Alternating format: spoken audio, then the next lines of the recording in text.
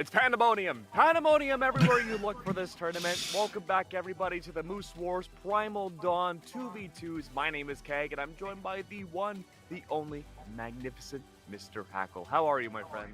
I'm doing fantastic. Been a bit of a while since I've had to cast on Moose Wars, had the chance to cast one even, but we've got an absolutely insane bracket with a bunch of really big names. And we were saying backstage, there's no way to predict this tournament. There's so many insane players, so I'm really excited to get into this.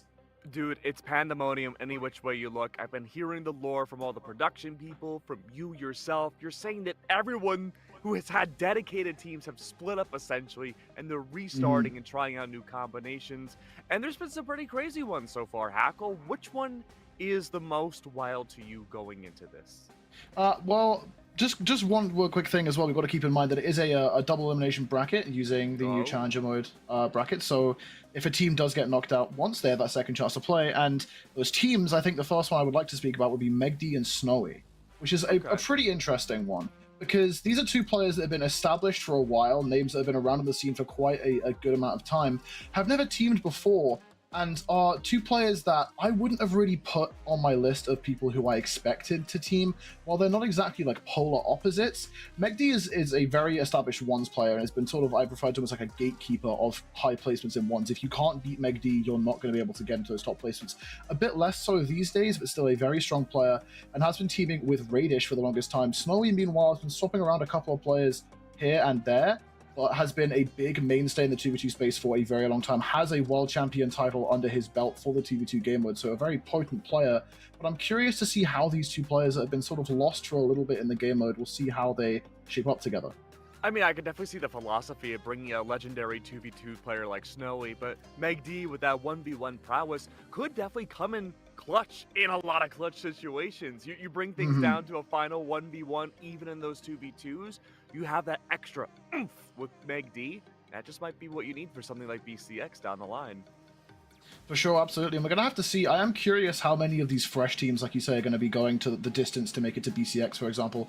Or if it's more of a, like, it's a community tournament, let's test things out, play with some other players. Or if we have some teams that are really locked in on it. One team, actually, that has been locked in together for a while is Rise and Soul, who are two of the more upcoming names in the space, but have made a big splash in their region very recently, going from like not playing many tournaments straight into high placements in communities and second at Winter Championships this year. So a very, very potent team who sort of exploded onto the scene, and I'm looking forward to see if they can keep up the momentum throughout the year.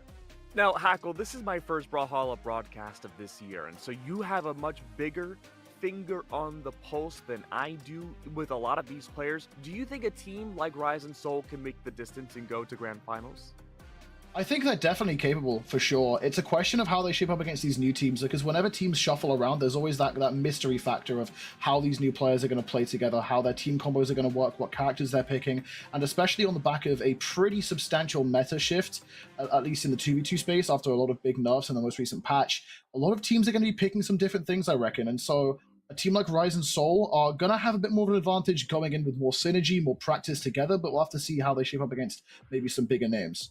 But see, with the meta shifts and the nerfs, right, I'm thinking that maybe the team up with Snowy and Megdi might have a huge benefit as well. If there's a lot of 2v2 teams, even with synergy, that have been nerfed substantially, maybe going back to having a 2v2 team go up against two different 1v1ing partners might be the strategy.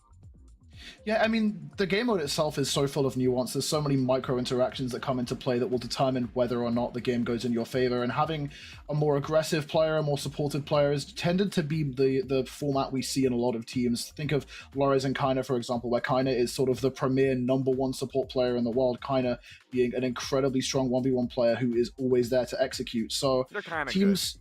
Yeah, they're all right. World champions, it's okay. And speaking of world champions, actually, I want to talk about Munir and Sandstorm. Sandstorm, the GOAT of the game of all time, coming in, teaming up with an EU player playing from his own region, currently practicing for the upcoming Royale, that max mode Royale, where they're going to have that 2v2 bracket, and playing cross-region is an interesting thing we have seen now and then.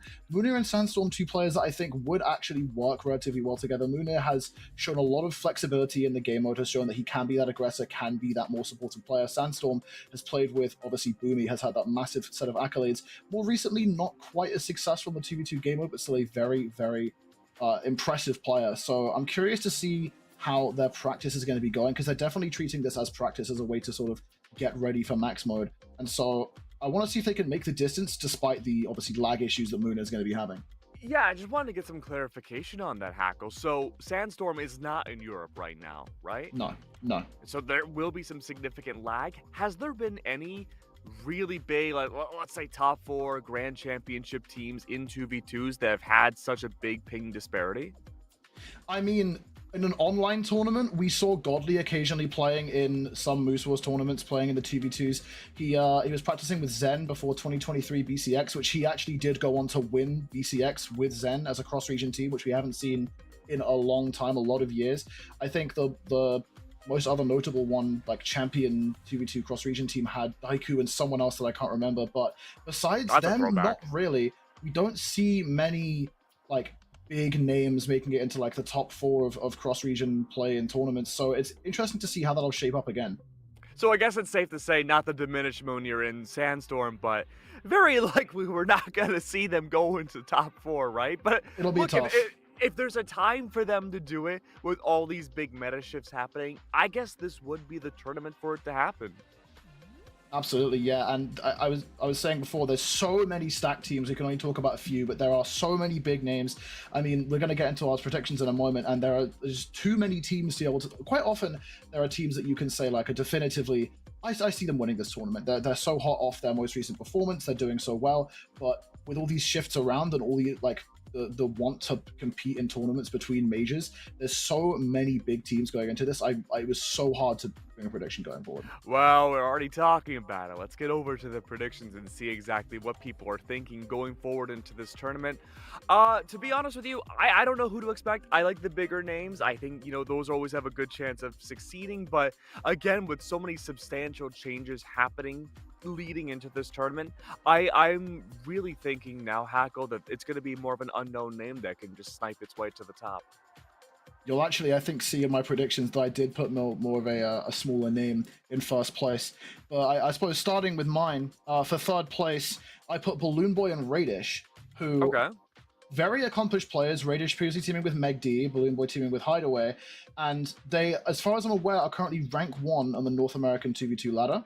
So they've been putting in the hours, grinding and practicing, and we'll see if it pays off. I mean, like BalloonBoy has been much more recently successful. Raydish has, with Meg D, had some very strong performances in 2v2s. I don't think they're going to quite crack those top 2 placements, the grand finals, but I think they're definitely capable of a top 4 and third place today. Okay.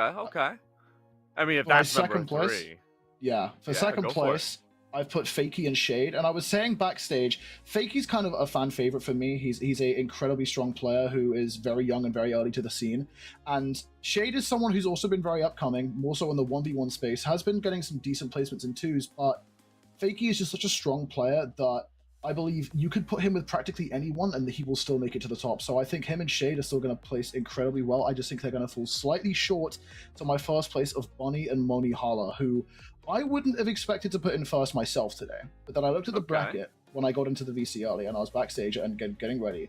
And I saw that they've made it this far by beating Marckiemoo and Future Bubble, who I probably would have put in first, because that team is one that hasn't shuffled around. It's got arguably the best 1v1 player in North America right now, one of the best 1v1 players in the world.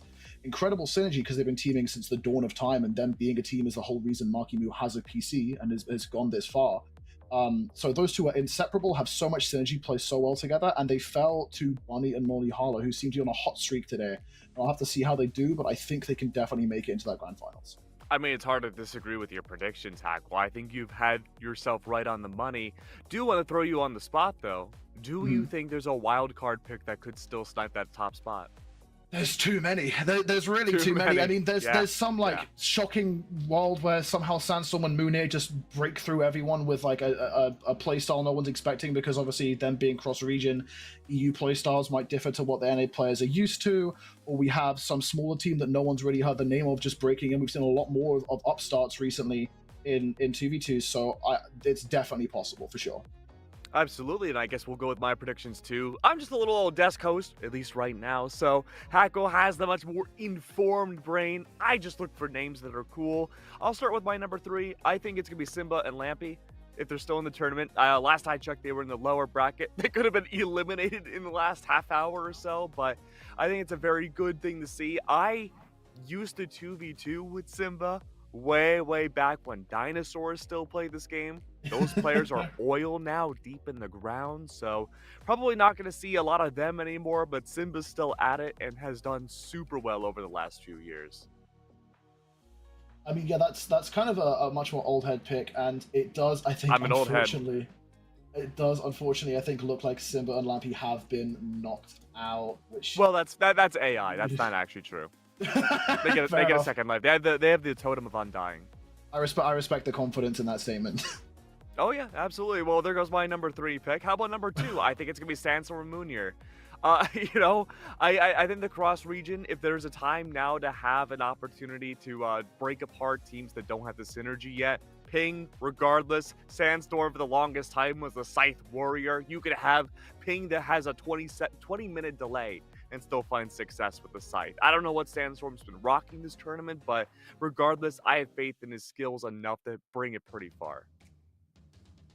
Absolutely, and they're two super potent players. They're incredibly strong, and they're out the tournament. Yeah, absolutely. And then number 1, I have BalloonBoy. What's up? I just said that out of the tournament. They're also gone. You know, I was hoping I was mishearing, but I was not.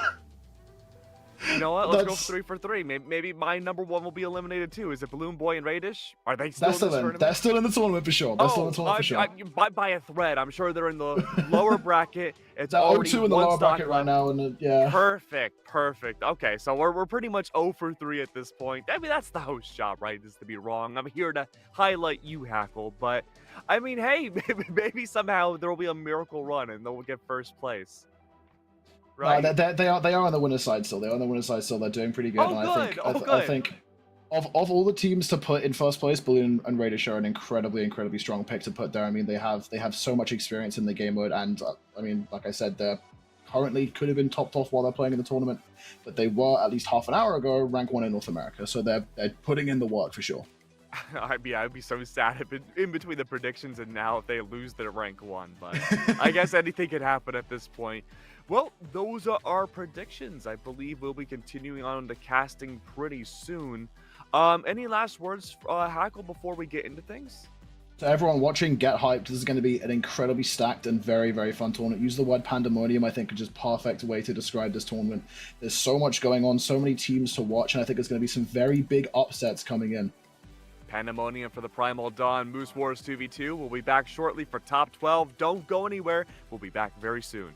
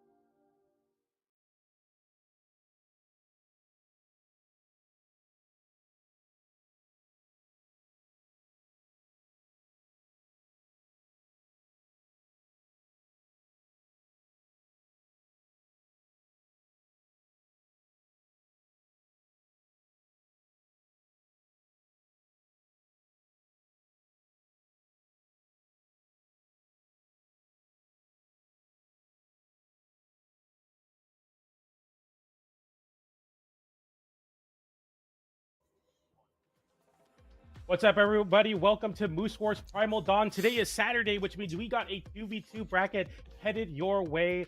$1,000 prize pool courtesy of Brawlhalla Esports. Before we do anything, first want to shout out the pre-show.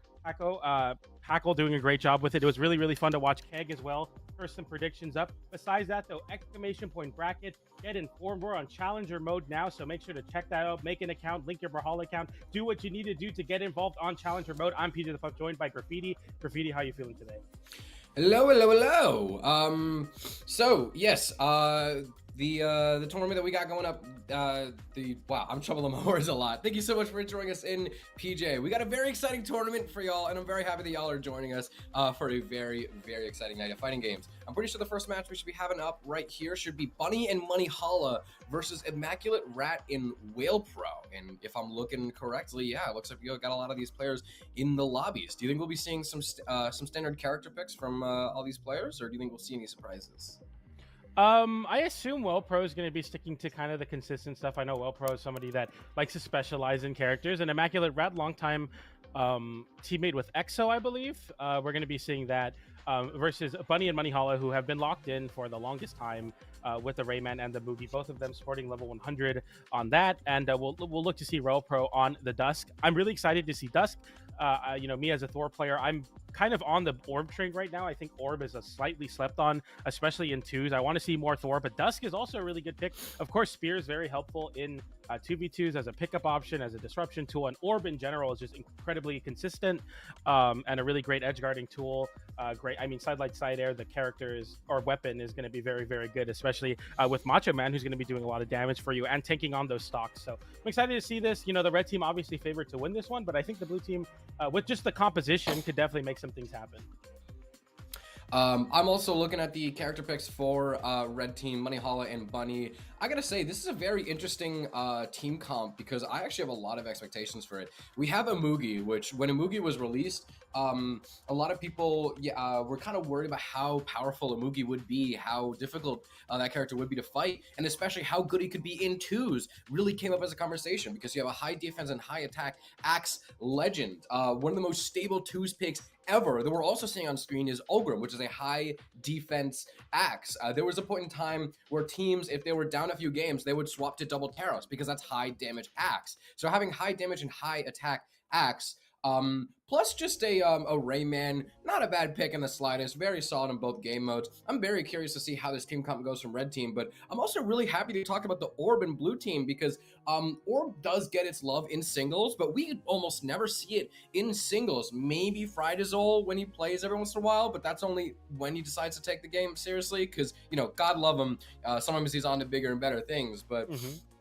yeah, no, I'm really taking a careful look here at Whale Pro to see how this Orb does in doubles. We have so much rep for Orb in singles.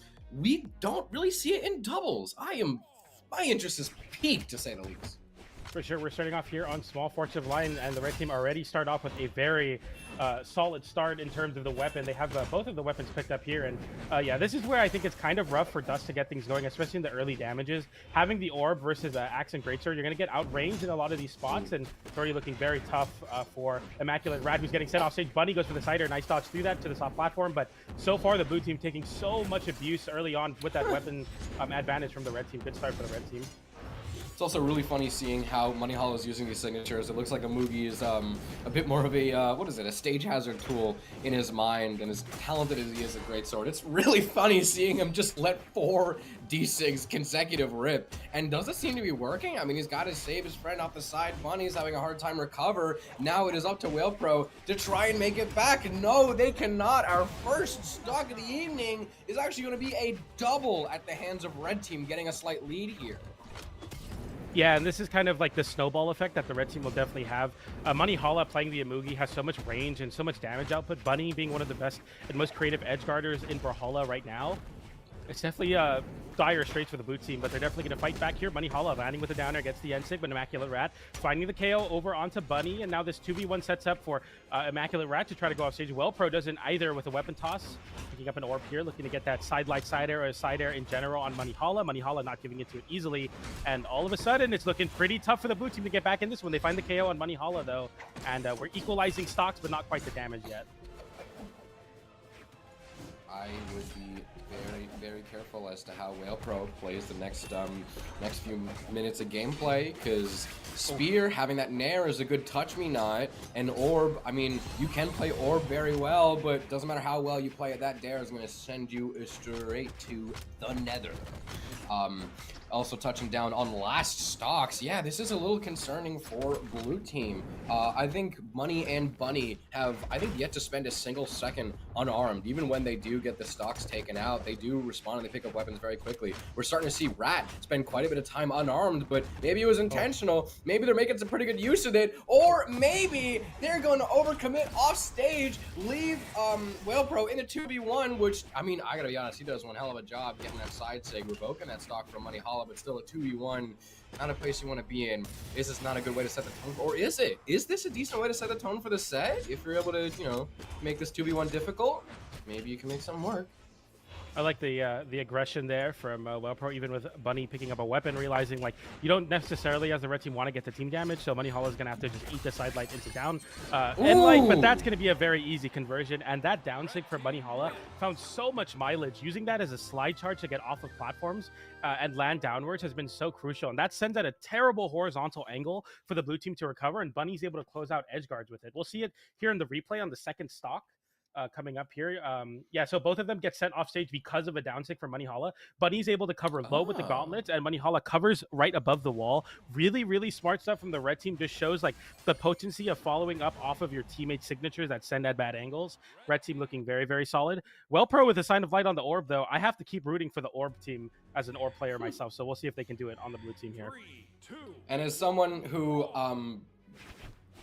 does really want to see the meta kind of improve, especially considering that sometimes doubles kind of get stuck in a bit of a meta loop and it's very hard to find new characters, I'm also really excited to see if the orb might become a bit of a new trick in the book, a new card in the deck for this little video game here. Money Hollow actually taking the worst of the beating in this first few seconds. Look at that, already very damaged on that first stock. Maybe blue team, all they needed was a quick little warm up. Maybe, you know, they were just a little rusty. Maybe one of them just woken up. They needed to warm up, and they're actually doing pretty damn good. Although Whale Pro sent high unarmed, it's gonna be up to Rat to try and defend his teammate. Money Hollow off stage unarmed. Can blue team make this back? Who's the first stock gonna be towards? It's actually gonna be red team stealing the rug out from blue team. All the work they tried to do to get this early game lead, is it for nothing?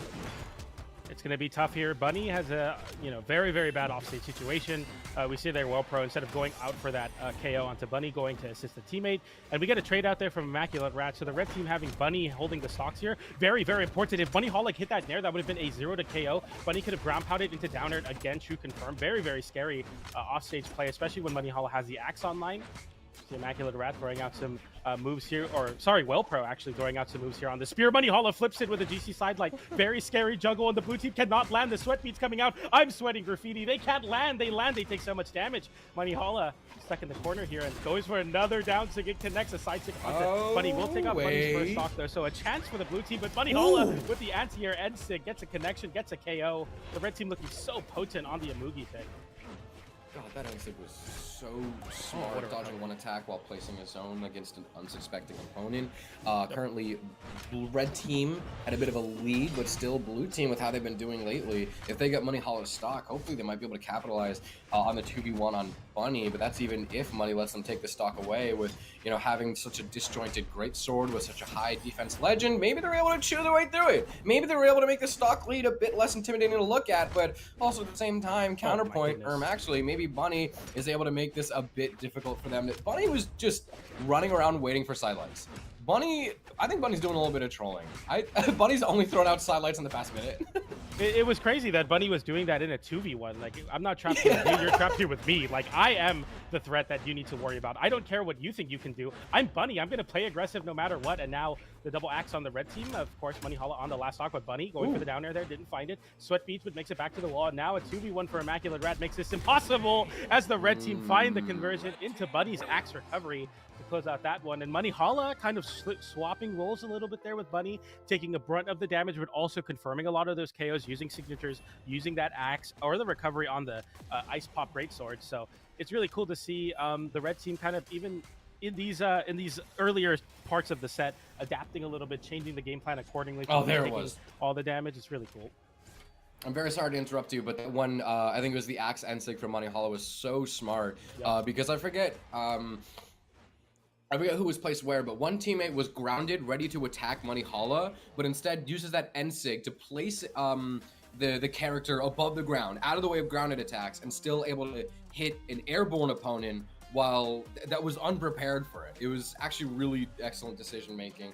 Really, I guess is good proof that they are really deserving this 2-0 so far, but still, I can't help but hold on to that little glimmer of hope we had during, what is it, the first Stalker? Okay, funny clash. During that first Stalker 2 with that previous game, right, PJ? Blue team was actually holding up really good on their own, and it really was just a quick reversal that red team was able to make more use of, and blue team was trying to hold on for dear life, but I mean, I still think we haven't seen the end of blue team here. I still think they have more tricks in the bag. Yeah, and so far Immaculate Rat has been playing, you know, no pun intended, immaculate on the lance, getting so much damage onto Bunny, keeping Bunny off stage. Money Hala struggling versus Well Pro on that, but unfortunately a little bit of team damage gives Money Hala an opportunity to get his feet back on the ground and get so much damage.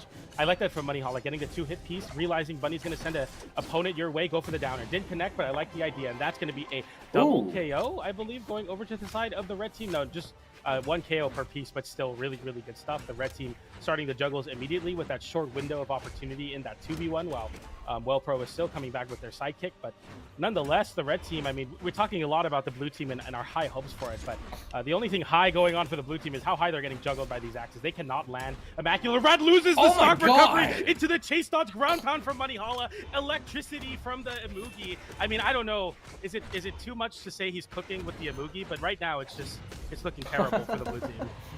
Okay, the Imugi took and cooked me a second. That one was good. Bunny fighting off. Oh wait, no, Bunny overcommitted. Bunny. Is she overcooked? No.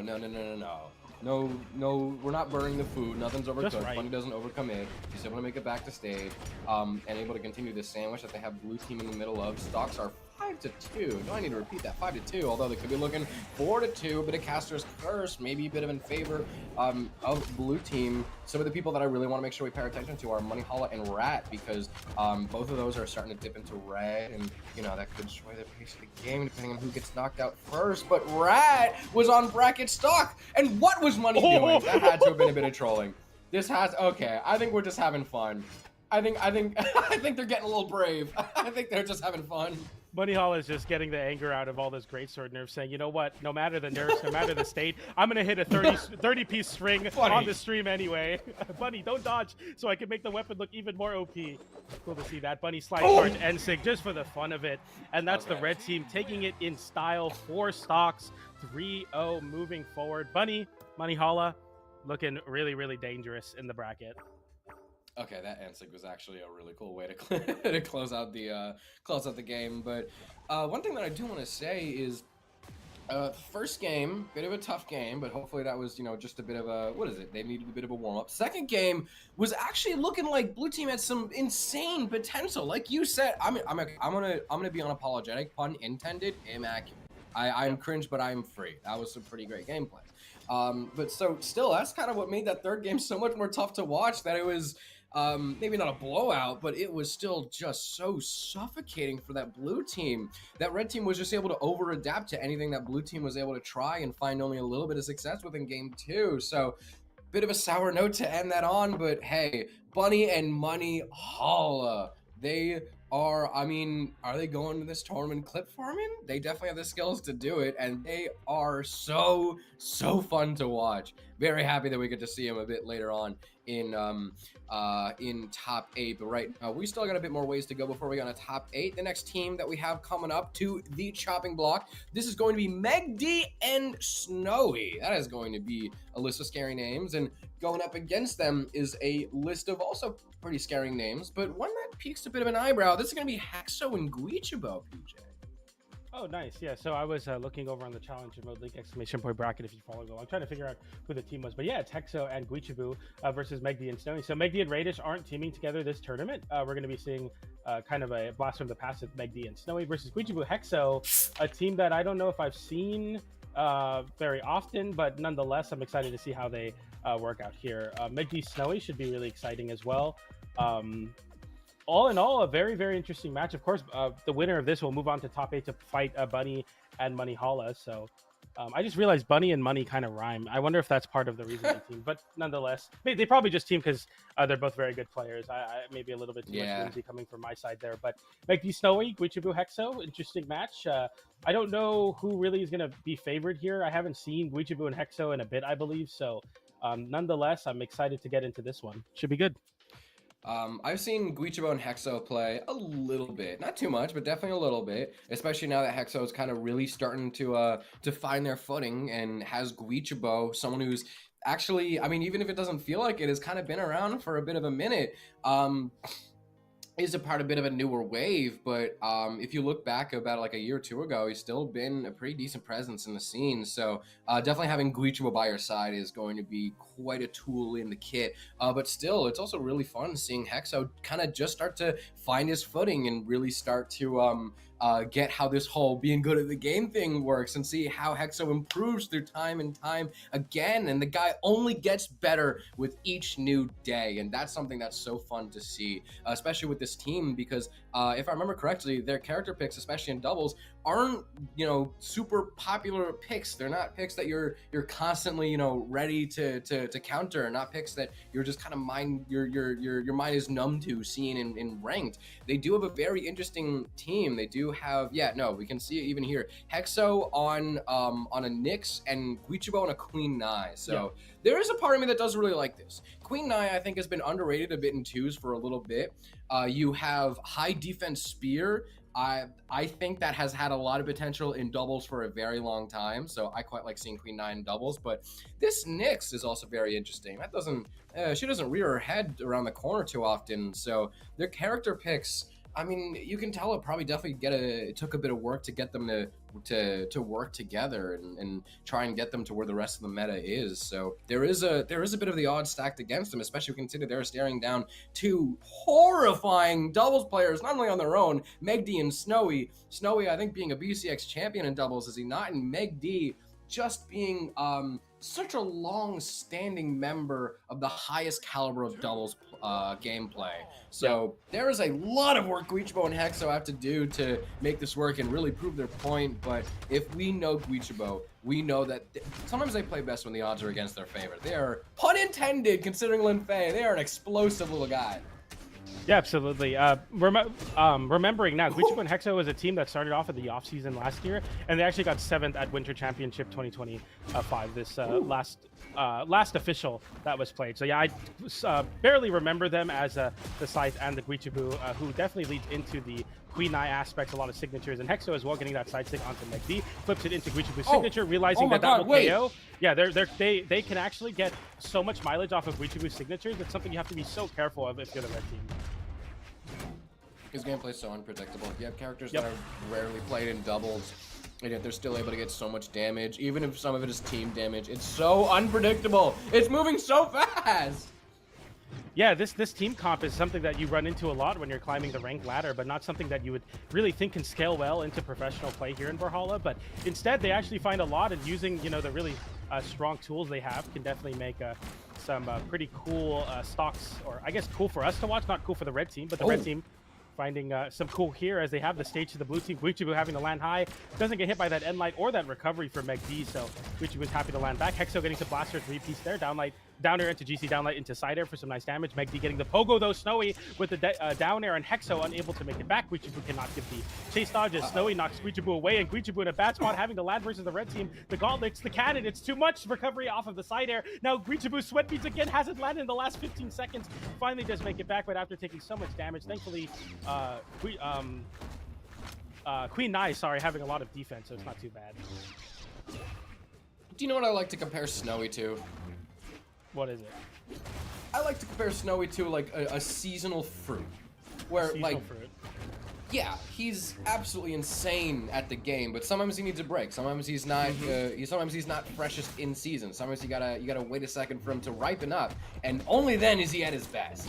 He really is a seasonal fruit where he's always a serious contender, but you know, just like the rest of us, sometimes he needs a break. And I'm trying to start to wonder, after a few months of not quite seeing Snowy at the top of the list if we could be seeing a return of the snowy season. I understand that, you know, spring is starting and summer, or what is it? I have the seasons mixed up, and that winter's coming to a close, but do we think the snowy season is back on? He's looking pretty good right now, PJ. Yeah, we'll have to see. I mean, you know, Wushonix and understanding your role as Snowy is really, really important. So we're going to see the 2v1 combo there, downlight into downlight into, or sorry, double end light, down air, which was like, I'm okay. I'm going to let that one go out. And the red team take it with a 3-stock there. Yeah, so Guichibu found 1 KO, and that was off the back of Hexo getting the kind of alley-oop off the scythe downer, picks up to the left, slams into the right. Guichibu goes for the Ensig. That's a very common scythe with Queen Nai combination, but Guichibu not having a lot of damage output is going to make it really, really difficult, and that's kind of the difficulty of playing the tankier and a little bit slower legends. When you have 4 movement even, or 4 speed even on Queen Nai, taking 1 off of the defense, you're still really struggling to find landings comparatively to everybody in the lobby. Everybody at least has 1 extra speed, so you're able to juggle your opponent so much easier. And it doesn't sound like it's a lot, but it's just enough where Guichibu took so much damage on that second stock, just the blue team can't really come back from that. Touching down on game 2, we're definitely gonna have to see some strong adaptations for blue team because they were playing fantastic. They were able to get some pretty nice damage. They actually got some really early stocks. Red team just really outpaced them, and especially after Snowy was on a KO streak. The man was dominating, was he not? And also even still just continuing to pass it off. Both teams are really trying to start up some huge team combos, but neither one of them is really able to solidify everyone. Everyone's just being tossed around the stage a lot. Too many team combos being started up and interrupted. Guichibu trying to throw out an Ensig as a bit of a stage hazard. Maybe it does work. It does kind of nick Hexo a bit, but still it is some pretty valuable damage on Snowy, and hopefully is able to push him a bit further off stage. More team combos start up, but more team combos get canceled. Even still, recovery doesn't connect. Gets punished by a Sarah into recovery of his own. Snowy gets the first knockout in the game, but Guichibu is able to trade that in, get the answer for the swift weapon throw sniper to spear. Is able to maybe even out stocks? No, blue team has the lead actually. It does more than even it out. Yeah, I mean, all things considered, you're not looking too bad if you're the blue team. Unfortunately, Guichibu loses the stocks as I try to explain how they're in a good spot. Now Hexo having to play some defense, put the moves on a little bit. Snowy going for that ground pound there, trying to put Hexo in a very compromised offstage situation. Speaking of which, the dodge out there gets caught with the downer, but Guichibu getting the N-Sig to interrupt the red team. Both of them getting hit. Hexo doesn't make it back to the wall though, very unfortunate. Alright, team having a bit of a hard time deciding how to come back to stage. Yep.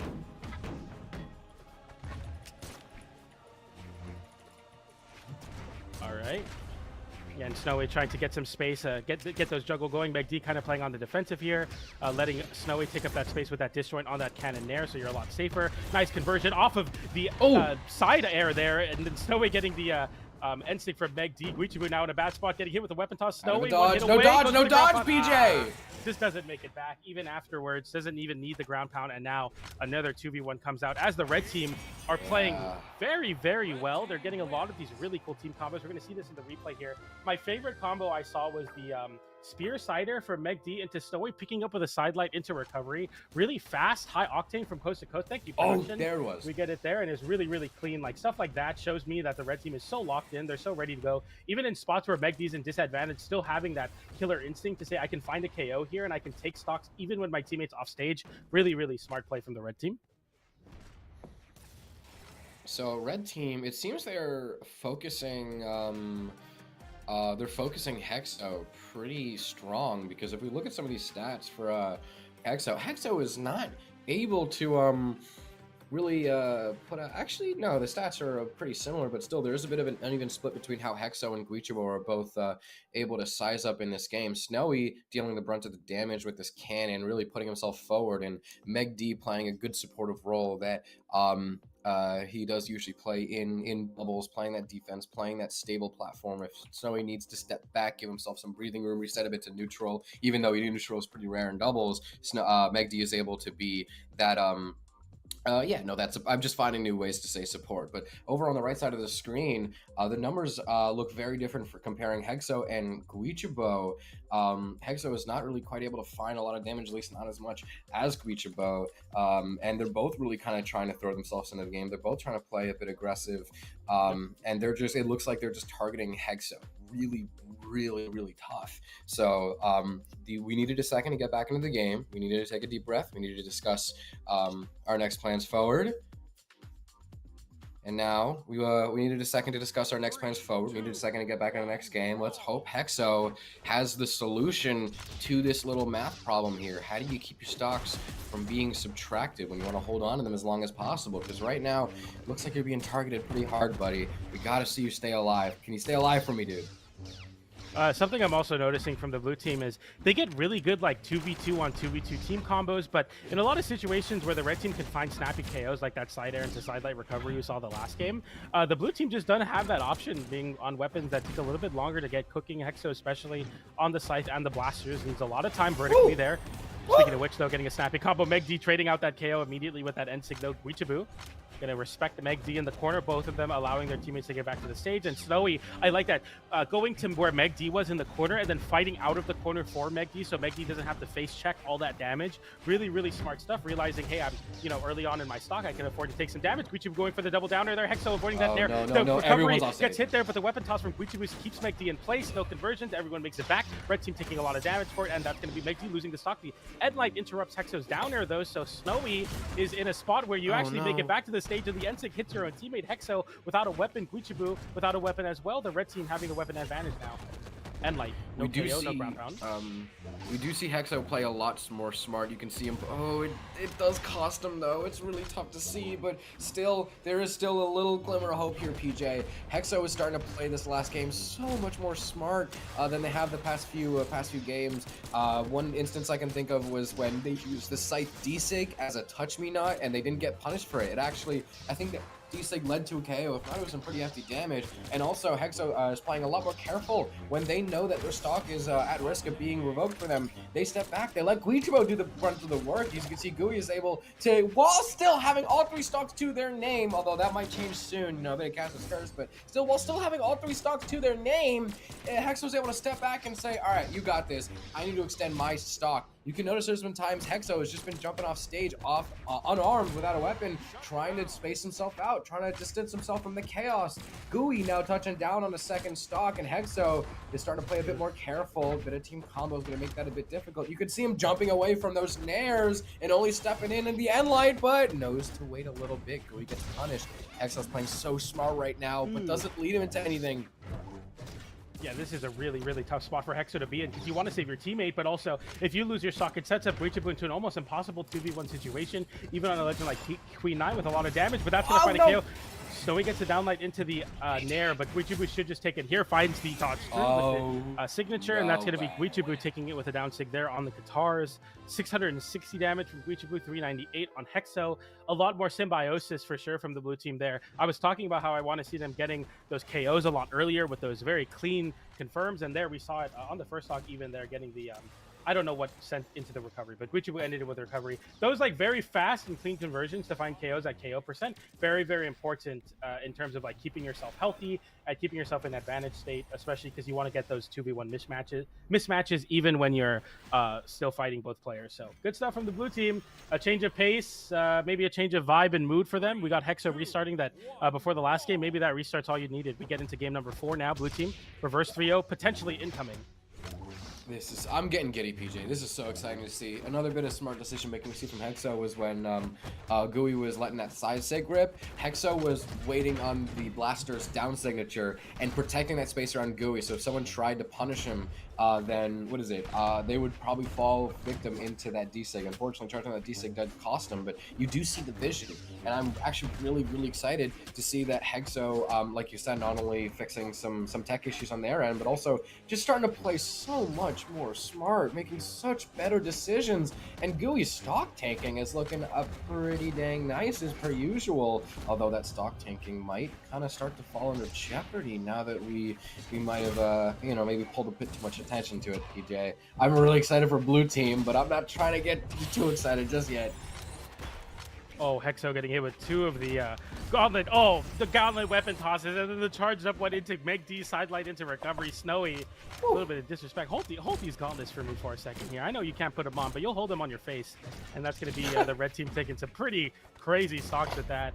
Megdi on 3 stock still, Snowy on 3 as well. So all things considered, looking pretty good. We're getting the straight recovery onto Megdi. Hexo also flips it with a down air there on the Blasters. Doesn't KO though, because Blasters, even after the buffs, having some difficulties KOing with that move. Megdi having to allow Snowy to give some space for Megdi to make it back. But without a weapon, Megdi kind of compromised here. Avoids like 5 hitboxes from the blue team. Megdi still holding onto the wall. A comfortable spot for Megdi to slow it down in the 1v1s, but even in the 2v2s, a safe place for him to hold on to this first stock. Megdi is about to fall out of this last stock any second now. D-Light Sair seals the deal. Snowy trying to advance her back and trade that in. Maybe try and get a good few hits on the Hexo, especially considering that Hexo starting to look a bit worse for wear. A Dare, does that seal the deal? Yes, it does. Hexo is now touching down the last stock a minute in. It looks like blue team could be shifting their eyes onto Snowy, trying to get Snowy down the last stock. Recovery to unarmed is going to be a good way to try and take a few steps closer to that, but it doesn't quite cross the finish line. Gooey and Megdi actually not looking too bad. I know that's red for Gooey, but Gooey's stock tanking's been very good. And Exo's strategy of trying to cover Gooey's whiffs does cost him a little bit, but still is able to find the KO. Does get that stock off of Snowy. Megdi now fighting for his life here. That's Sair. Actually, the clash. Does Megdi make it back? Do they make it back from this? Hexo trades himself in. Hexo trades himself in for Megdi. Marckiemoo now on last stock of this 2v1. Hexo should not have traded himself in. Yeah, and I mean, it could have even been worse if Snowy somehow found that nair to hit Megdi or given Megdi a chase dodge, but now the game is over, the set is over, the red teamers is too clinical with it. It's a KO, it's a 0 to KO for the red team, who take it immediately, punishing Hexo for going for that trade. And you see there Hexo getting 3 KOs, 432 damage, Marckiemoo 1 and 335, but it's just not enough to get the reverse 3-0 to be a dream come true for the blue team and the red team in Megdi and Snowy move forward to place money in top 8 to face Money Hala versus or to face Money Hala and Bunny. So we'll see how that one plays out. But you know, a good showing from Marckiemoo and Hexo, especially in that game number 3, just wasn't enough to get that full reverse 3-0 going. God, that is exactly what I'm talking about. You see Hexo get better every single day, especially considering. Oh, was that a controller disconnect? Hold on, I was just watching the replays. Hexo stood still. They didn't recover. I don't know, did sticky keys turn on or something, or did their controller disconnect? That last stock, they just refused to recover. They just let themselves stand still and fall. That might have not been his fault, PJ. Yeah, I'm not too sure exactly what happened with Hexo there. It's unfortunate to lose a stock like that, but nonetheless, I mean, I don't want to be like a negative Nancy, but I definitely do think that it's like going to be kind of hard, even if you have that stock, to really make a comeback happen. But nonetheless, an exciting first 2 sets to get the day going here. We had Money Hala and Bunny beating Well Pro and Immaculate Rat to move on into top 8, and we just had Snowy and Megdi beating Marckiemoo and Hexo to move over into top 8. That is just the first half of top 8 sorted out, though. Coming up after this short break, we're going to get BalloonBoy Raydish versus Nam and Zen, and the other side, Rise and Soul versus Fakey and Shade. So don't go anywhere, because we'll have the rest of the top 8 qualifying after the break. Stay tuned.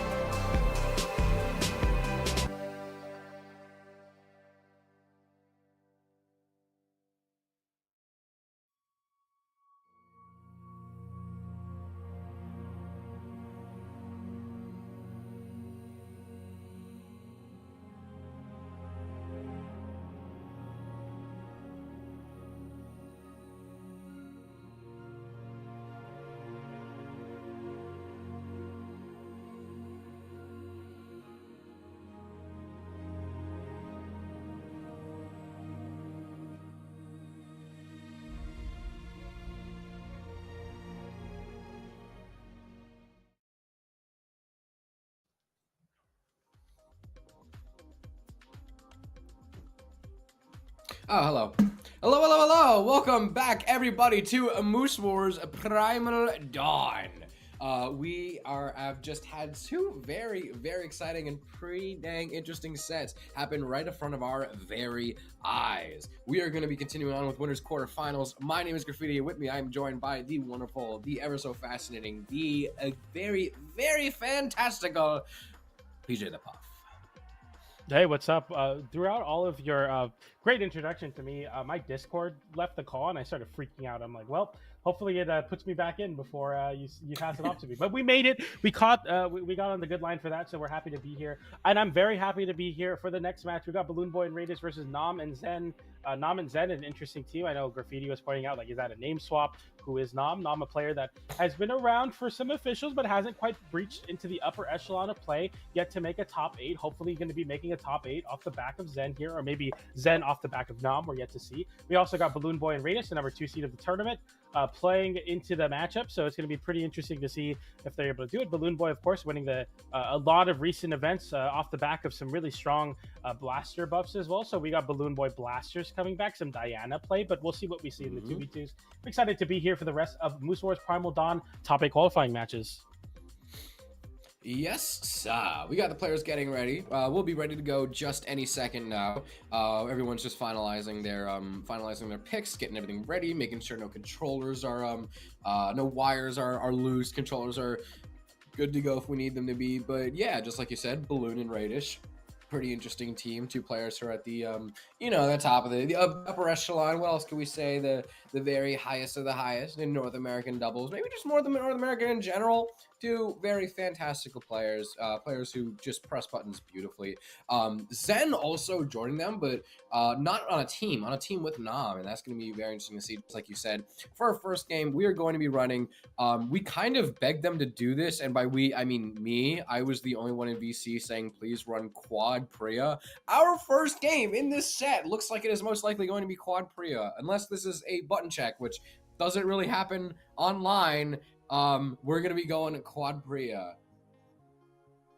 Yeah, so for those of you that don't know the way that Brawlhalla Competitive works, Brawlhalla Competitive, in order for a legend to be played, one balance patch needs to come out that affects the legend. So say, for example, King Zuva came out and a balance patch came out like a week later. There was no King Zuva changes or addressing of King Zuva, so that wasn't the time when King Zuva was allowed. So Priya, of course, is tournament ready. However, the blue team and the red team both lock in. Why would you play double Priya when you can play Wushonix? That's a very oh no! Really I really we got wanted them Wushonix. to. We're in North America. We got double gauntlets. We also got the blue team on their mains. We got the Devil Jin from BalloonBoy and the Red Raptor from Raydish. Excited to see how this one plays out. Of course, the blue team having the higher seed doesn't mean much though versus the team comp of Zen and Nom. We'll see how this one goes. I got the blue team taking it, but we'll see if the red team can make an upset happen. I was during the break. I was begging them to run Quad Priya. I was begging them. I was so, like, you heard the excitement in my voice. I was so excited, Puff. I wanted the Quad Priya so, it would be so funny. It would be so dumb and funny. Nah, but the blue team and the red team, they're like top 8 spot here. First Moose Wars event on Challenger mode, exclamation point bracket, by the way, if you haven't already checked out Challenger mode. We're going to lock in our picks here, and we definitely will see the Raydish and the BalloonBoy. And another Orb representation here in the top 8 qualifiers. Let's go Orb players. Stand up, it might not be our time in the sunshine, but we create our own light, you know what I'm saying? So we'll see if Raydish can continue to push the mantle of the best Orb player in North America, even in the 2s format. I mean, considering his accomplishment so far, I don't even know if he really has to push it that far. There's not really many Orb players that really come close to his status, especially considering in recent times, BalloonBoy with the bow. Is BalloonBoy the best bow player in North America? I don't know. Yes. Maybe I'm forgetting something. Maybe I'm saying something silly, but telling by how confident you say yes, I'm going to continue talking confidently because I just got some positive reinforcement. I looked over you for emotional support. You gave me the thumbs up, and I said, okay, cool. I will now continue not thinking before I say things on live stream. Definitely works out there, especially when you're putting your chips into BalloonBoy's basket. That's definitely the place you want to be. And we see a BalloonBoy getting traded out with that side sig, and Raydish gets the cider, but no KO over onto Zen. Zen getting hit with another cider from Raydish, though, sends Zen quite far off stage. Nom on the Onyx, definitely struggling to find any way to support his teammate there. And, you know, you're on your second stock. You definitely don't want to get hit in the 2v1 combo. Fighting back from BalloonBoy, encroaching onto the wall there with the side edge. Smart stuff. You got to force them to respect, especially when you're the new kid on the block, especially this far into the bracket winner side. Got to act like you belong. Double gauntlets. It is a little bit tough to make those combos work because, you know, when you hit, I think, 2 attacks. Whoa, okay, hold Raydish! on. Oh, you don't have to do it to him like that. You don't have to do it to him like that. He gets the GC down, like, you get the nair afterwards, and if you just, I mean, at that point, as a guess for game, the downer KOs off the side. Oh my goodness, we've all been hit by it, but man, Battle Boots in 2s is so potent, especially in spots like that. You're thinking about everything but that 1v1 combo you're in. Most of the time, you get hit by something in 2v2s, especially when it's one person. You're like, okay, this is not a big deal, but instead, Raydish just takes it and takes it on until you usher your opponent into the blast zone. That was so clean from Raydish. Zen trying to oh my guard goodness. the weapons so that neither member of blue team, now that they're unarmed, can get a weapon, and it goes pretty well for them. However, Zen also tossing out gauntlets for spear, trying to continue to weapon starve Raydish. That's gonna make BalloonBoy's job a lot harder, but never mind. Raydish is able to pick up the boots. Players really just kind of scrapping in the middle, and the stock lead gets turned around on its head. BalloonBoy, worse for wear, could get sent out of the game one very, very soon, but now Nam is no longer the last one on second stock, joining everybody in last gang. BalloonBoy, I'm actually very curious to see how BalloonBoy plays, because they got to play very careful, but they also, you know, got to stay in the game. Being red on your last stock is a very tough spot to be, but Raydish is giving us yet another tour! Man, you gotta do something. You can't just let it happen. Don't let it be you. The blue team's still another stock away from Raydish getting a crazy boots confirmation, and there it's a 1v1 now. We have Zen, we have Raydish. Sometimes the format swaps here on Saturdays. We got the 1v1 going. The side stick comes out, and that's going to be the KO for Zen to clutch it out after Raydish takes 2 crazy stocks with boots. We got Zen saying, you know what, I'll bring it back here. I got you. We'll make it into top 8 off the back of a clutch 1v1 potentially. So we'll see how that one matters. But that's game 1 going over to the red team. Raydish had to remind us that this musical has 2 acts. It was never really over, it just needed an intermission. Raydish giving us one hell of a tour of Fortress Alliance. This is, I think, the first time in the game that this happened, and I think we might be getting a clip of the second time where Raydish, there it is. And that was, I think, on 2 different people. Was that first one? Yeah, that first one was on Cutie. This second one was on Nam. That was 2 separate people. It wasn't just like, oh, I already know what you're gonna do. I have you red. I'm just gonna abuse this one read. I'm gonna abuse this one little bit of knowledge on you. No, that was 2 separate people, and both of them are level 100 too. Yeah, that's tough. We saw Nam there.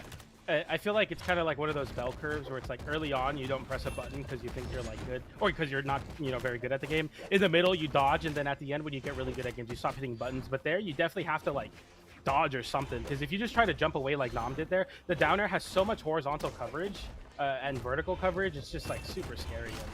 And Raydish, you know, we've been talking a lot, or I've been talking a lot about the orb, of course, being an orb player myself, but we'll see if Raydish can get something going on the orb, because last game was all boots.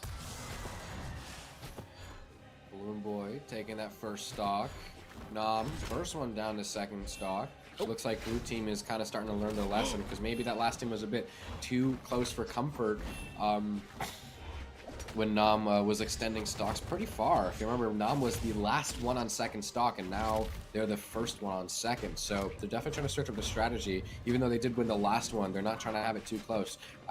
You can definitely really see that they are trying to take this seriously.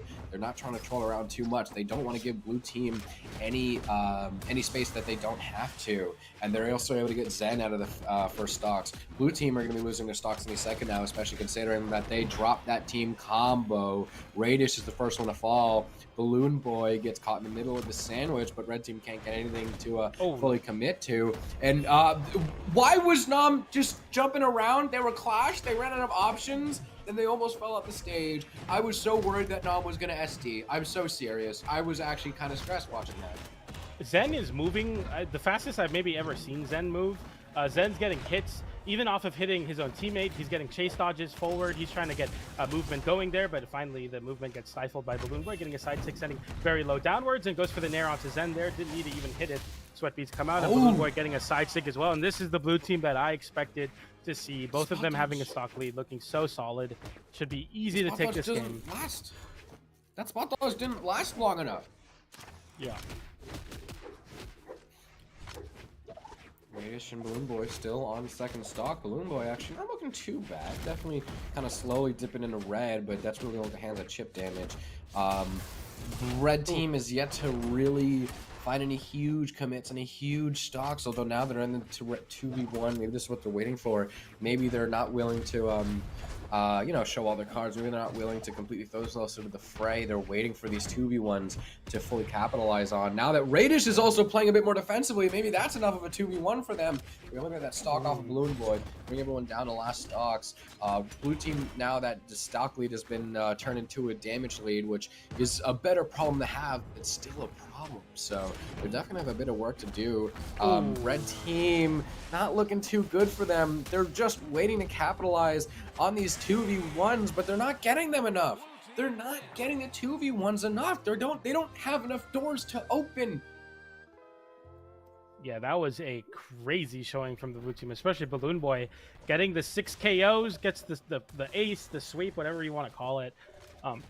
It's going to be BalloonBoy. I mean, really coming into his own. We saw the last game, you know, for the blue team, it was definitely Raydish's show. We got a lot of really cool clips from Raydish, but there we see BalloonBoy really coming into form and now making it so much harder for the red team to make something happen. Zen was moving a lot that game too, so definitely a lot of confidence coming out of the red team, but you know, this might just be the start of something great for the blue team if they can ride this momentum into game number 3.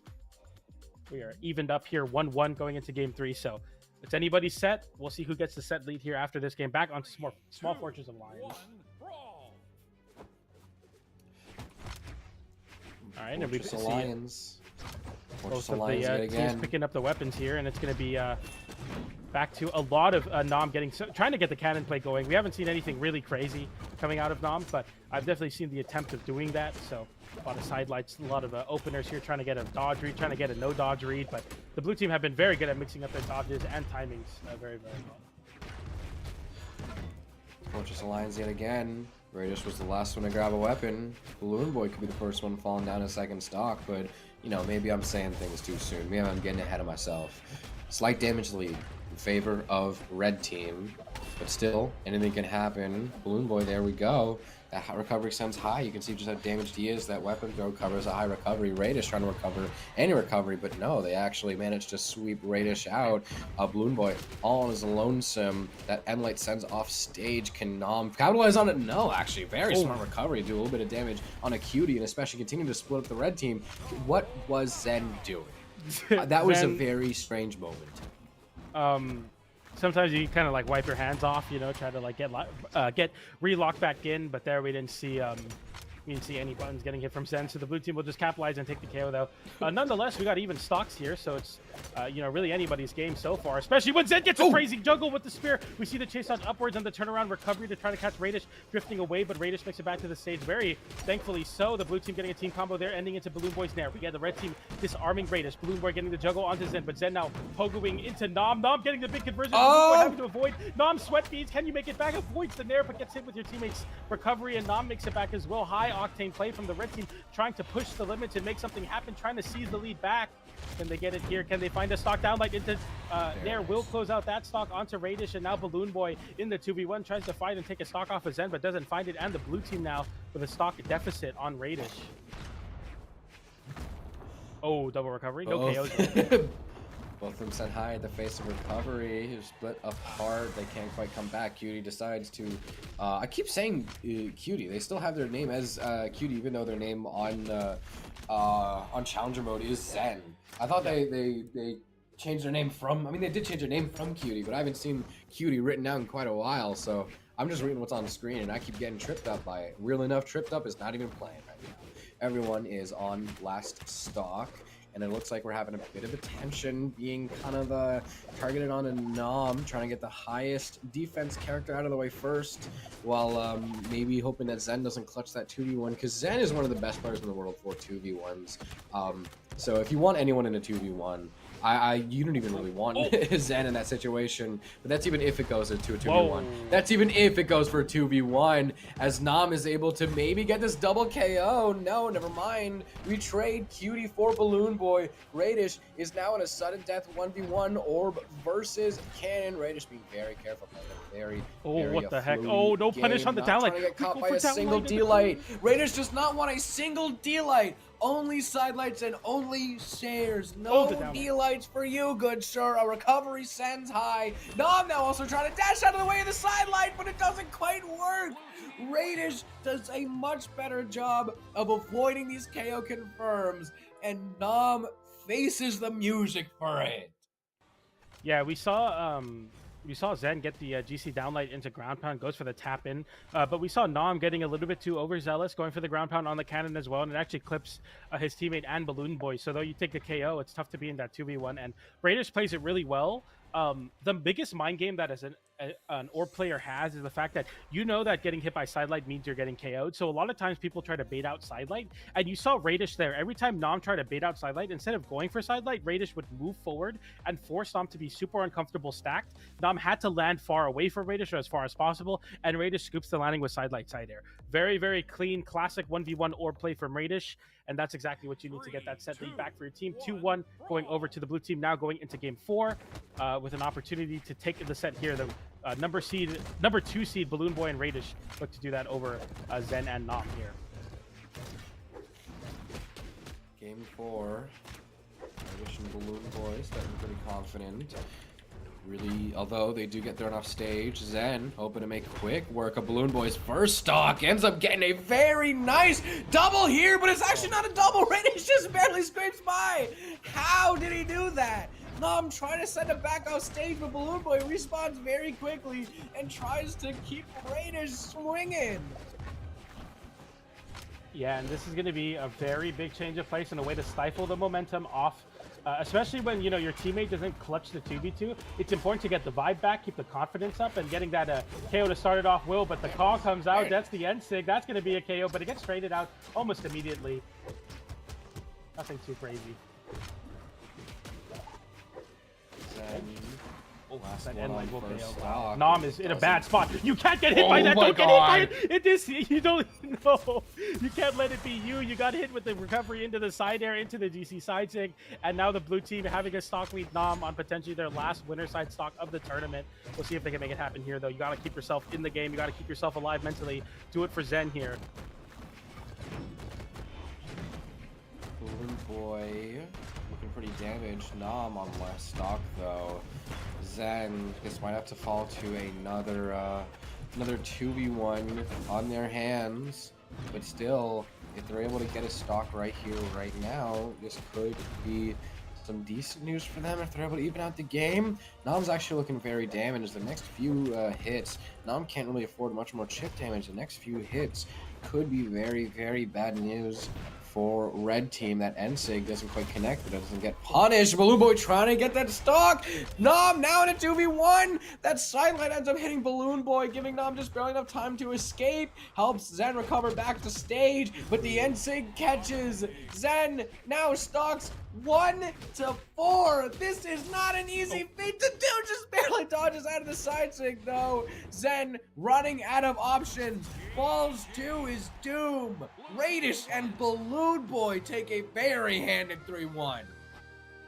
Yeah, I don't know. I mean, it's crazy that the most dominant game we saw out of Raydish was the game they lost, but when BalloonBoy started getting going, game 2, game 3, game 4, it just looks so much better for the blue team. And there we see it again with the blue team getting that early stocks onto Nom, who only did 229 damage. It just eventually just became too much, and that's going to be the blue team moving forward and into their own side of the top 8 of Moose Wars Primal Dawn 2v2. So exciting to see them continuing forward, and I love to see them not swapping legends to fit the meta, just picking the legend that they know and love, and it finds success even in the face of a very strong Wushonix team in Zen and Nom. Yeah, that's something that we have a lot of respect for over here in the Moose Wars, little Moose Wars side of things. Is that at the end of the day, it's not the character playing the game; it's you playing the game, and that's why when people do really well with low tier or sometimes even mid tier characters, it's so exciting to see, because it's such a nice reminder that, yeah, it's not the characters playing the game. It's not the stats or the numbers playing the game. It's you, a complex person, playing the game. So it's always a very nice reminder of that. It's very, very fun to see that kind of stuff going around. Our last winners side qualifier match for top 8. That's quite a mouthful, but either one is our last. One of those is going to be Rise and Soul versus Fakey and Shade, if I'm reading this correctly. I'm also just trying to make sure that we're all still trying to get used to Challenger mode. So please, PJ, please help me if I've made a mistake in that. But if I'm reading the website correctly, we have Rise and Soul versus Fakey and Shade, do we not? Yeah, we have Rise and Soul, cool. Fakey and Shade. So a great way to follow along at home, for those of you that are wondering, do ! bracket, click on the link. There is a tab in Challenger mode matches, and everything with the red camera icon is that means that the match is going to be set for stream. And now we have one match. It says it's running, which means the game is ongoing. We have Rise Soul versus Fakey and Shade. So for those of you at home, we're learning as well along with you. So ! bracket, get familiar, because a lot of your favorite tournament hosts in Brawlhalla will be on Challenger mode, including the rest of the officials for this year, whether it's spring, summer, fall. You definitely want to be on Challenger mode. Make sure you get everything going with that. Link your Brawlhalla Ubisoft account with your Challenger mode account. There's a lot of really cool features on the website as well. Check it out for yourself. Once again, ! bracket to get yourself sorted there for sure. We're going to get into our next match, though, on our side of things. Rise Soul versus Fakey and Shade. I don't know who I expect to really win this set. I haven't been a really great prediction guy anyway this time, but we're going to be seeing the players kind of funnel in here, and we see Shade hovering over the Roman Reigns, which I'm excited to see. Obviously Taros was very dominant last year, not so much this year. We'll see if Taros still has some staying power in 2v2s, alongside Fakey, who's going to be playing the Kaya, and the red team relies on Kaya and Soul on the Ogrim. So more traditional picks, but still very excited to see which team's going to be able to take it here. None of them on level 100 except for Fakey, though, so Fakey obviously having that experience over Rise in that sense, but we'll see. We'll get into game 1 very shortly here on Demon Island. No soft platforms to be seen. We are going to be starting this set off with an Aurora Kaya versus a very hefty Aurora Kaya plus a very hefty axe on either side of the ring here. Just like you said, Demon Island, so far the first ones to get a weapon are the axe players. Fakey is also going to be joining them, meaning Rise is the last one to pick up a bow, and we're going to have to see how this damage lead goes. So if someone's able to grab just a nasty offstage stock, it happened from time to time. It happened during the last game, dare I say. Still, blue team actually being juggled quite a bit, and red team has most of the stage control. Blue team is just trying to scrap for any amount of momentum in their favor, but no, it looks like it's actually going to be red team maybe taking the better part of some of these interactions early on. They're even able to interrupt any momentum blue team's able to build up. Gotta say, very solid way to start a game. Soul and Rise not looking half bad here so far. That was really unfortunate. I think Fakey with a little bit of team damage there onto Shade. The downer is sending really bad, and then the red team's able to capitalize on that edge guard. Nice nair there for Rise to stay in the game, getting the chase dog back to the stage. The Lions play as well, but Shade gets the scoop on the Hammer. Hammer is in an amazing spot right now. You should play Thor if you're looking for a new main. I keep saying that. I'm an orb player, if you can tell. Shade is still showing the Hammer buffs there. The down air, I mean, even without the buffs, that's going to find those KOs anyway. But still, I love to see some Hammer play for sure. A nice side zig. Doesn't quite get Shade out of second stock, but still. I would also keep our eyes on Rise. How long they're able to hold on to this first stock, or even if they're able to hold on to it for much longer. It's going to be very important in that game. That Sair whiffs, and Rise tries to punish it. So Rise continues to even try and commit even further against Fakey. Shade is now on last stock, while Rise is yet to fall down in second. But meanwhile, that could be at the cost of something. We could be trading stocks for stocks here. Soul could be at risk of falling down to this last stock. Everyone, including maybe Fakey could fall down to second stock before Rise even loses first. This is a very, very strange game, but no, I'm getting too ahead of myself. Fakey continuing to juggle Soul. Blue team could be having a pretty good shift in momentum, but Fakey, a lot of the damage that Fakey is really eating up is not looking too good, especially considering that Shade is at risk of falling out of this game here. The momentum that Red Team was able to start out with, there goes another stock. The momentum that Red Team was able to start out with, they just kept it going. This is just a solid game. Really enough, it's not anything like really flashy, although this combo was a little flashy. It's not even anything huge or flashy. It's just solid. This is just good gameplay. This is just minimizing your mistakes. Yeah, and especially capitalizing as well on the blue team mistakes after that unfortunate blunder with some team damage onto Fakey. The red team was able to capitalize and, like you were saying, snowball the momentum forward here. Rise and Soul with one stock away onto Fakey. Obviously, if Fakey wants to make this comeback happen, you're going to want to take Soul out here, and I think Fakey knows that as well, going for the downer there, avoiding the axe downer and the reversal, but the double ground pound, or the ground pound comes in from Rise, hits both the teammate and your opponent, but you'll definitely take that as you win the game and move forward in this set 1-0. That is a really tough game to answer back to, because just like we said, there was a bit of a blunder on the side of blue team, but red team's ability to not only capitalize on that, fully extend how they're able to capitalize on that, but also just keep it going and just kind of make a statement that even the slightest mistake you do, we're going to capitalize on it and you can't undo. You will not be able to undo or take back any slight mistake you need to do. Red team has figured out how to really just minimize the mistakes. You just need to outsmart them.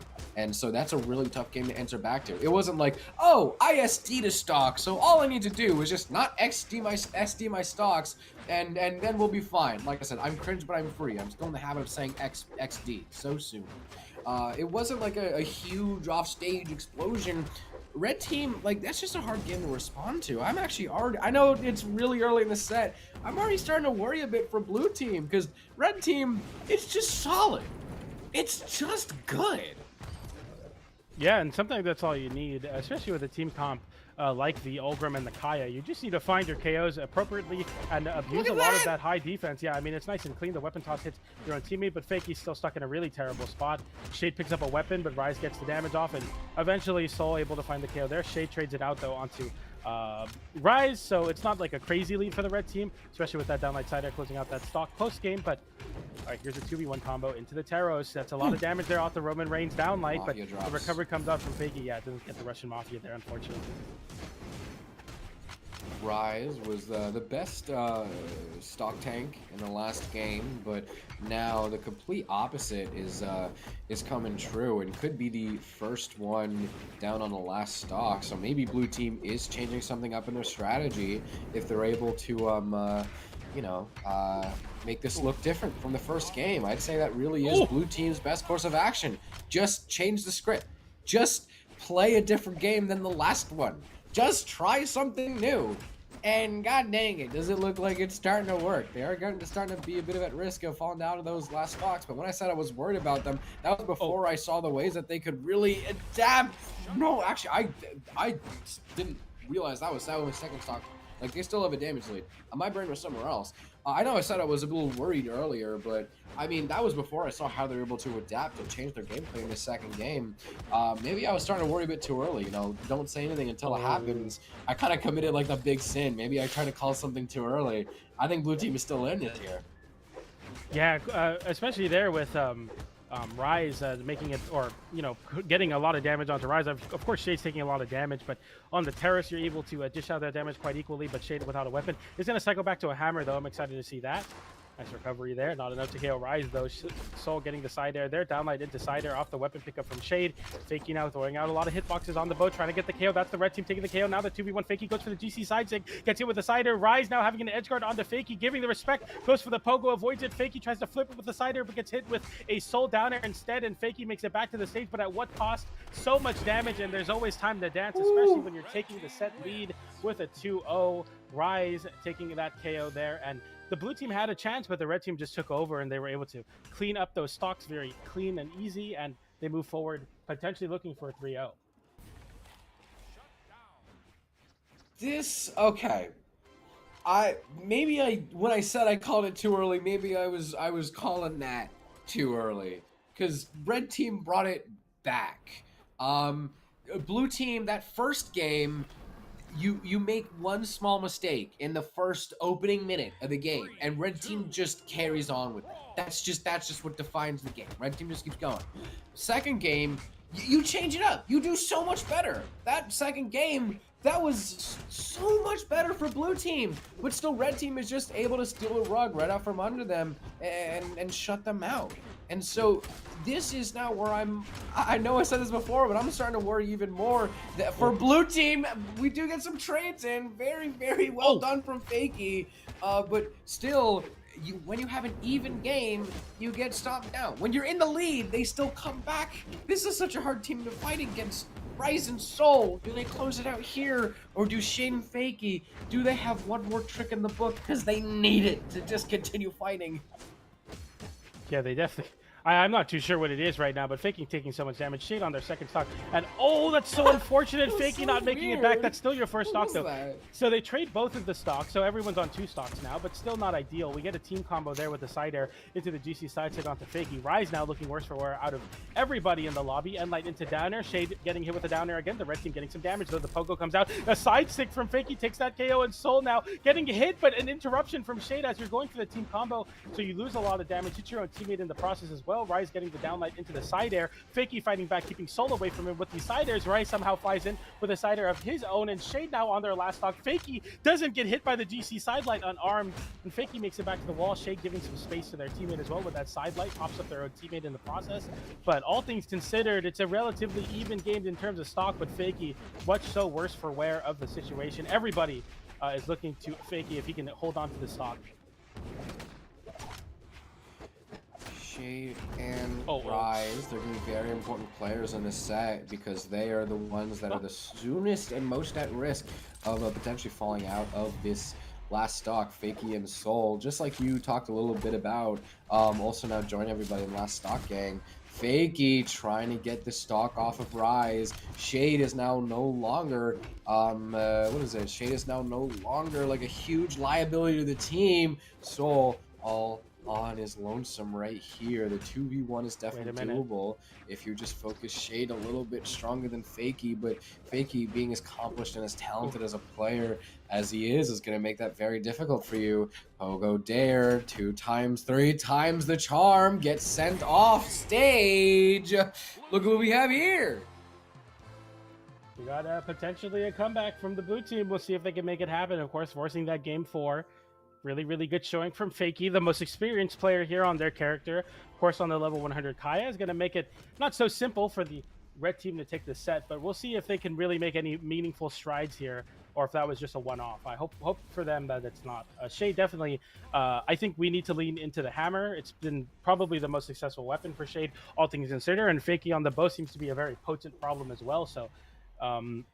yeah, from what I'm learning from this, maybe I should play Yumiko or something, because those 2 weapons look real strong right now. But the red team, of course, sticking over to the Kaya and the Ogrim back onto Demon Island. No soft platforms to get out of any of this pressure. I kind of wanted to see a change of scenery just for the sake of, the red team trying to mix something up, stop the momentum for the blue team. But this time, maybe all you need to stop the momentum is a reversal from Rise. Shade getting hit really low off stage. The double ground pound comes in, and the momentum is lost. Fakey, oh my god! Having to go off stage, gets hit with the downward hitbox. The weapon toss comes out the down air from Rise. Rise continuing. Oh my god!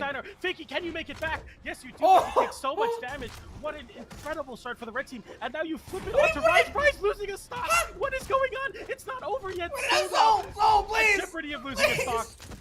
We need to calm down. I get it. All right, I get it. Oh my God. We're trying to make a statement, but everyone's losing stocks. Do we get a 2v1 into a KO? No GC Haymaker, but oh my goodness, it just doesn't end. The action's still going down like into Nair onto Soul getting hit with it. There's a KO every 10 seconds in this game. It's not over yet. GC down like into side air. Rise getting hit. You make it back though. A side stick from Shade. I just hit my ring light. I don't know what's going on. Shade losing a stock off of Kaya.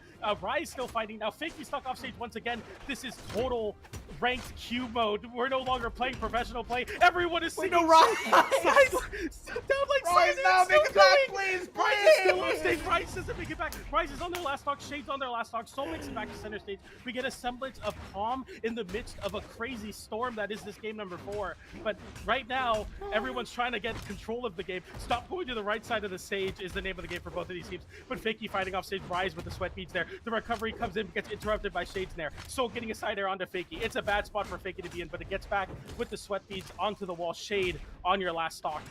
Rise on your last stock. It's not so simple now. It's still going. They're still hitting. I mean, there's just no calm. There's no chill anymore. There's 2 Kayas. That's the only chill we have on the screen.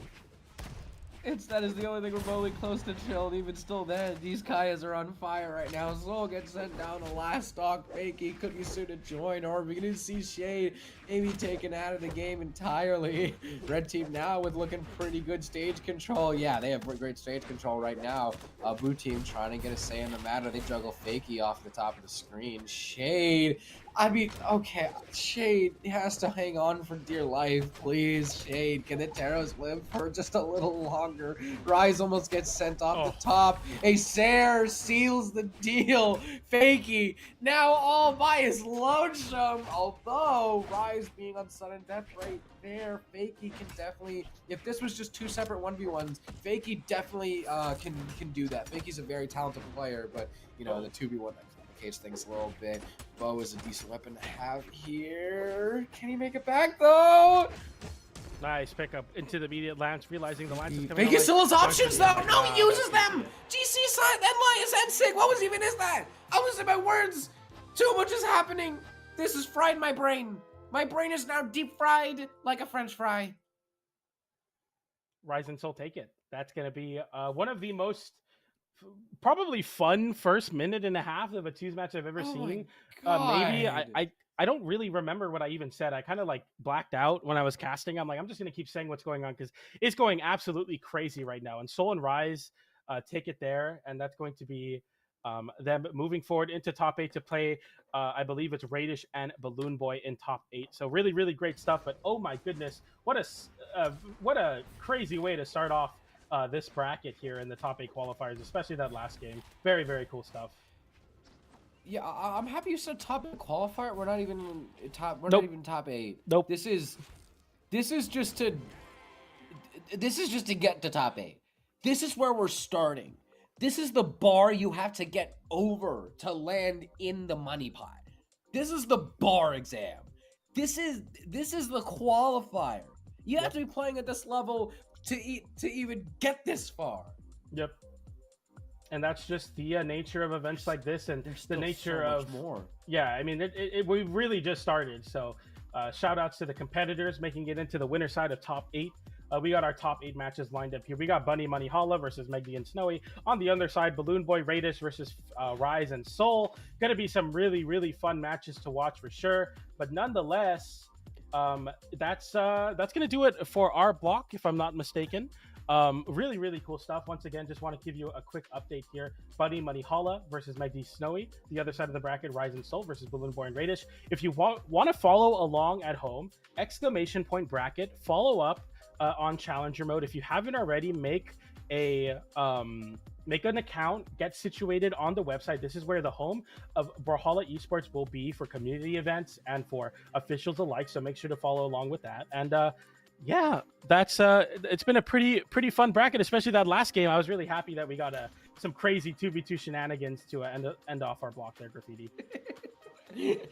I still have no words about that last game. I'm hoping that has made y'all excited. I know we're kind of annoying about it. We keep repeating it, but yes, Challenger mode is the new home of Brawlhalla, at least for the foreseeable future. I'm sorry if the change is a little abrupt. We're still getting used to the website, so any of your difficulties are our difficulties. We really are all in this together, so we're very sorry if this has caused any issues, but we hope that you will continue to enjoy this evening with us. There is so much more Brawlhalla to be done, so much more video games to be enjoyed, PJ. We have so much goodness coming up. I need like a quick power nap after that game. That was absolutely that was unspeakable. unspeakable. I'm losing my words over it. But still, thank you so much for joining us so far. We hope that you stay with us a little bit longer. There's still so much to be done. That is only the appetizer. It's only a hint what we got coming in. We will see y'all very, very soon. Don't go too far. We're gonna go for a break, and then we will return with top 8.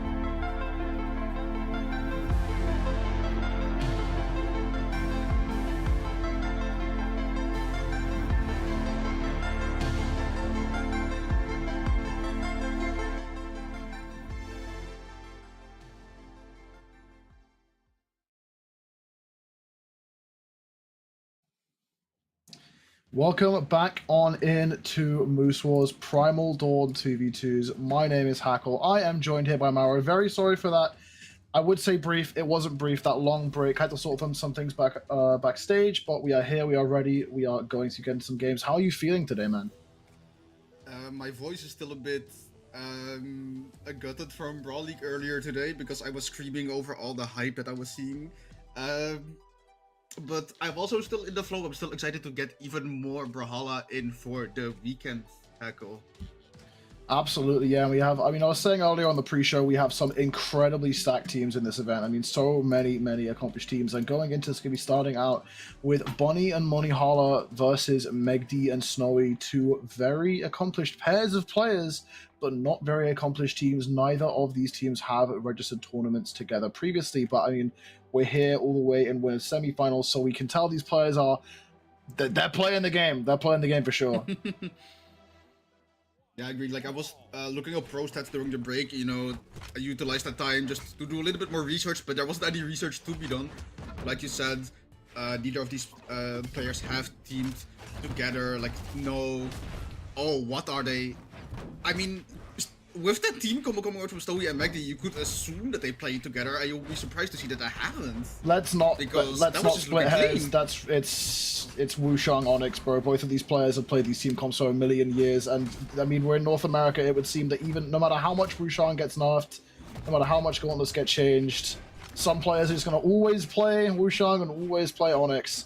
On the other hand, we do have Bonnie playing that signature Rayman Moneyhala on the signature Imugi, and actually, despite that explosive start for the blue team, Snowy will be the first to fall, taken out by that heavy axe Cider. Now Money trying to take the pressure off his teammate, can't do so though, however, and Snowy going to close at the stock of Bunny. Blue team with a small lead here, having Megd in the deep orange. What a wake up out of Moneyhala! Money with the gravity cancel and light on that Imugi was crazy to get out of that string that Megd was putting out there. I am honestly looking at Moneyhala most because during the last Moose Wars that was closer to the latest patch that nerfed Greatsword, Moneyhala expressed their discontent, lack of happiness with shall we say? Discontent. That's the perfect wording I was looking for with the patch. But I can't really see it right now. A few weeks have passed where the new Moose are now still though in the same patch. The weapon is still good. And the weapon is absolutely still good. And like they're still vibing. They're still trying their hardest.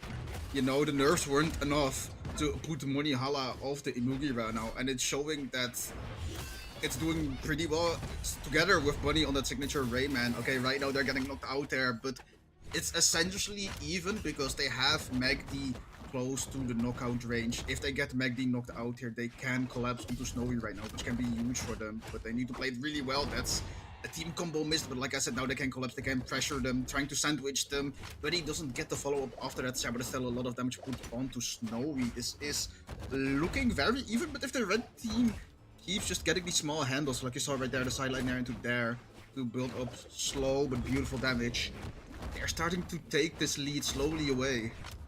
I mean, right now, all eyes on Moneyhala being the healthiest player on the board and having that Imugi defense to work with. Sighting's going to come through. Bunny doesn't find the punish, and now the blue team looking to collapse onto that edge guard. Grandpa comes through. That's going to be enough with the Sighting out of Bunny. Now Megd going to be trying to open up an edge guard, but the turnaround by Bunny finds the end. Like Megd knows that D-Sig is a threat, going to space around its threat range, going to go up onto the platform there. Now both players looking for an opening there, doesn't find the side air. Bunny, one end light might not be enough quite yet. Megd needs a signature or a well-placed recovery here. Both players now on the gauntlets. Megd taking his sweet time. Coming out, Bunny pressuring, and light coming through. Beautifully done there. Just the patience from both of these players, not overextending anything, not giving away any advantage, just waiting for the right moment to strike. Right moment to strike. One of the players going to be restarting, that will be Moneyhala. I want to take a look at the replay here. If we can see that the final moments in which two of the players were knocked out and we got into that 1v1, because I was noticing that, yeah, so here it is. Both of them collapsing onto Moneyhala right there for the edge guard, and Bunny opting to get the weapon instead over trying to keep them off their teammate using unarmed, which could have been a risk factor. I don't know if Bunny didn't have the confidence to go for the unarmed helping off stage there, but they still got the clutch, they still got that 1v1, they had that confidence in themselves saying, I can get the X here, and the damage built up onto both opponents is high enough where I feel confident that if I play this out right, I can clutch that 2v1, and I did in a beautiful fashion. Yeah, I mean, what I'm curious to see really is going to be how each team capitalizes on team combos, because obviously being on a Wushang Onyx team comp, Megd and Snowy have that sort of bread and butter, so these very well-known team combos that are just, you know, almost built into the characters at this point. In the meantime, like Bunny and Money, they don't necessarily have as obvious team combos, although I would say Amugi is definitely the best character in the game in terms of a signature kit with Greatsword for 2v2s. I mean, no other character really has the kind of options in follow-ups that Amugi has, and especially like moves like that axe down stick. We've seen Money Harder use that so often, and how oppressive it can be and how useful it is in team combos. So it's going to be interesting to see sort of like the difference between orthodox and unorthodox between these two teams. Yeah, agreed. I think like one thing that's important in the team comp of Bunny Hala or Money D-Sig, whatever you want to call this team composition, is that due to the weapon compositions that both of these players have and the legends that they have wielding them, they're not gonna get as much length out of their team combos, because you're like Syla, Nair on X, maybe an Endlight, Greatsword has no true combos that I know of. So like you said, those signatures on Imugi gonna be the main point of those smaller team combos. There's gonna be more force behind them because it is an Imugi that we're talking about. You're not gonna get as many interactions in a team combo, but you have those Imugi sticks finishing them off, having high knockback and high damage output with crazy coverage. Yeah, I also like have to raise the question of like, if nerfing the damage and the force of Wushang like to this point isn't enough, when will we start seeing nerfs to like the frame data of the moves or something? Because I think maybe Wushang still has that incredible D-Sig on the gauntlets, which you've seen make incredible use of so far. It's really a question of what will it take for North America to not be the same characters in almost every match, but I think, so this is just opinionated, but I think Wushang is one of those legends that will always be good. Similar to Hattori, similar to Koji, because their weapon composition is really solid, beautiful knockout coming out from Bunny, and meanwhile recognizing that Snowy had a dodge and cooldown ground pound. Bunny is cooking right now, and not cooking themselves, now cooking the opponents this time. Normally around Christmas, Bunny is the one that's getting cooked, but not today. What are you even saying, Doug? Bro, I don't know, I heard Graffiti in his blog say something about Bunny being cooked, and now I'm stealing that joke as well for myself. Sure, okay. Well, either way, Money Hala, currently the only player remaining on 3 stocks. Actually not quite within KO range. That N-Sig is pretty dangerous too. Megd could be in trouble. Narrowly avoiding that side out of Bunny, but the blue team ruling to find themselves here in some way soon, because that side sig is going to shut the door on that second stock of Megd, and now the red team really starting to run away with things. Snowy looking for an edge guard here onto Bunny. Goes for the grab, and it clashes out, but Bunny still makes it back. Now just putting on hands with these gauntlets, going to reset back down to the platform. Megd having to play a bit more back, having to play some more supportive game. Snowy, no stranger to being the aggressor in the team. Goes for the ground pound follow-up. Can't find it. Money Hala lives to fight another day. Still on this first stock. Endlight is just going to be enough. Oh, Bunny's getting cooked by the gauntlets right now. Or by the cannon, I should say. Having the gauntlets and then trying to avoid being edgeguarded by both blue team members. Money coming in with a greatsword, helping them out, putting enough pressure onto the blue team where they have to divert their attention to the turtle on the stage right now. It's kind of funny how we have like an entire based food comp. We have the bunny and the turtle. Like, did you realize that? I'm getting off topic. I don't know who out here eating bunny and turtle, dude, but so far, I mean, the stock's gotten a bit closer. If Megd can avoid taking too much damage here, I mean, I say that, but Imugi is just such a powerhouse of a character, and now Snowy needs to put in the work here. Needs to try and find something. Obviously, Bunny being the ideal target, but the red team's going to know that. They're going to play around it. Snowy now trying to find anything. Almost takes out Money Hala with that, going deep for this KO onto Bunny. Megd joining in, almost putting himself at risk there. Snowy playing this front line, looking for these safer options to try and take out these stocks. D-Light into the Nair. Gonna get rid of the second stock of Money Hala. Can they collapse onto Bunny? Bunny throws out the weapon. Gets caught by the Nair.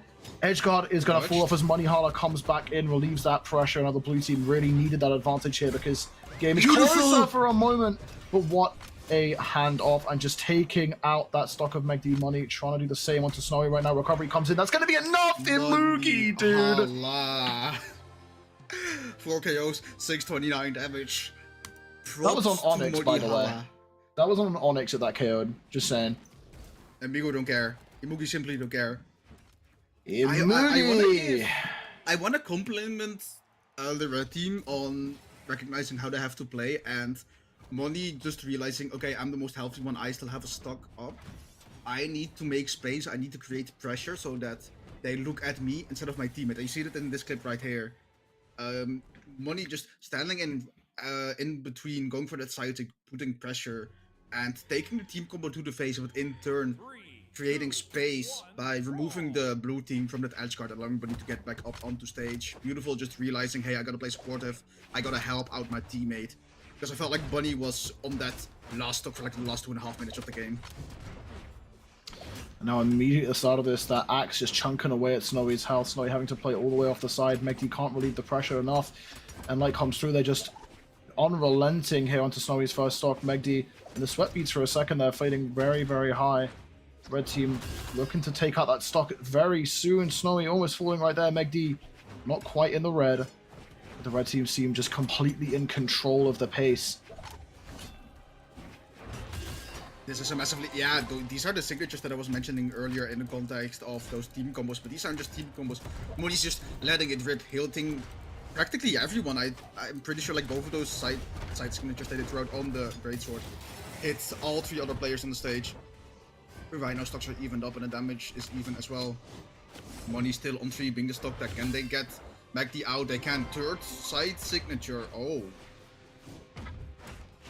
Snowy caught by the end light. Oh, that could have been dangerous, but the team damage, the friendly fire coming in by Bonnie, that had the makings of a very interesting custom combo there for the red team, but unfortunately doesn't go their way. Now the blue team looking to try and put themselves back in this game, put their names on the board, scrambling to get something done with these double gauntlets here. Dodge caught onto Bonnie, no team capitalization out of Megdi. Blue team seem a little bit too split apart. The red team are just, I mean, you're seeing it quite often. It's like they're chained together. They're consistently around each other, but I'm sometimes getting too close is a risk. As that Grandpa does come through. Bonnie doing a little bit too much now as the blue team gonna capitalize even further. I think Bunny has been doing too much for just this entire game tree, because in overextending, they have managed to take out Money twice, and now Money's on their last stock. Oh, Money missing the deal into the ground pound. Unfortunately, Bunny out there with the Nair. Gets the pressure onto Snowy. Beautiful dodge coming out, though, and Bunny doesn't stop. Oh. Yeah, no, again, like you said, Bunny doing a little bit too much, going extremely deep for that knockout onto Snowy. Finally gets it, and now a funny angle GC and light on gauntlets. Who thinks of that? I mean, Bonnie's kind of been known for some of those like much more unorthodox offstage interactions, and that's prime example of it. But now falls to the recovery. Money Holland needs to stay omega safe here. Doesn't get caught by anything for the time being. Good job, D-Light coming out from Bunny to save Money from that pressure put on by Magdi's sidelight. Bro, did you see how Magdi and Snowy were just trying to get an aerial combo started right there? You had Magdi on the platform, double jumping right there, trying to catch that Nair coming out from Snowy. Like they had the setup and all. They are fishing for it. And now it's looking like the pace is a bit more in favor of the blue team here. They do need to find something soon though, because the longer they take to find these KOs, the more time the red team has to turn things back around. Megdi can't find his idea onto Bunny. Snowy still incredibly healthy in comparison to the rest of the team. If that string ended onto Megdi, that could have been deadly, but Bunny will fall now. Money left alone. Great sword in hand. Down air comes through. Can Money do this? The down air. What? Are you joking? Are you joking? You're joking. No sweat beats no nothing. Do you have hands for the keyboard? What happened? I don't know if there is a keyboard that exists anymore, man. I mean, I know Snowy plays on controller. There might be a controller like wedged through his monitor currently. Oh god, If that's me, I'm crashing out hardcore, dude. Like I don't know how to explain what happened there. Oh yeah, no, that's one. That was for the set too. That was for the set. Just saying.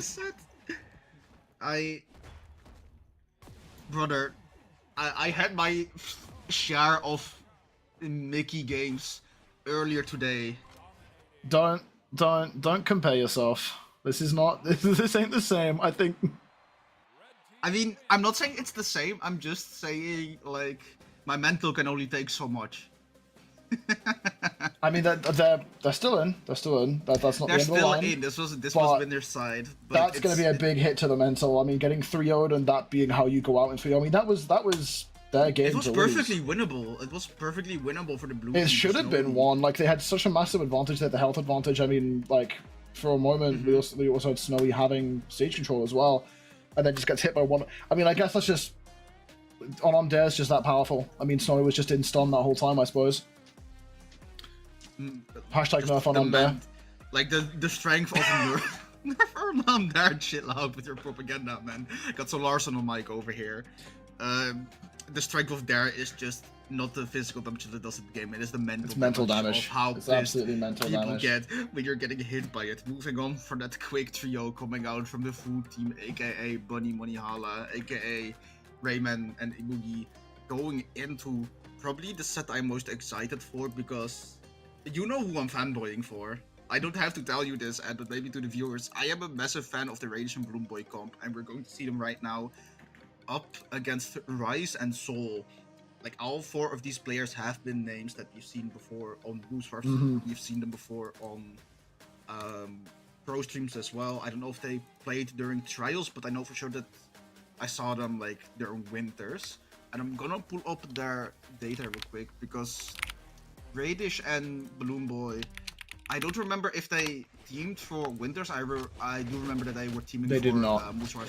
This is a Royale exclusive team prepping for that Max Mode Royale. Meanwhile, Rise and Soul a bit more of a consistently formed team, recently getting that podium, that medal in Winter 2v2s.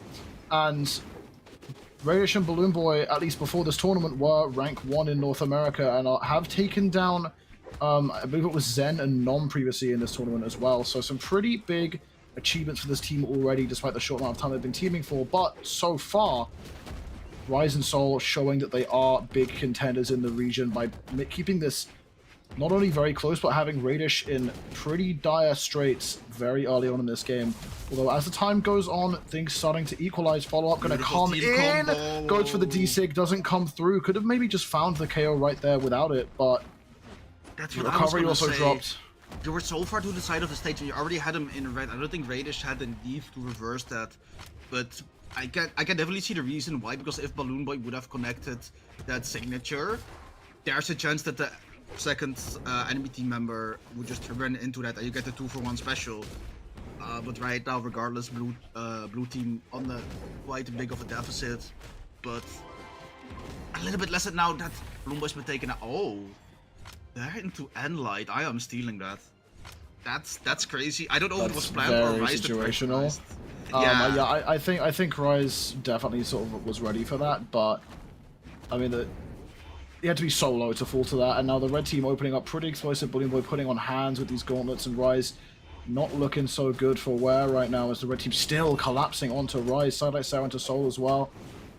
Raydish has to be a bit careful with the committal options. With that orb recovery, can be quite easily punished, but not punished there, and he actually got it. And Allied coming through off the handoff coming out from BalloonBoy.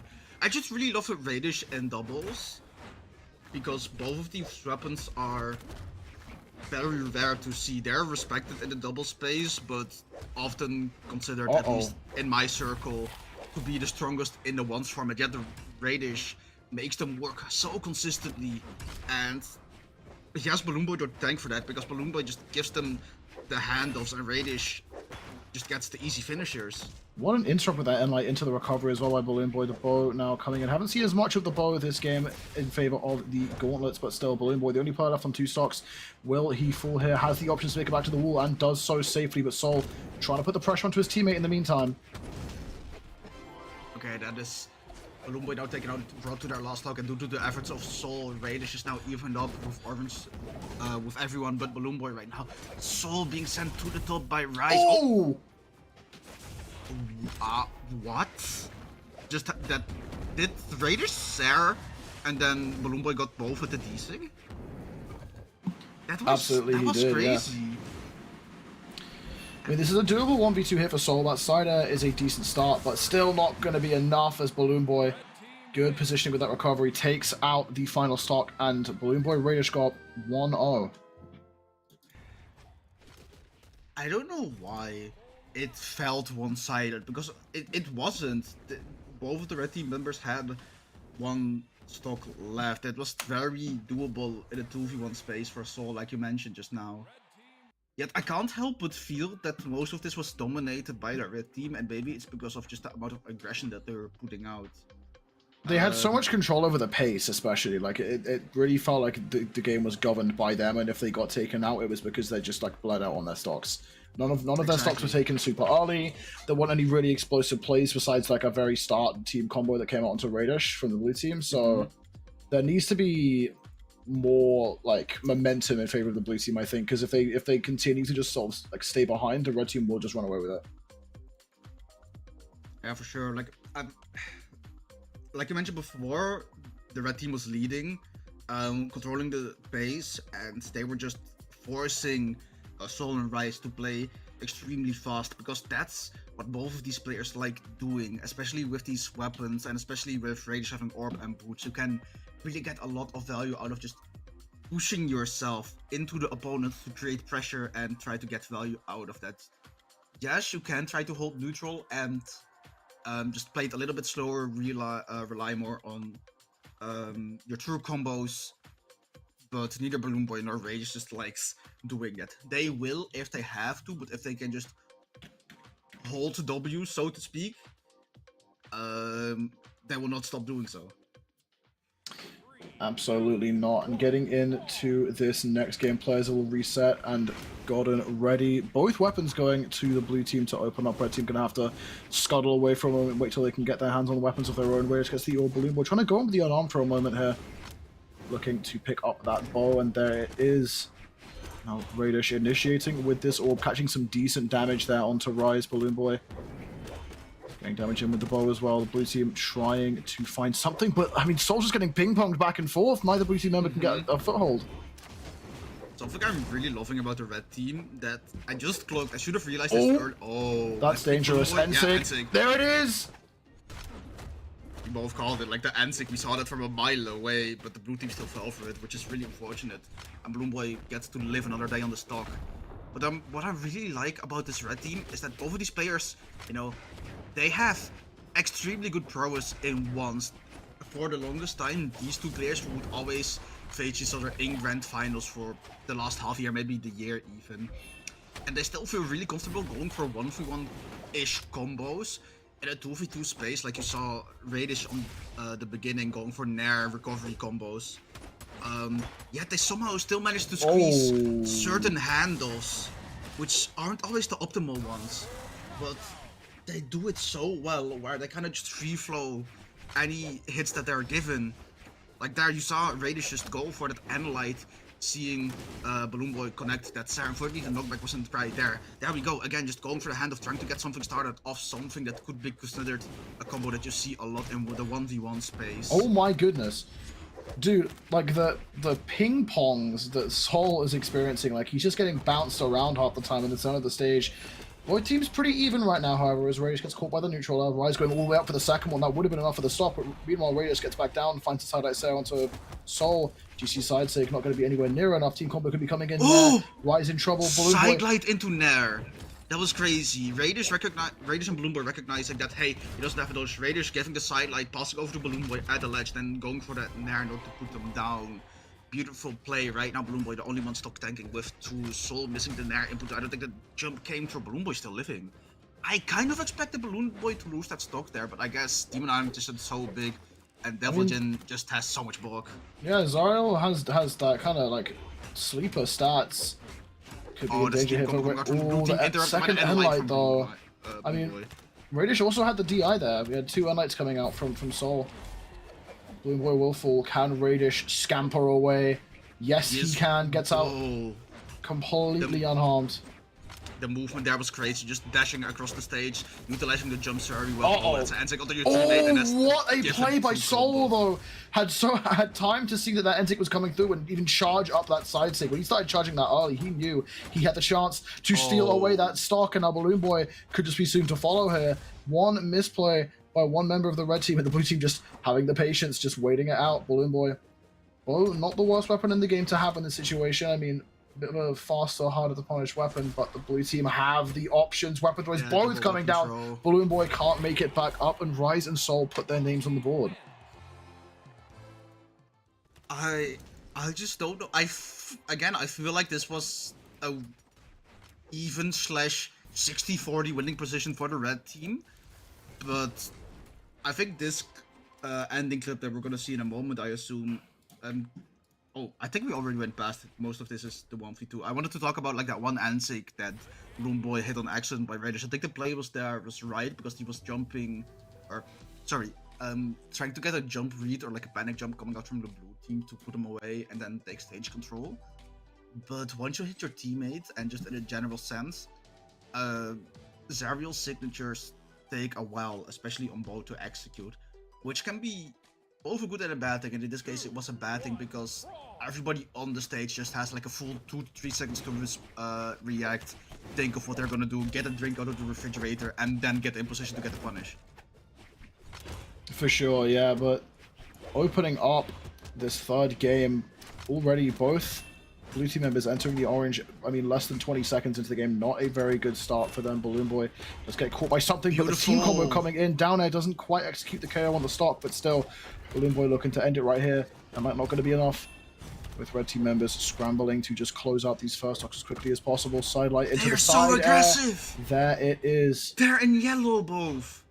They took like 50 damage max on the entire team, not per person, no, the entire team. They have such a big lead right now. And they're still continuing it. Like, you saw that sidelight into Sarah, and BalloonBoy was like, hey, I got you. Unfortunately, it missed. But just look at how they're trying to attempt to play off each other. It's absolutely beautiful. There's a lot of handoffs coming in from the red team. Some pretty good natural synergy considering they haven't been teaming for that long, but still. Blue team not out of it quite yet. Do need to try and take these stocks as soon as possible, but they have been lapped now in terms of damage. Ooh, Rise just narrowly surviving this recovery. Sighting comes through. Both blue team members knocking on death's door right now. Raydish could be in trouble though. Ned, no follow-up, just a tad too late out of Soul there. Now BalloonBoy looking to edgeguard Raydish on the side. Both red team members just putting on the pressure, and the blue team seeming to dissolve. I don't know if you noticed, but the knockout from BalloonBoy with the initial D-Light into recovery was extremely strange. Because the D-Light, I think it was Rise that got knocked out. I just saw the color blue because my mental is a bit tired. I've been awake for a little bit too long, but it hit the D-Light. Raydish had a Sarah going on, so the D-Light sent up in the Sarah, and BalloonBoy still managed to get the recovery out before the Sarah final hit connected. So Raydish, even though it wasn't needed, just putting that extra hurt in there just for fluff, for flavor, for entertainment value. Oh, these are coming through. Big D-Sig. Oh, BalloonBoy's done. Raydish has the bike. There it is, but the punish. Blue team actually going to claw the way back into this. I mean, Soul still pretty damaged, and Rise not looking too great either, but this is a much more winnable position with a pretty good collapse on those second stocks for the red team. I am so impressed by the blue team, how they managed to turn this around from what is one of the worst starts that you could have to a 2v2 game, where you lose 2 stocks and the enemy is only in yellow. Like, you're not even close to a knockout, you still have to do so much effort. Right now, Soul is being knocked out. It's looking like Raydish. That's not true anymore. That's not true anymore. Sorry, BalloonBoy. You know, I wish it was. Yeah, trying to go for that knowledge check on whether or not Rise would dodge out. Recovery. Still one not frame. going to be enough. It is still 1 frame. Still very potent if the opponent doesn't have a dodge, but you can't dodge that one. Raydish closing up the stock. 600 damage, 5k. How often do you see 600 damage and 5k's out of Raydish when he's playing with Meg D? I feel like not that often. What are you trying to say? Where I'm you trying to going say with this? I'm trying to say that this might be a better like pair of players than that team. I genuinely think that the way they're playing together feels much more fluid. Hey, if I was McD, I wouldn't have that. I'm not saying just Mendy's a bad instigate. player, but I'm just the imagination. I know. I'm trying to instigate. I love being a hater. The fact of the matter This is was- just that some players play better with others, and I mean we saw McD was playing fantastic with Snowy earlier. True. I was getting kind of scared near the end with how well the blue team was playing from the back foot. They were making it look pretty difficult for the red team. Like, despite the fact that they've been down so hard, like even on those final stocks, Rise, especially with that bow, was putting the heart onto the red team. Attempted team. I mean, they swapped teams for a second. That team combo was coming in from each side, but now Raydish, the one who's taking the brunt of the damage at the start of this game. Soul trying to collapse to that side air. BalloonBoy trying to take some aggression, just take both red team members or blue team members on at once. The interrupt from BalloonBoy with the recovery. I think Rice was going for a GCD sake there that would not that would have knocked out Raydish. That's an insane interrupt from BalloonBoy right there, and right now the blue team again. Where's picking it? up. Raydish, your teammate's getting comboed. Okay, BalloonBoy making it back. Raydish getting not knocked out. It's crazy how they still live that because Red Raptor doesn't have the highest of defensive stats. Oh, Some dodge he's being gone consumed. now. Dodge read, but BalloonBoy, that recovery not going to be enough. Side sig! I respect the attempt to punish her. There's not many sigs you could really do on Kaya that could interrupt that. The placement on that D-sig was just very slightly wrong. Now both Raydish teams gets the won. dodge. This is the full first piece on time. the orb. Ooh, I was gonna say it's the first time we've seen both teams with one player still on their first, but we will see Rise full. BalloonBoy still clinging onto this first stock. Dealer into the down air. Raydish capitalizes with one move. That's one guaranteed hit right there. And BalloonBoy just still sticking on this first stock like glue. Finds that neutral air as well. Going in with these gauntlets. Knows he needs to make the most of this extra room he has. And he's doing so perfectly as the blue team struggling to keep the pace. BalloonBoy and Raydish now trying to play off each other, trying to stay really close in hopes of getting either a handoff or trying to interrupt anything that the opponent wants to do to their What a teammate. nair! Raydish! No recovery, that's unfortunate, but still a beautiful nair coming out from BalloonBoy right now. BalloonBoy is still extremely healthy, whereas the blue team is like one hit away from perishing their second stock. Rice going deep for the ground point. They kind of needed to play like that. I massively respect it, but the weapon throw was beautiful. I think that actually was an axe. That was a weapon throw from the teammate. What am I saying? That's a really unfortunate weapon throw more than anything. Oh, that was scary for a moment. Soul almost got that ground pound off, but the weapon throw into the recovery by BalloonBoy. The friendly Gonna keep him fire. safe. And it's not too great now as Soul will fall. Rise left alone. Will manage to scamper away. BalloonBoy double Beautiful pogo weapon throw double as well. there, and Sig Ensig that isn't didn't gonna touch. reach. And now actually, hold on. I think what may have happened is that BalloonBoy didn't touch the side, but rather the triangle on the bottom of the wall, which doesn't count at the wall surface. Therefore, they did not get That's the touch there. And scary. the beautiful team combo coming out from the blue team. They don't care that they're playing from the back foot. They want to take this to game 5. They're not done just yet. Akno Blaze classic combo right there. Now the red team forced apart here, not able to stick together. They need to try and reconvene in the middle, but the blue team staying as almost a wall between the two of them for a moment. Now still, look at it. They're consistently positioning themselves in between the red team and they can't get back to each other. BalloonBoy left out alone in the meantime. They collapse into Raydish. This is perfect 2v2 play on these final stocks. Oh, for a moment it was. Interrupted by Sayer. Weapon throw coming through. Raydish is already knocked out without it. Now BalloonBoy in another 1v2 situation. Lisa coming through. Gets back to stage. Chase touch to avoid it. There goes up. He wants to make deep plays for a double recovery. Almost at ground pound. He's playing Double this ground pound would be, so would be a safe. wild one. Oh, the Yeah. end light, that's just barely going to be enough. I think the blue team is starting to get the vision. Like Raydish and BalloonBoy seem to play best when they're really close on each other. And you saw that as well. They like playing how to say this? They just like playing close enough to each other because no matter what, they wanna be available to their teammate. They wanna be in a position where either they get the handoffs or continue something or are able to save them. And the moment the blue team just started splitting them up, you mentioned it perfectly. Just standing in the middle of the stage with the two of them, Rise and Soul, just holding center stage, like near the gate of Demon Island. Yeah, take notes, buddy. Bro, Okay. I am. You have a tourney to play tomorrow. I will. Game 5. Game 5 getting into this. We have Raydish and BalloonBoy trying to keep up this run. I mean, Rise and Soul, they started out looking a little bit shaky, but I mean, it has still felt like BalloonBoy and Raydish for the most part had the most time dominating the set, but the moments where Rise and Soul are in control, they put on so much damage so quickly. It's kind of like a tortoise and hare situation, right? One team's putting on much more sort of overtime aggression, one team's much more sort of bursts of speed, and right now, pretty scrappy opening here, and like gonna follow up onto Soul. Soul could be in trouble soon enough. A daring ground pound there by Rise. Raydish gonna punish with a ground pound of his own, trying to go all the way out there for this KO early, and Soul trying to relieve the pressure off his teammate. Now BalloonBoy and Raydish a fair bit healthier, although that can change very quickly with how strong this team comp of the blue team is. Split apart again, and there they are, both hovering in the air in between the red team, just like making sure that they can't let the enemy team through. Really articulated that poorly, but it's really impressive how much barrier they're forming to make sure the red team can't get these handoffs. And that wasn't how they were playing as much in the first few games, so it's a very strong adaptation they've made. Like, they're just realizing, okay, this is the reason why we lost. It's because they're playing so well together. We need to prevent them from doing that. We gotta take this space in between them. We need to make sure that they are separated. Oh, this is dangerous. Have them divorced. I mean, Rise getting out of that team combo alive, which is, I mean, more than could be said if you got hit by the whole thing. But still, in the red on the second stock, both red team members still living. The side air comes through. Soul punishes the recovery for the chase dodge. Rise doesn't quite make it, though. That's out my head, unfortunate series of events. Rise was perishing on that stock, then they almost had it, and then they lost it again. It's so Jover, we're so Barak. Amazing turn of events, but it's unfortunate for Rise, the only person right now on their last stock, whereas everybody else is perfectly healthy on their first one. And now you see Raydish and BalloonBoy trying to collapse onto, almost wanted to say Sorless, and onto Soul.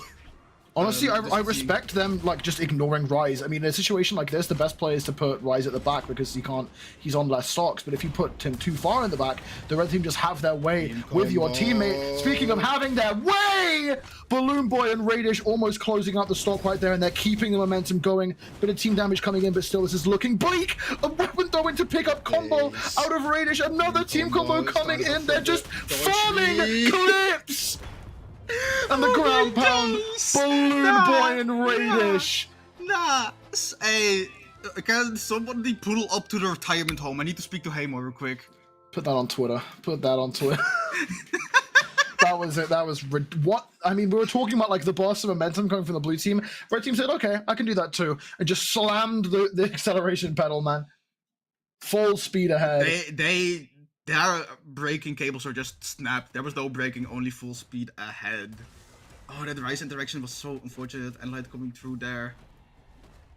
Oh, yeah. And the dodge just not coming out from Soul there, leading into this beautiful team combo. And Light, Zare, side sig, and sig. And then just BalloonBoy. Wait, I missed it. Ground pounds anyway. That's... So... Wow. I just want to make this very clear also. 2 of my 3 teams I predicted in top 3 are guaranteed top 3. Not just bad. I am impressed. That's a lot better than Keg Shouts can actually say about their predictions, isn't it? Yeah, that wasn't too great. That wasn't too great. Hey, Still can't get over that. Alright.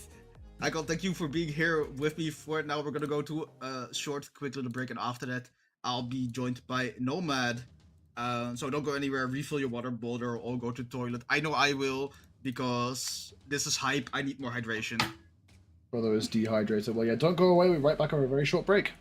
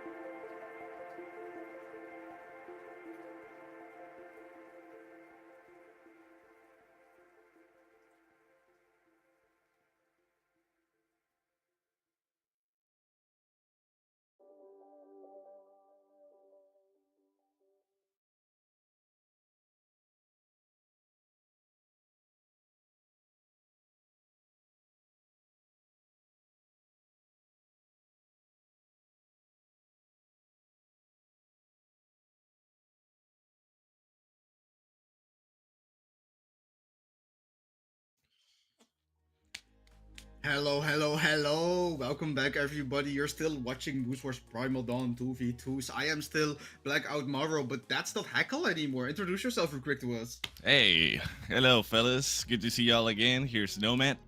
And yeah, a little bit of a last minute swap. I definitely didn't get the schedule wrong, but I'm definitely glad to be here. And glad to be here with you, Mara. How's the night going so far? I am more energetic than I expected to be, especially for, you know, it being 1 a.m. over here. That's the European curse, baby.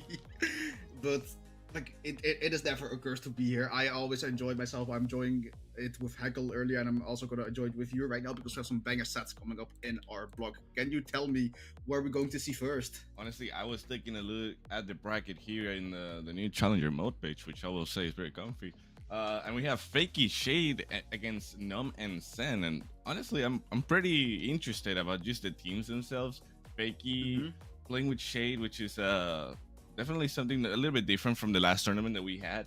But Numb and Sen, I don't think this is a team up that I at least I hadn't seen before, other than perhaps Ranked. So I feel like it could be a little bit of a 50-50. We know that Fakey is a amazing skilled player, so you know. But again, Fakey and Sen going against each other, that's always a show. Something in my eye. Something that I am finding very interesting when I pull up the prostats.brawler.com page for these two teams against each other. They don't seem to have ever played together or against each other. And both of these teams have a similar build up in the sense that they have one player, a more well-known, higher PR in the top 6, top 8 of the NA doubles PR with a lot of earnings to the name. And then a little bit of a lesser-known guy, still really well-known, but a few tenors higher in the PR ranking with a lot less earnings. And I'm talking about Fakey being PR number 5, picking up Seeing Shade, who is 39th, and Zen being PR number 1. And playing with Nom, who is ranked 61st. Yeah, it's definitely something interesting. I can see why perhaps Sen had chosen to play with Numb, especially because he's a well-known canon player. But again, we don't know if the rank difference and also just the experience in itself might have something to do. They are pretty high into the bracket right now, even if it's through the loser side. So they've definitely been able to demonstrate that they know what they're doing, but so are Fakey and Shade. So, hey, the match is about to start, and based on the picks, I think we're gonna have something interesting. We have the classic Wushing Onyx on red team, and Fakey and Shade running the Kaya and the Rayman. The Rayman. Starting off. These are... I'm gonna keep it a buck 50 with you, Nomad. These are kind of the picks and the team compositions that I hoped the patch would kind of get rid of. I don't want to say put in, not necessarily get rid of, but definitely incentivize more character diversity. Because it's still Wushang, it's still Wushang Onyx. It's still Wushang Onyx, it's still Rayman. I'm definitely liking seeing the Kaya. I feel like what is that gravity GCT cancel like? delight Sayer. Great way to take the stock right there. And oh, there we go. Shade being able to take out Numb with a little gimp at the side of the stage. But just as you were saying, there's definitely like still the same concurrent characters that we've seen for a while. I definitely love seeing a little bit of Kaya. I love when I see Kaya on twos because Bo, it's an interesting weapon to play on twos. But so far, they're really showing, especially Fakey, just how versatile they can be, even against teams that are more well-known in the twos side of things. I think something that may also give these teams more incentive to play these. Oh, that's a beautiful spot. That was the same one. That was from Fakey. Is that when you're playing with a new player with, based on the statistics, a little bit less skill, a little bit less placements and earnings, it might be better to just go with something basic, just to have that feel for comfort. Something that you probably have like a lot of experience with. Everybody has a Rayman, everybody has some form of a Kaya, you know. So it's best not to overcomplicate your team compositions when you're playing with someone new. Yeah, not only just that, to try out. but also that's the Primal. team combos in general, they come a lot easier with weapons that are like more studied and more well known. So I can definitely see where you're coming from with that. Exactly. And right now, the blue team is definitely taking a great advantage. Fakey is doing an amazing job at keeping Shade safe. Beautiful transition there with that Sayer into the neutral into the Sayer, but ooh. Oh, that's a D-Sig on the teammate. Shade a Fakey has little bit just of a been doing D-Sig. such a good job at getting Shade out of bad situations, especially off the side of the stage. Just being able to go down there, let themselves get hit by their teammate, and giving them the chase dodge back up that they needed, or ground pounding / recovering the opponents that were pressuring them.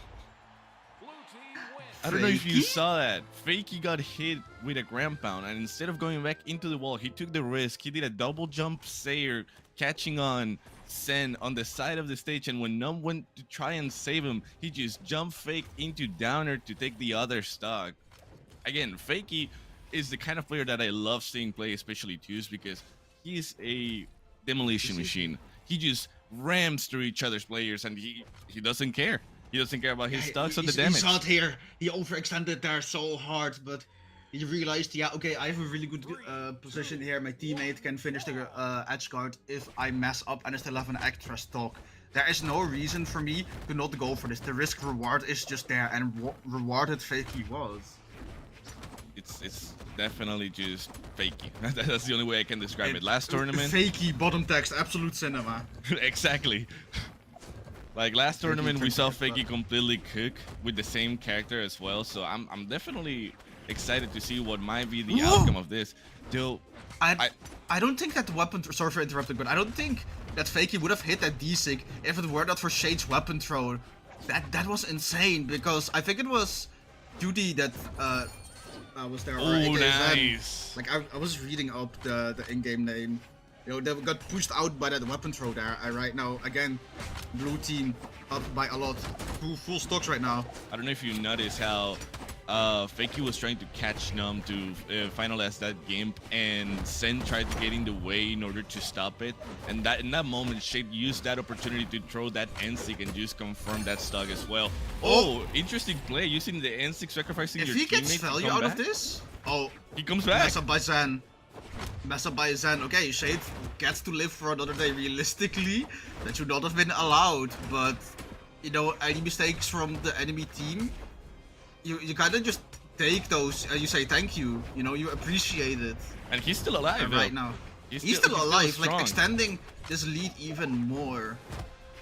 Like Yeah. they're just going for it because they realize, yeah, you know, I am in deep red anyways. Like I can just kind of go in and still be the most healthiest players, most healthiest player on the stage right now. Just coming back from respawn, still being in what's essentially white right now. And Red Team is being extremely respectful when it comes down to the spade that Fakey has. There's been quite a few occasions where, you know, he's just standing there and nobody's approaching it just because they don't want to lose another stock in this situation. And there we go, that down six. Fakey is one scary player. Sightseeing. What was that?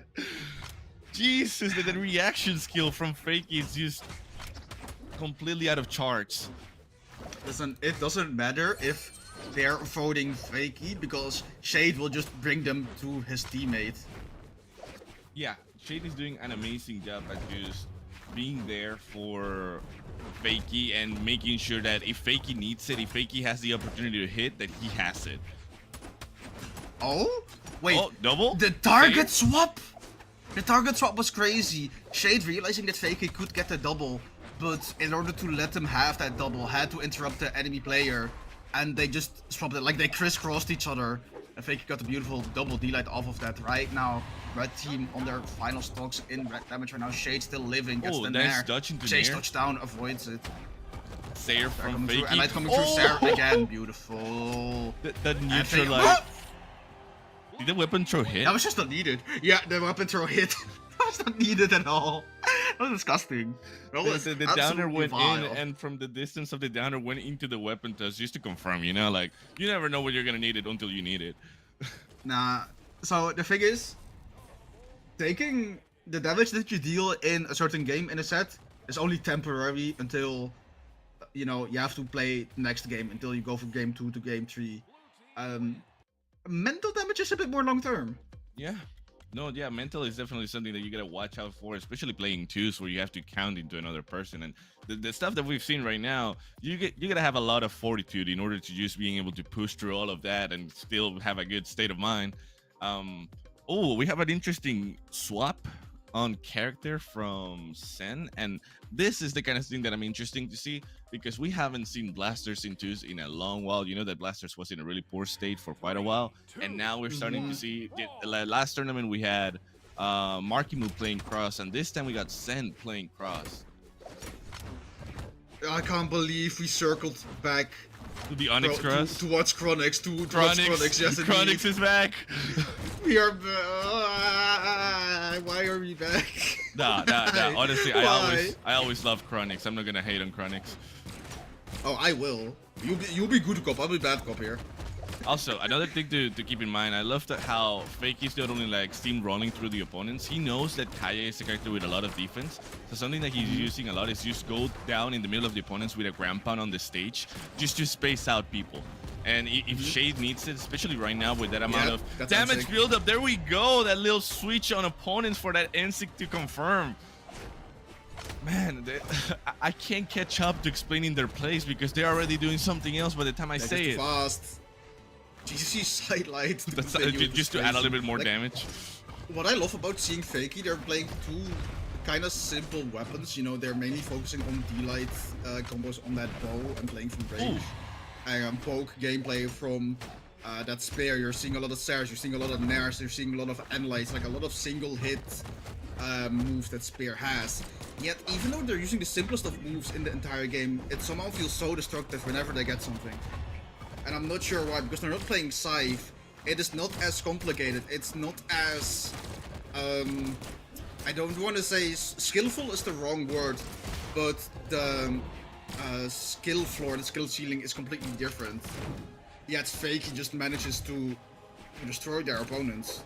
Yeah, and right now, honestly, red team, even with the characters, you know what they say, changing characters can be a little bit of a issue sometimes because you have to basically get used to it to a whole different playstyle, and it doesn't seem like they are completely. But they're even on Stokes right now, so I would say it's going better. But the unfortunate thing is that Nom is right now very damaged. Even on Onyx, like that defense is not going to help you from any strong hits. Fakey getting the punish sidelight and the recovery is beautiful there. I just want to say, Fakey waiting on the exhausted from having no jumps on Sen just to grab him with a gravity cancel breakdance. That was magnificent from Fakey right there. And just like you were saying, yes, the stocks might be more even. I feel like they've been definitely focusing on Shade a lot more just to... Oh, they can't confirm with the side stick there.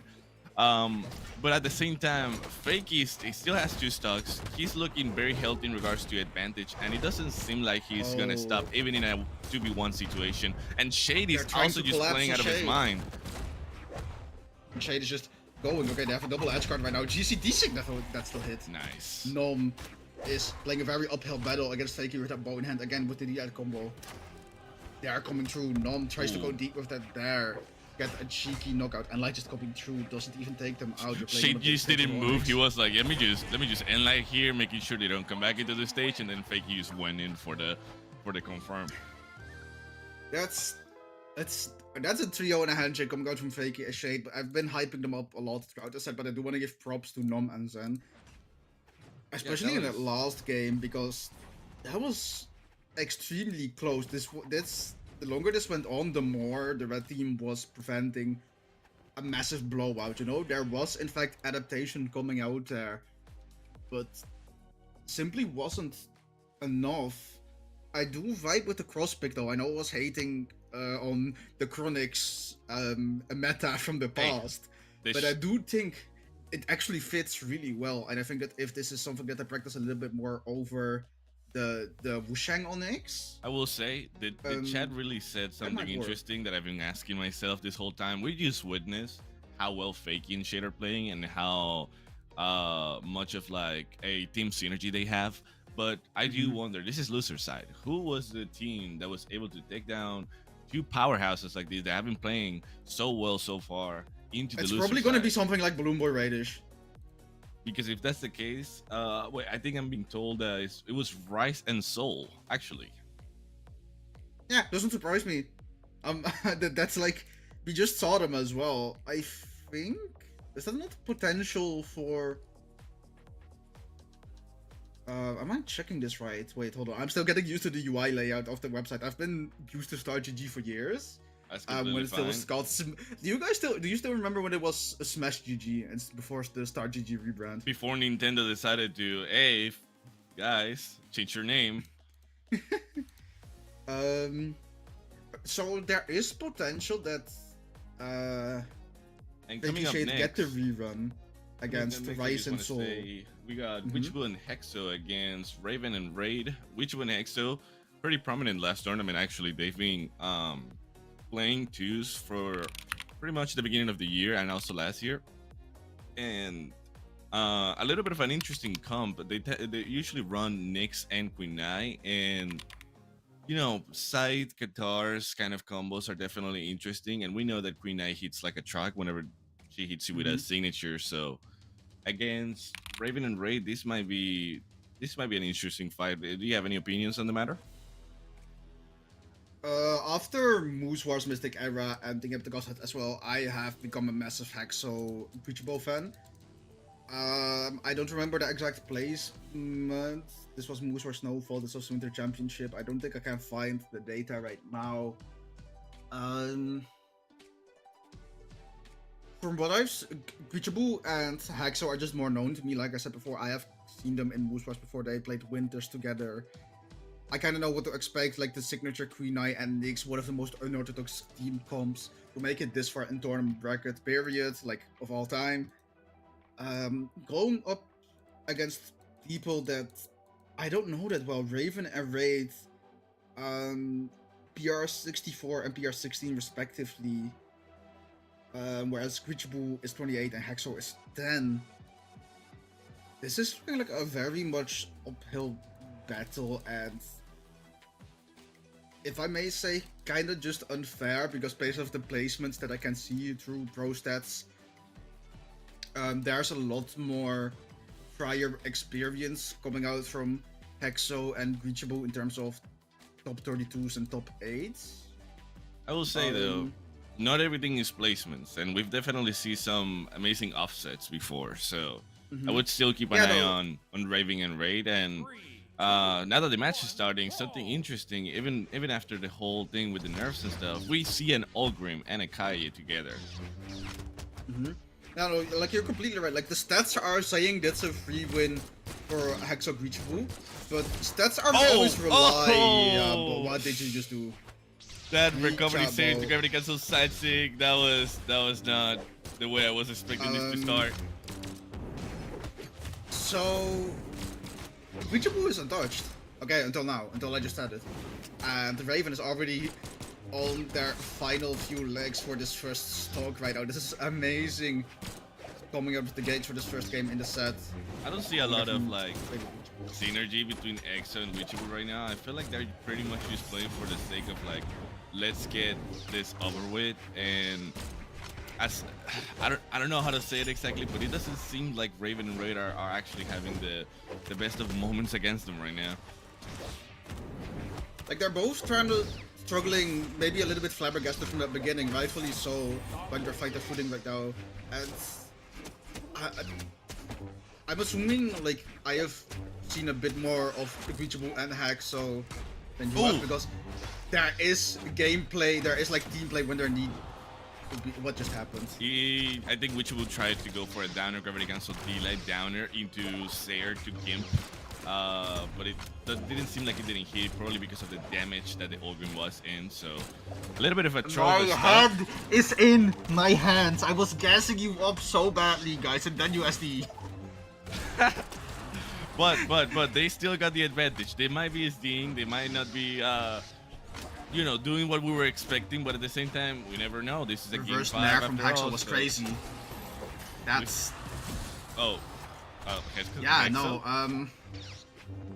So what happened was Reachable was setting the deal I did to Sarah onto I think that's Raid on the Ulgrim. Yeah, that just had to double check.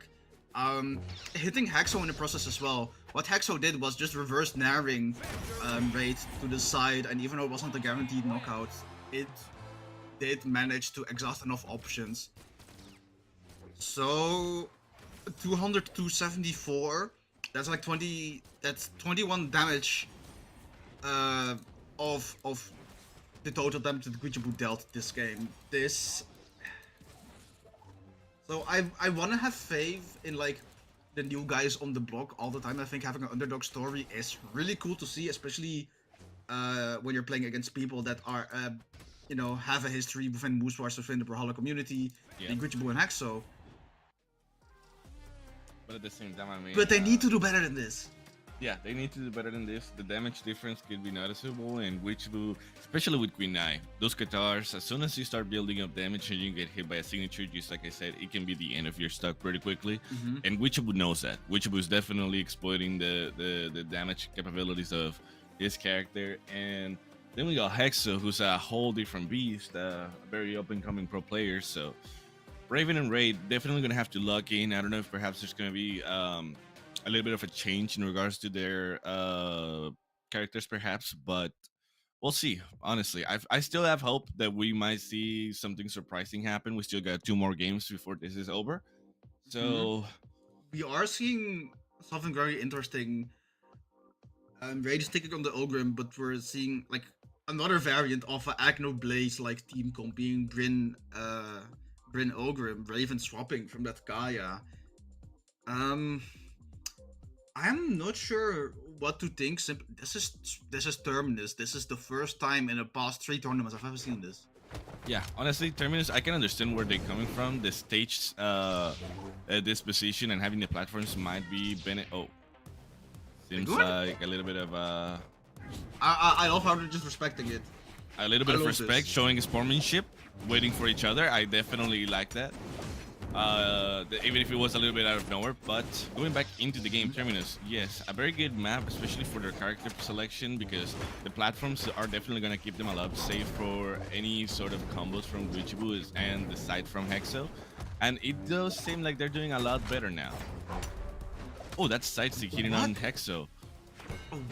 This is such a big switch of Red Team actually taking the lead now on Guichibu. Retreating to the side of the stage, using the recovery to get back up. Fighting into double X isn't really something that you want to do when you're having Blasters and Katars right now. Exo using the silent into reverse Nair, but they still are quite a bit away from getting the knockout reverse. GC decent coming out from blue team. I'm not sure who that's aiming for GC. The damage buildup though on the red team against the blue team, especially considering that they're still on their first stocks, and Hexo and Guichibu are not looking too nicely. Definitely Guichibu is good because, you know, Queen Nai hasn't been able to get taken down, but just the moment I say it, that recovery cancels out his grandpa and sends him out of the stage. They are actually not in a great position right now. The red team demonstrating that, you know, perhaps it was just a matter of changing characters, a matter of the map, but they are definitely locked in and trying to go out with a fight at least. Oh, no. Hexo. Oh no, Hexo? I think he still lives, yep. Okay, Guichibu still going down there.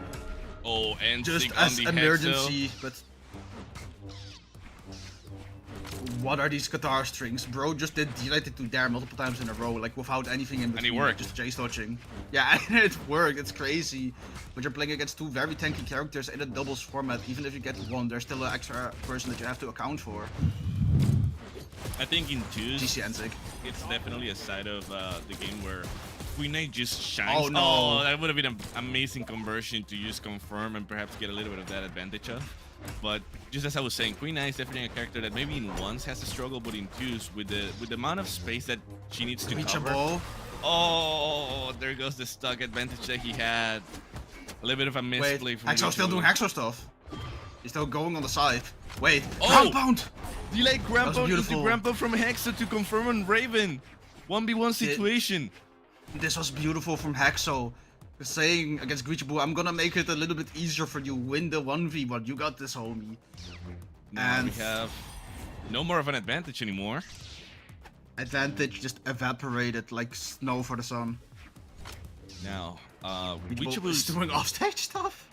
Guichibu is definitely comfortable in a 1v1 situation right now, and this map might not be the most that benefit him in regards to gimps, but I don't know. I feel like he would definitely have to respect his space a lot more if he wants to. Oh no, a little bit of a misplay there, falling into the end stick. And I saw this in last Moose Wars as well, where Guichibu and Hexo also play together. They really like just a 3-piece handoff combos ending with Guichibu doing an Ansik on Katars. Ooh. Right now, Ray trying to just maintain his space, That is Ansik. Again, another. We get an Ansik counter. Sedwick, can you put up an Ansik counter for next tournament where we see Guichibu play? Okay, he's able to avoid the instinct there, but he's taken out of the stage with that Zare. This I don't might think be it. he makes that. Yeah. Oh, Wichable. I'm impressed by both teams, honestly. Like, this was such a strong start coming out from the red team, and they had a lead right up until the end, where Hexo managed beautifully to make it a 1v1. Honestly, yeah, that could have been a really bad position for Guichu and Hexo just coming up in clutch. As soon as he saw the opportunity from that D-like ground pound gravity cancel from Guichu, he went in, he took that other ground pound, and even though he lost his stock, he was able to set the match so that it was a better disposition for Guichu. And I feel like that's just like teammate stuff, you know? Yeah, just the faith that I don't need to stay alive if I manage this, you clutch that 1v1. Right now, that almost looked like a lag spike coming out from Raven, the way they almost went off the side of the stage. I don't know if it was intentional, but they're gaming right now, having that spear in hand. Go to, again, a different stage. Miami Dome a little bit more common than Small Terminus. Now we're in Miami Dome, correct? And Hexo seems to be playing a lot better in regards to just keeping up the spacing with the blasters. Oh, trying to What catch is that. happening on the... Whoa. What are we doing? Listen, you're not playing the floor as lava. You're allowed to stay on the floor. You're allowed to touch the stage, yeah. Oh, almost going for that recovery to confirm. Getting punished by a different recovery, though. Still, Hexo looking too healthy right now. Doesn't matter, he's just going deep there. Hexo being healthy is not of importance. Hexo being healthy is not of importance because he just keeps going. He is just a gamer like that. A little bit of health is a resource that you can spend. Interesting. Health is a resource. Interesting play right there, going for the ground pound to take down Hexo and use the chase touch to go down. Gravity cancel delay recovery to take out Raven was something that only Wichable would plan, honestly. And Hexo some stuff. Well, never mind, not with a stock anymore, but you can definitely see the advantage, especially considering that again, just like last game, Wichable staying strong on that third stock. Okay, right as you say that, gets sagged out of there, shut down, like the announcer says, by Raid's X. Raven and Raid now playing double X, and what I'm kind of missing is a few bit of handoffs. Like, their play, it feels like something that I do a lot myself, playing 2 separate 1v1s, which is something that Heikel tells me whenever I do that, because I tend to be melee a once player, and it's something that I can recognize myself in. But in a situation like this, it is something that's costing them a lot, because you're not getting handoffs, you're not getting as much damage per interaction. Oh, that ground bomb from Hexo falling off the sky. That will be the end for Raid, leaving Raven completely alone against these two monsters. And Wichable with that down air into Sayer to confirm. Did we just go to 2 sets in half an hour? We just witnessed, yeah, 2 trios. Wow, that's... So it's 1:30 for me. I expect it to be done today at like 3 AM, so...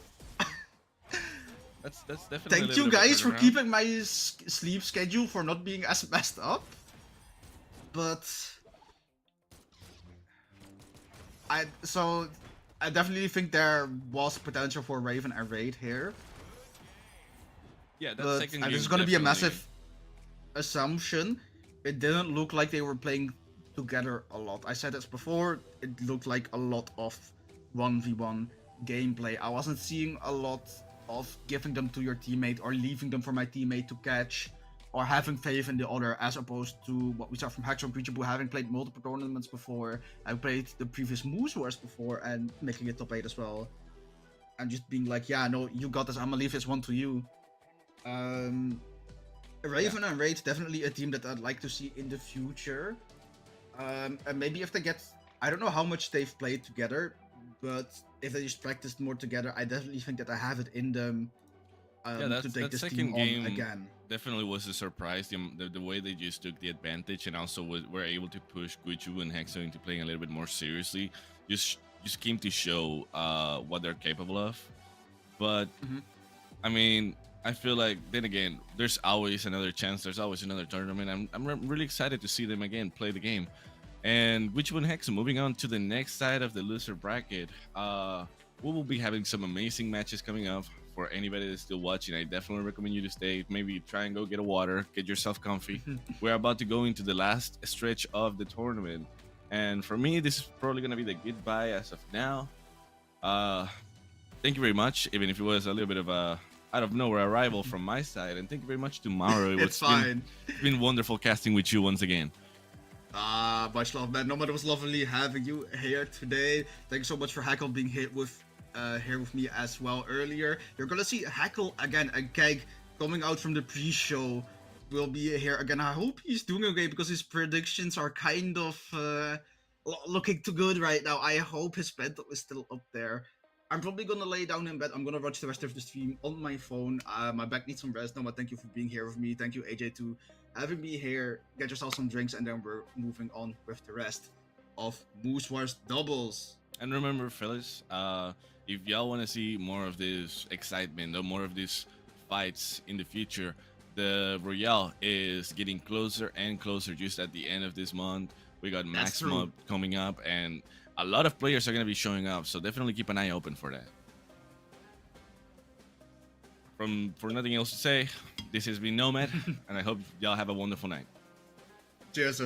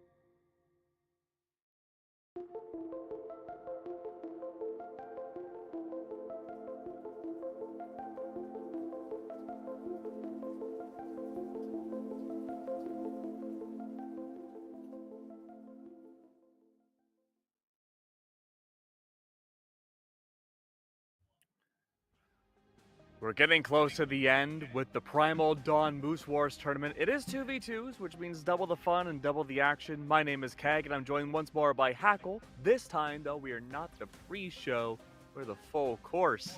We get to see Meg D and Snowy versus Fakey and Shade to see who can move on forwards in the lower quarters.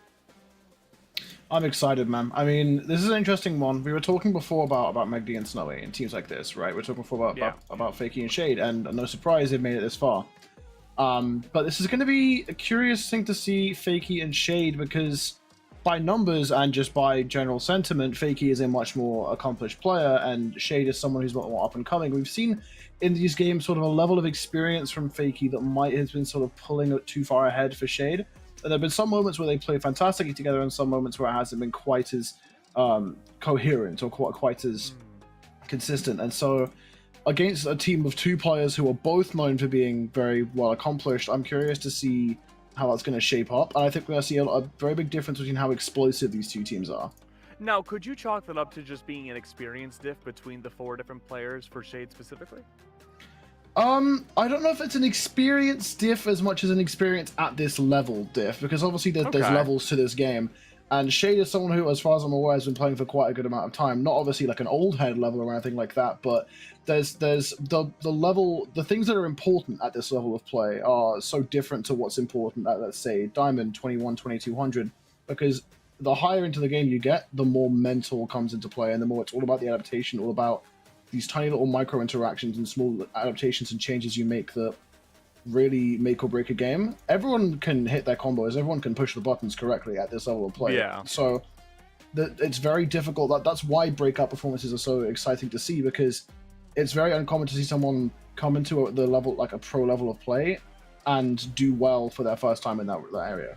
Yeah, I mean, the last time I worked a main event for Brawlhalla, I remember there was a lot of breakout performances. I think Hideaway was the major one for 2v2s. It was fall 2023. That was a major mainstay, and I think still his performances have only gotten better since then. So I feel that 2v2s have been a really good, graceful spot for a lot of up-and-coming players to get that experience that they may not necessarily get when it comes to, say, traditional 1v1s. But Shade, definitely the player I'm going to be looking at going into this set. I really want to see how he can hold up the stuff with everybody else. I did want to make note, though, that when we saw each of these players, of course, we're also on LAN, walk into the arena, I noticed that Shade did not have a walker or a cane with him. All the other old heads here did. We actually had to help Meg D get onto the stage. So keep that in mind, that we do have younger players on board. I mean, we say that, although Fakey is, as far as players go, very much younger than a lot of these players here. I mean, Snowy and Meg D, not exactly like, grandpas in the scene, but, older players, and then Fakey. I don't know, I actually know how old Shade is, but I know Fakey is quite young. And I'm a firm believer in the fact that there is a buff you get from just being young, having that faster reaction time. Nerdy opinion, that's actually not necessarily true that the older you get, your reaction time goes down. It's just that your life priorities change. But the priorities right now is going to be Demon Island, and gauntlets galore everywhere. Fakey's actually the only player here that's the outlier, rocking the Kaya. There's going to be a lot of space control, though. Good chance of hitting Shade, however. We already saw that early on, Hackle, but once more, these gauntlets going to have a hard time getting stuff going with the spear and cannon on the board. Yeah, I was saying before, we're in North America, and no matter how much Roshan gets nerfed, we're still going to see Onyx Roshan, because this region is just so used to that team comp. And Kaya, a character that's played a lot around the world, not quite as much as Roshan and Onyx have been, but she's goated. Recently, she is a very, very strong character, especially players like Lores, players like Fakey have been really parting this character to great success, although not quite as much success as Snowy and Meg D currently, as Meg D is still clinging onto that first stock. That's right. Keep in mind, too, this Kaya does have a lot of defense to work with. Oh, so my does goodness. The Wushang. Great combo early on at the cost of Shade. Though Snowy's not too far behind. if we do see Fakey being a 1v2, potentially even a 1v1 at the end of this first game, we could see that extra bow length of the stage come in handy. Still keeping an eye on these gauntlets though. A lot of potential extra damage, Hackle. Yeah, I mean, this team comp of Onyx Wushang is just so proficient at explosive damage. Both of, like, all of the weapons in the kit, and especially the signatures of these characters, lend themselves to these explosive team combos, these 3-4 hit handoffs that just pile on the damage. And meanwhile, Rayman has had some time in the spotlight of this game mode. As Fakey goes down there, but not quite to the same degree. Falling into that downside is going to be dangerous. Now Shade having to make it back to the wall. Does manage to do so safely. Oh, keep in mind though, Shade, a wealth of damage applied already. Needs to be very careful. Has to only go for follow-ups off of the startups of Fakey. Great down sig from Fakey, unfortunately does not connect. Does allow Shade to find yet another recovery in the air. Now from Fakey, must descend downwards. Another recovery to nearly even the odds. Once again though, all eyes on Shade. For Red Team, he's the priority to take out. Okay, yeah, Snowy now taken all the way out to the side. The blue team trying to collapse onto that one player, but now Megd back and has the spear in hand. Side air comes through, and now it's a Herculean task here for Fakey. Nothing impossible, but going to take a lot of work here. Is now one stray interaction from the red team could just lead to certain doom. One good combo opener as now both team members of the red team have their gauntlets in hand. Fakey playing the safest game possible. Fakey needs a lot of setup with the bow too. A good starter could be the down light, possibly the side light into a combo. However, keep in mind, double gauntlets, you have to get into this Kaya's face. Ledge guarding, very tough. Fakey tries to reposition left side of the stage, is able to do so at first, but now the swarm has come through like bees. Back to the hive, surrounded completely. This intruder may not be long for this world. A great setup from Snowy, keeps Fakey in the air, followed from Megd, denied by the weapon throw. Is this it? Just a simple signature dodge from Fakey could be enough.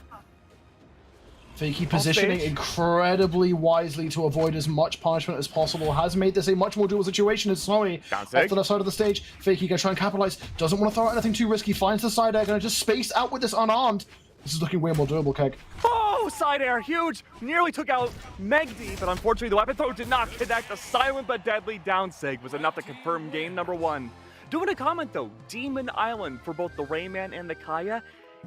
I don't think the gauntlets are in a great spot when you require so many of your signatures off of these legends to have so much space for a slow start time. I mean, yeah, to an extent, but then you've also got to keep in mind having that long runway of Demon Island gives the red team a lot of room to be fluid and be creative with these team combos where they may not have the space on a stage like Fortress of Lions, for example. So there's obviously those trade-offs. I am still very impressed that Fakey managed to bring that so close. 94 damage on the unarmed. That was impressive. A lot towards the very end. It was really just 2 small misses from Fakey that could have eliminated Megd and brought things to a 1v1. We could have been in the multiverse, a completely different situation where we could have seen game 1 go to a clutch from Fakey. But once again, have to keep your eye on Shade. He cannot be the first one to fall like he did in game number 1. Snowy right now is great at dividing out the blue team, combining them together in neutral. It's just a matter of racking up damage against this Rayman. And you were saying, to your point of like those 2 small. Okay, huge. Gang, I'm trying to analyze, and Shade's just ripping NSIGs left and right. Ground pound does fall through. Fakey scrambling back up onto the stage. Shade not too healthy, but still very early stock off Snowy. A little bit of team damage can interrupt that signature there. Now, you did mention the trade-off between going from Demon Island to Fortress of Lions, being that there's a lot less runway on the stage itself, could benefit a character more like Rayman or Kaya, where you need more start time for these SIGs. We swap over to the stage, things are looking suddenly a lot better for the blue team. Dude, that optimization to do that straight into a GC downlight, Fakey is so smart with the option select on this bow.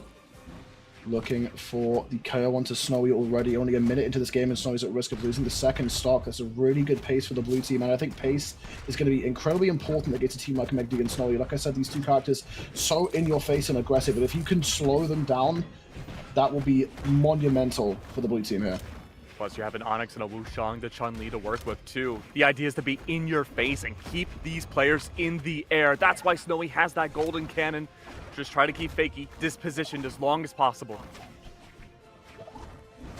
Okay. Shade not looking too good for Wano right now. We see Fakey trying to take some pressure off his teammate. They're sticking together, and I like that. They're keeping the red team separated.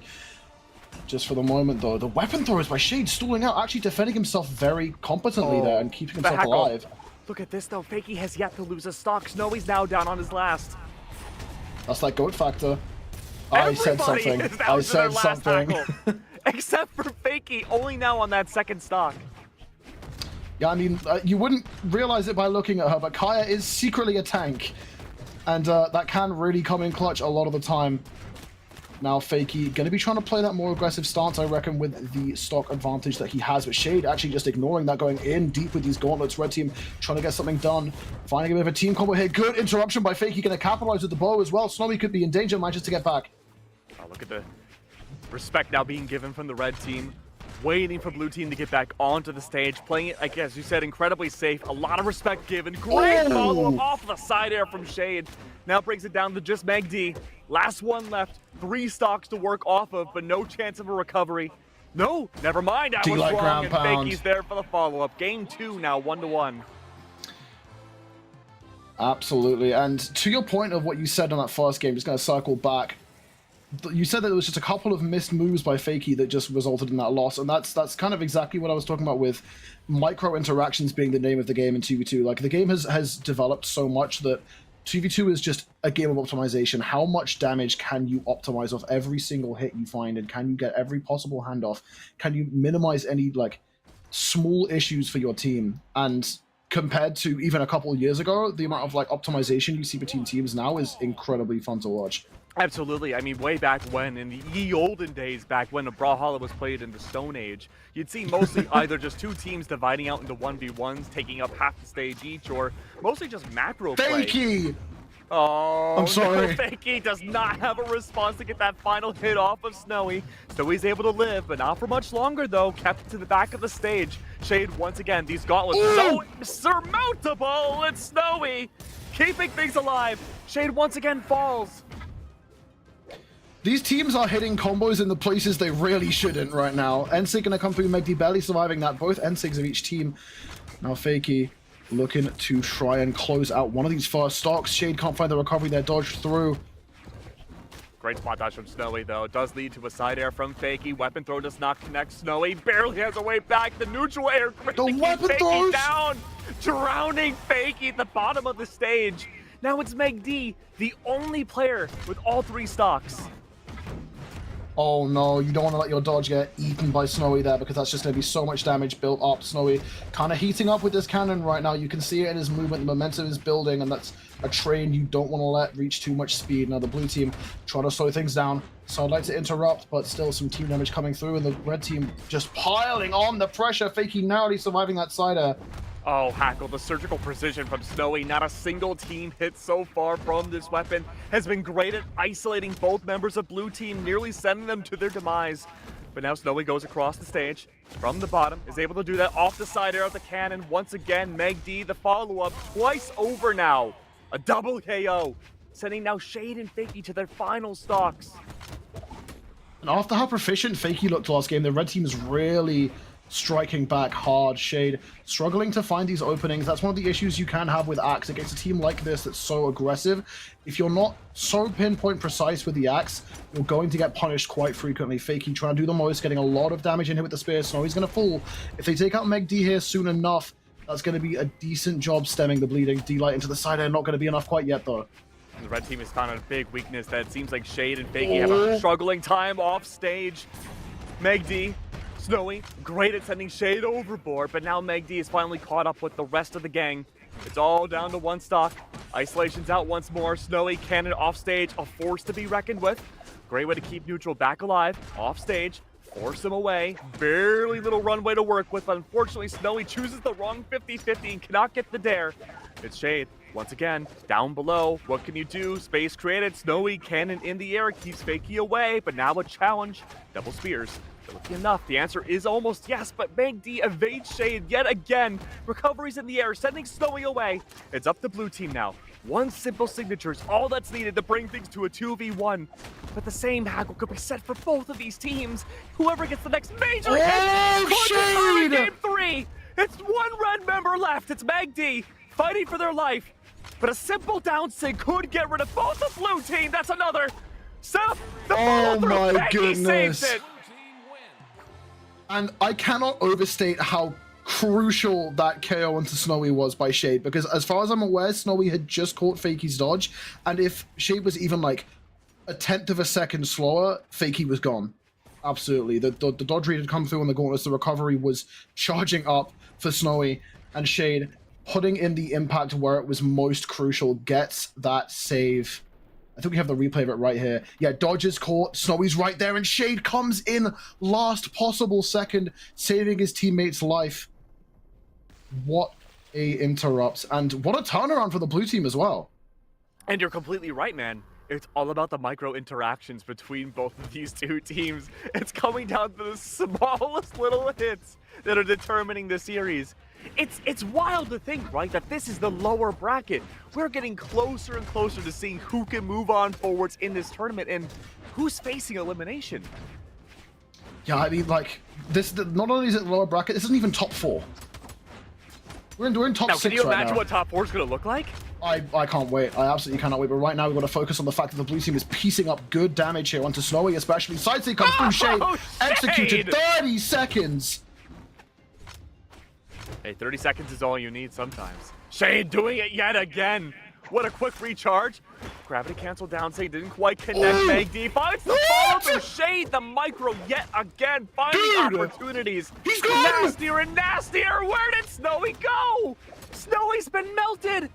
Meg D has to hold on. One stock left now for this Onyx.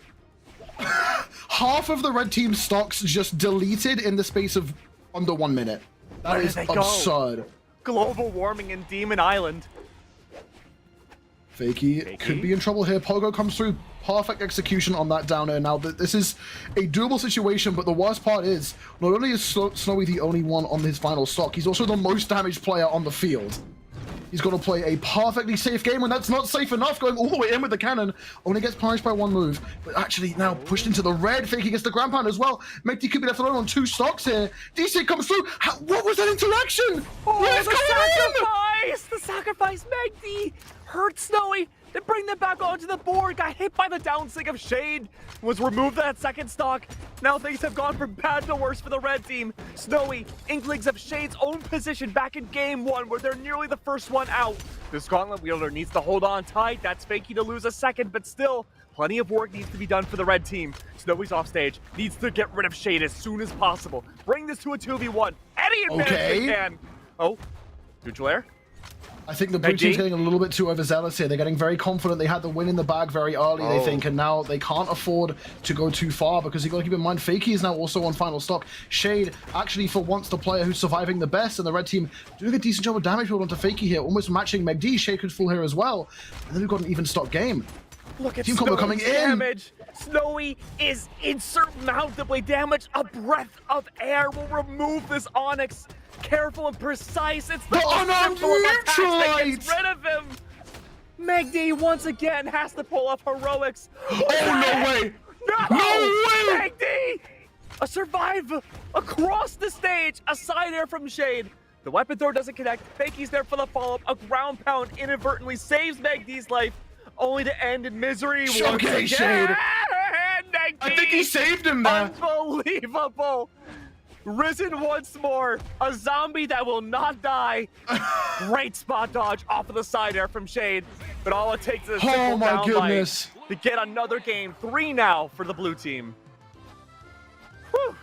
Dude, I'm 21 years old. I feel like I'm at risk of a heart attack. That was the most stressful final game of a set. I cannot believe that ended that way. We'll get you back to your bed after this. I mean, this was such a great starter for our block. I loved how each and every one of these players have played, but we focus so much on the micro play, the macro adaptations that Shade made from game 1 all the way to the final game, keeping that survivability more and more in tune as the set went on, really showed the most improvement. Oh my goodness, I'm just looking at that replay in slow-mo. There was so much going on that edge guard, and Snowy managing to weave through everything there just to fall to an unarmed neutral light later on. But yeah, I was going to mention actually that Shade really did seem to come into his own towards the end of those final games, starting out seeming a little bit shaky, falling quite early to being a really big powerhouse in that blue team.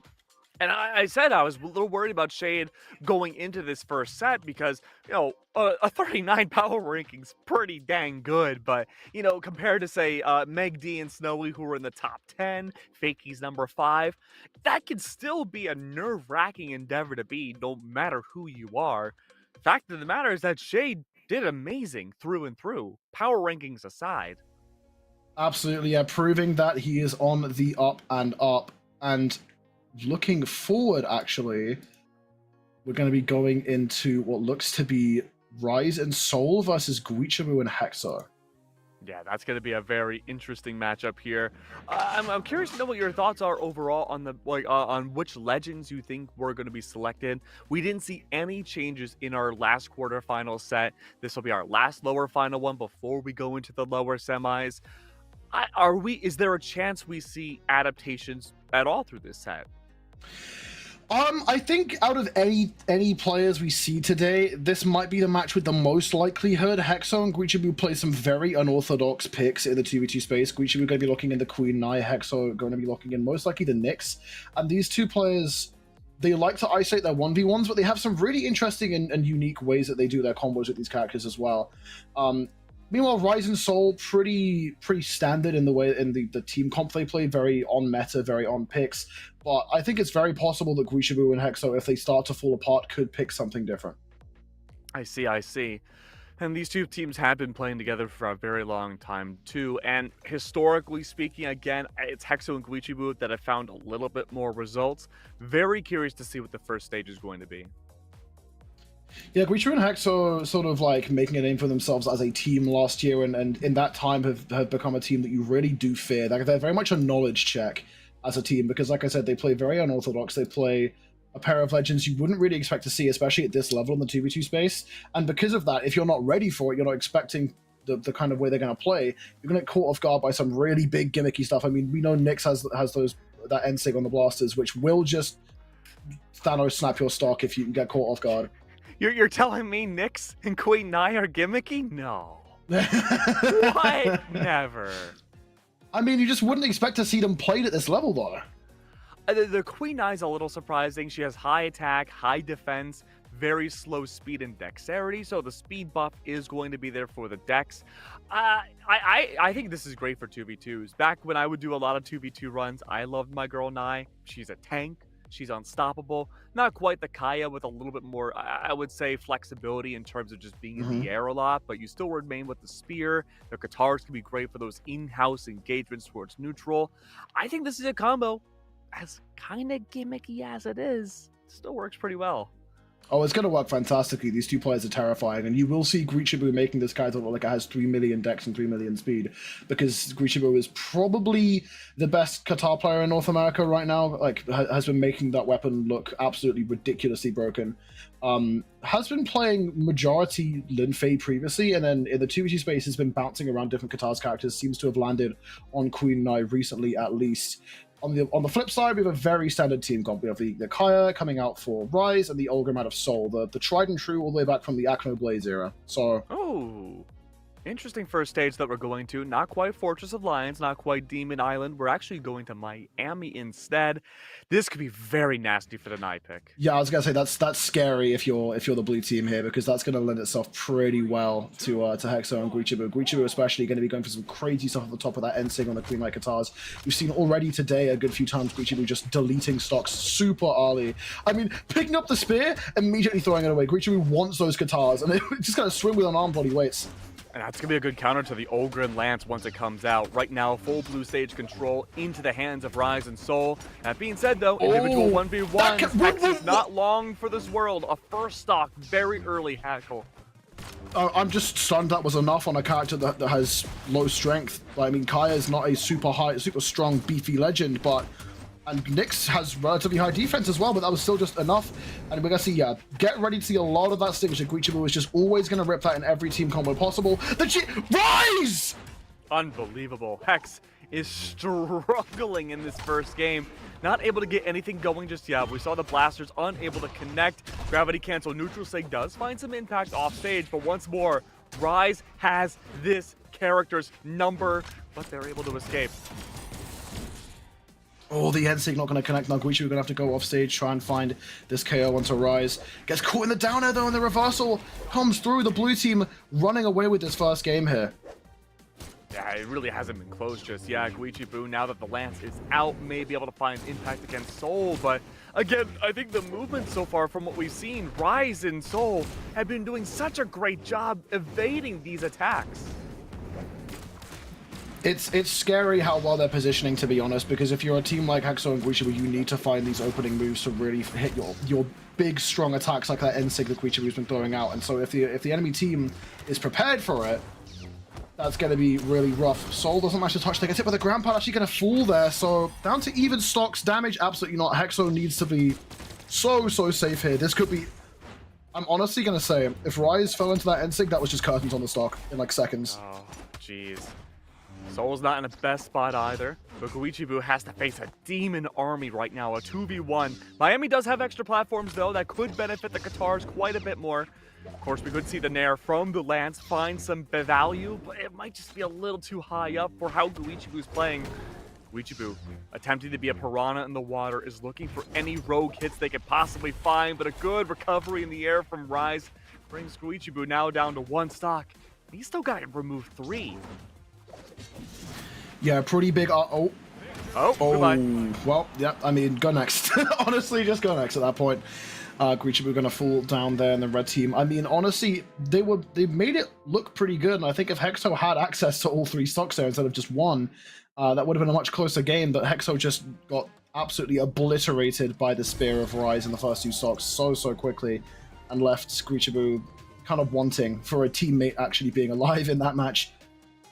Yeah, it was just a struggling matchup for Hex no matter how you look at it, even when we did see him on the board. By the way, Miami was banned out almost immediately. The Scythe didn't really find much impact at all. Looking at the damage, 50 damage overall. Not a whole lot from Hexo's side, so I want to see, as we go to the Demon Island, a little bit more spacing that can be required, a lot more of a tempo turn down from the red team to buy themselves more time for space. And look, Hex also needs to have a little bit more survivability. For sure. This is going to be a much scarier stage for the blue team if Hexo manages to get that Scythe getting to work, but he's not going to get the time to do so if the blue team just racks up this damage so quickly. Both red team members entering the orange now, although Team Combo coming in for the opposite side. Very scrappy opening to the second game. Definitely not the insta-stock loss, though, that Hexo had on game number 1, so already this is an improvement for the red team. Oh, wait, hold on. Caster Curse? Guichi's gone. Guichi have been going for a lot of these kind of just fast, sudden KOs for themselves. I'm wondering if that speaks to the mental of red team. Very possible, yeah, but I feel like that's also a way that Guichi plays pretty consistently as well. He will go for those very explosive plays, just trying to like steal away a stock in the most like disgusting way possible out of nowhere. Rise getting a bit greedy on the side here, could be in trouble. Actually just going to fall on his own. No one credited for that KO. Now Soul going to make the Lance work. Side are going to come through. That's going to be enough. And the red team keeping themselves in the game for the time being, but decent chunks of damage dealt to either of them. Decent chunks, yes, but both characters are pretty beefy with their defense. You can take it down a notch maybe in terms of the color, but again, Hex struggling to find a way in. The downers have not connected. Soul is there for the follow-up, keeping Guichi in this cycle of pain. A good black hole has started, a down save that confirms stock number 2. And once more, Hex struggling to stay above the water. Oh, they just keep going. They just keep going. There is actually no stop to the Rise and Soul train. The N-Sig will finally put a stop to Rise, but Soul is relatively healthy. Can they find value here? The side sig actually going to be enough. That sig did just get buffed. Now we see a team combo coming. That recovery, honestly, might have been enough there if that came through, and that not connecting could be dangerous here for the red team. That weapon is going to stall out Hexo. Rise finds the deal like ground pound. Now Guichi could be in trouble, left alone. Soul looking to find something with his Lance. Rise playing the patient game, letting his teammate step forward. It's so patient right now. Rise attempting to bait Hex off the ledge. A little bit more damage, at least to tie things up. Oh no! The Nyx out of nowhere removes away Rise. It brings Soul in a precarious spot now. Signatures take way too long to start up. For all 3 on the board, it's going to be tough to find any of that impact. It's nothing but light hits. Soul attempting to nair Hex in the air to chip away the damage, only having the stage space to work with. has to stay aboard. A great side air, a nair to follow up Guichibu, a wealth of damage applied. Wait. It's just a matter of getting a good side air hackle. Can it be enough? Wait. Blasters are out. Is that going to be it? A Believers? double side air. That's good. Keep both the red team on the edge, exactly where Soul wants them. Believers? Chip away the damage. Will this be enough? Another side air. 1v1. That's Another it. side air. Now a true 1v1. Hex, though, has done such a great job with survivability. Game 1, they lost 2 stocks within a minute. And now they're trying to be the clutch factor for game number 2. 1 hit from Soul will be enough to bring this 2-1, 2-0. There it is. Set up with the scythe. Soul has to be careful. Great spot dodge away. Keeping it in the air. Hex cannot get the down air started. They're looking for nairs, though. Great sidestep. A weapon throw from Soul. Weapon back in the air. Trying to bounce anything off of Hex to get them in a spot where you can follow up. Neutral Sig does not connect. Yen Light! Oh, Neutral Light is enough to confirm game 2. 900! Oh my goodness. 935 damage put out by Soul. Incredible. Those are unheard of numbers. That was, That I is- mean, that he is- played that perfectly. A certified Olgrim moment. I mean, you say that Olgrim got nerfed very hard last patch, and you know who got buffed? Nyx. And So despite all odds, but before this patch, it would have been like 1100 damage. possibly, yeah. I mean, like, Olgrim got hit pretty hard, and there's a lot of players who've been saying, like, oh, Olgrim's not usable in 2v2 anymore. I mean, maybe if you're a Soul, it doesn't matter who you play. 621 damage. Soul did more damage on the Lance than most people do in a 2v2 game, Good. in general. Unbelievable. Definitely the scare factor. If I'm red team, I'm probably going to try to focus Soul, but on the same flip side, though, however, we do get to see our first player swap. Off win as well, which is curious. Yeah, probably just the deny adaptability. The Kaya wasn't finding as much impact towards the end of that last match. Oh! Right off the top, Rice finding the turnaround. Hexo going in too deep for the recovery, and Rice just saying, nope, that's my territory. Off you go, and the blue team opening up, swinging sidelight into the side air. Orb not quite as proficient at finding those early KOs as something like Sword or Hammer may be, but still, Rise making it look easy right now with this fresh character swap. Stage Spike gonna go with the down air as well, and the weapon throw. Rise. What a save, though. Unbelievable. That should have been hook, line, and sinker for Hex. That could have been a recreation of game number 1, and it still might be. No way. We're only a minute into the match. Hex, okay, keeping that second stock alive. This hammer hasn't found much of a presence just yet. Continue not to. Do like the orb choice, however. Very punchy matchup, needs a punchy weapon. Rise has yet to lose a stock. Oh, Team Combo doesn't find the downlight. Soul managing to dodge out just in time. Now, stocks even in number. We've got to keep our eyes on Hexo, who is into the red on this second stock. Soul not too far from it, but still has that Olgrim defense, and now Guichibu left in the 1v2 with that NSIG to wake up out of a starter and find the KO. So then, what do you do now if you're Soul? You had 900 plus damage last game. You need to stay alive here, but you're being targeted by Guichibu. Oh no! Oh, could this be it? No. Recovery nearly did Soul in. Yeah, that was terrifying. I mean, that's just, if you're Soul, you start praying when that recovery hits. His prayers were answered. Is he like a cat? Did he just use all 9 lives? I think maybe we'll have to see if he has one left for the rest of this game, as he's left with his final stock, most damage player on the board. Now Rise having to show that that board pick was worth it. The hammer very favored right now by a lot of players. Down there going to come through, find the stock off Guichibu. Can they collapse onto Hexo? Tunes, recovery doesn't connect. Might not connect now. 1v1s. Rise playing a dangerous game through and through, maintaining this offstage presence. Hex still not in a great spot, however. This could be the moment of reprieve. If Soul can get something started and get rid of Hex, bring things again to a 2v1, that could be enough. Rise once more was waiting for Hex to go off stage. Still an opportunity maybe to go for a side air maybe? Oh, but no, instead Rise. They had their full 3 stocks for so long. What happened? 1v1. Okay. Blue team has the stage control on both sides for a moment. Down heavy and the patience. recovery! Rise and Soul taking it home in a nail-biter final game. Right. A clean 3-0 from Seoul and Rise, securing their spot in the lower semifinals. There were moments of reprieve from Guichibu and Hexo, but through and through, I mean, look, the MVP has to go to Seoul. Just unbelievable question. performance every single game. Yeah, I mean, the red team brought it really close in that final game, too. It was like a last hit situation, which was the closest they had brought it, but, well, I mean, there wasn't the closest they brought it. I mean, the second game, Seoul, they get that crazy 1v2, but still. It felt like the blue team was in control regardless for the majority of the time. Yeah, even in the swap in game 3, it was a great game plan to reset the adaptability that could have been built up by the red team. Never saw an opportunity really to see a lot of team synergy from Guichibu and Hexo in terms of like the black hole setups that Seoul and Rise had brought out just a few times. But even then, though, individually, the 1v1s almost always went in Seoul and Rise's favor. I'm excited now. Yeah? Except I'm not, because I forgot we have to go to a break. Aww. Well, I suppose we can go to a small break. Everyone needs to get a second to clean themselves up. Wait a second. Breathe, supposedly.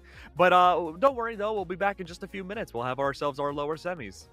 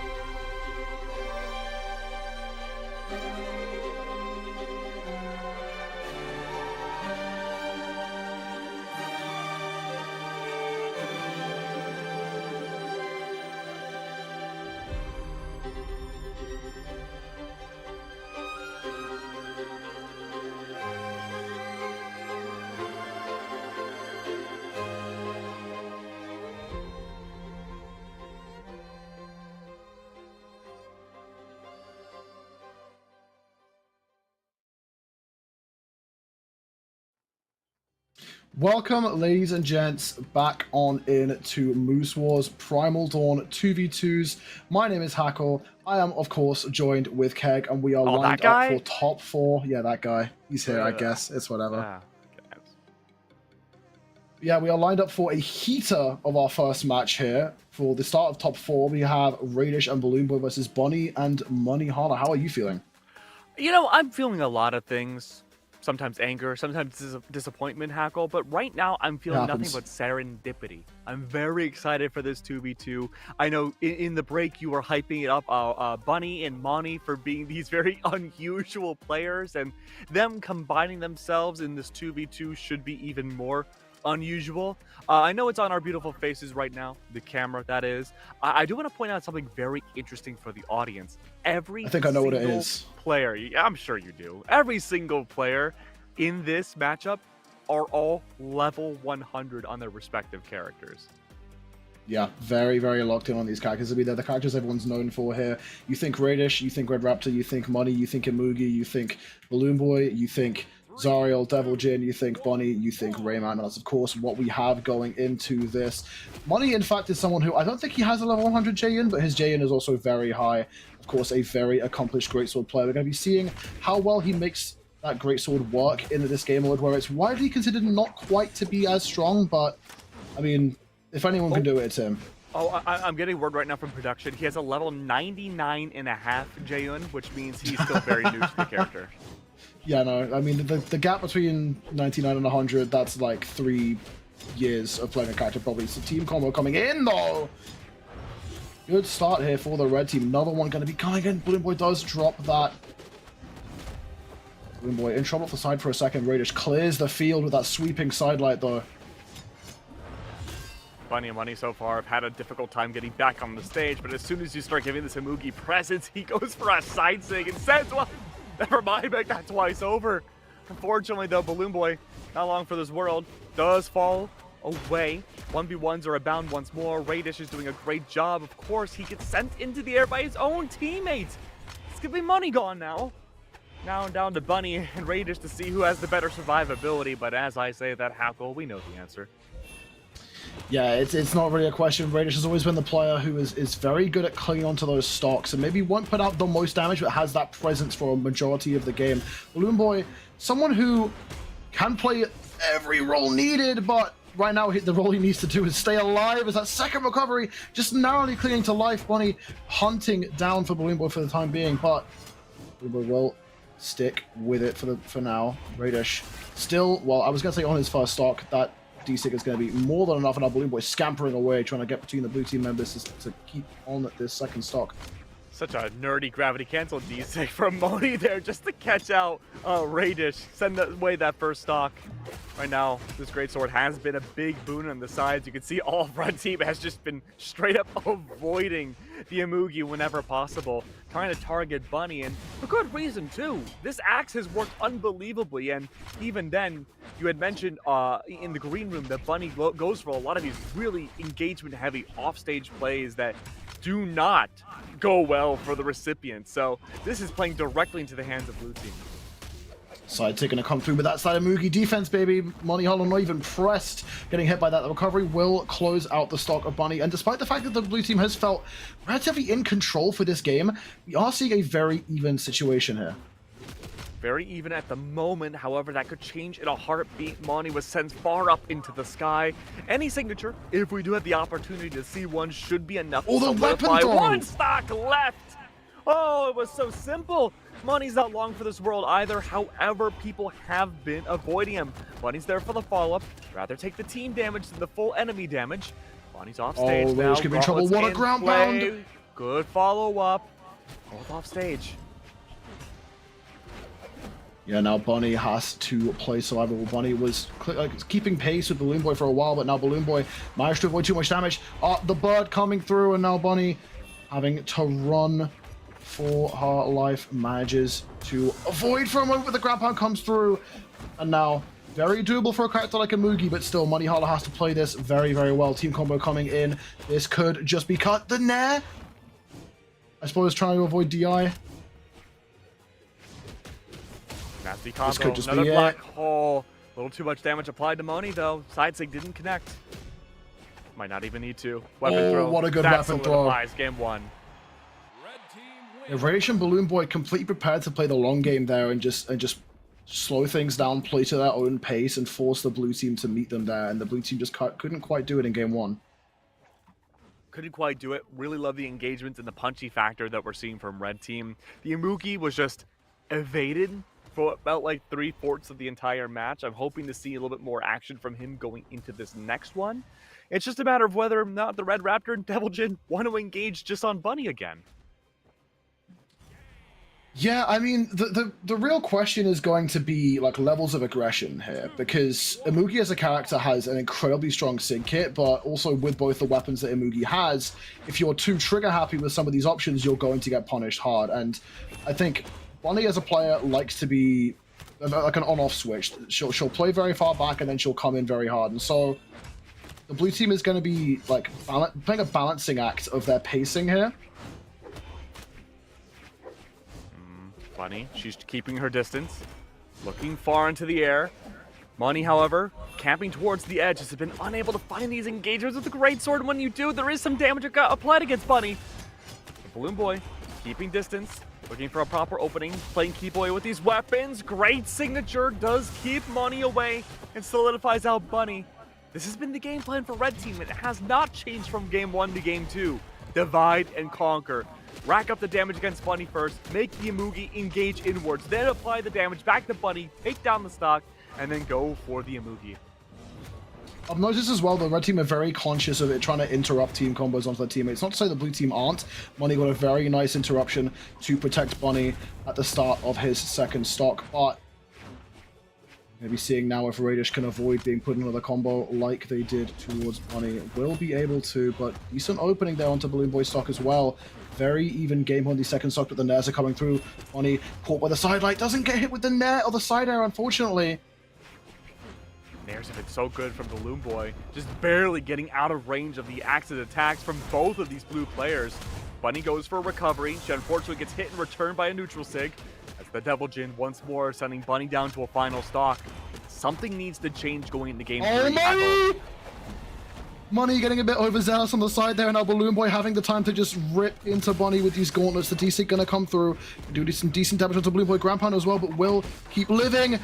Well placed GC D-Sig there by Bunny, trying to stem the bleeding. Can they get Raydish out of the game? No, Raydish will be sticking on to this second stock.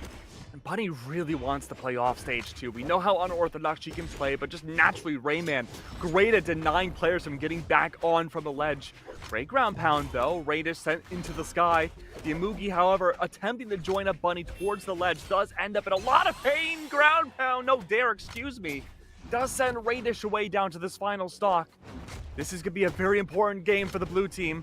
If there's that survivability, there may not be a change going to game 3, regardless of the results. Both on ledge though. Gravity canceled down light from Money is a great engagement in. Bunny has to get back onto the stage, and she does. 2v1 combo, team combo. Bunny attempting to keep the grounded forces down to give Money a safer landing. Side air is out. Will this be enough though? Seems like once more 1v1. The gravity cancel D-Sig! Beautiful from BalloonBoy. Bunny is gone. Weapon throw immediately. Make that a second. Possibly a third. There it is.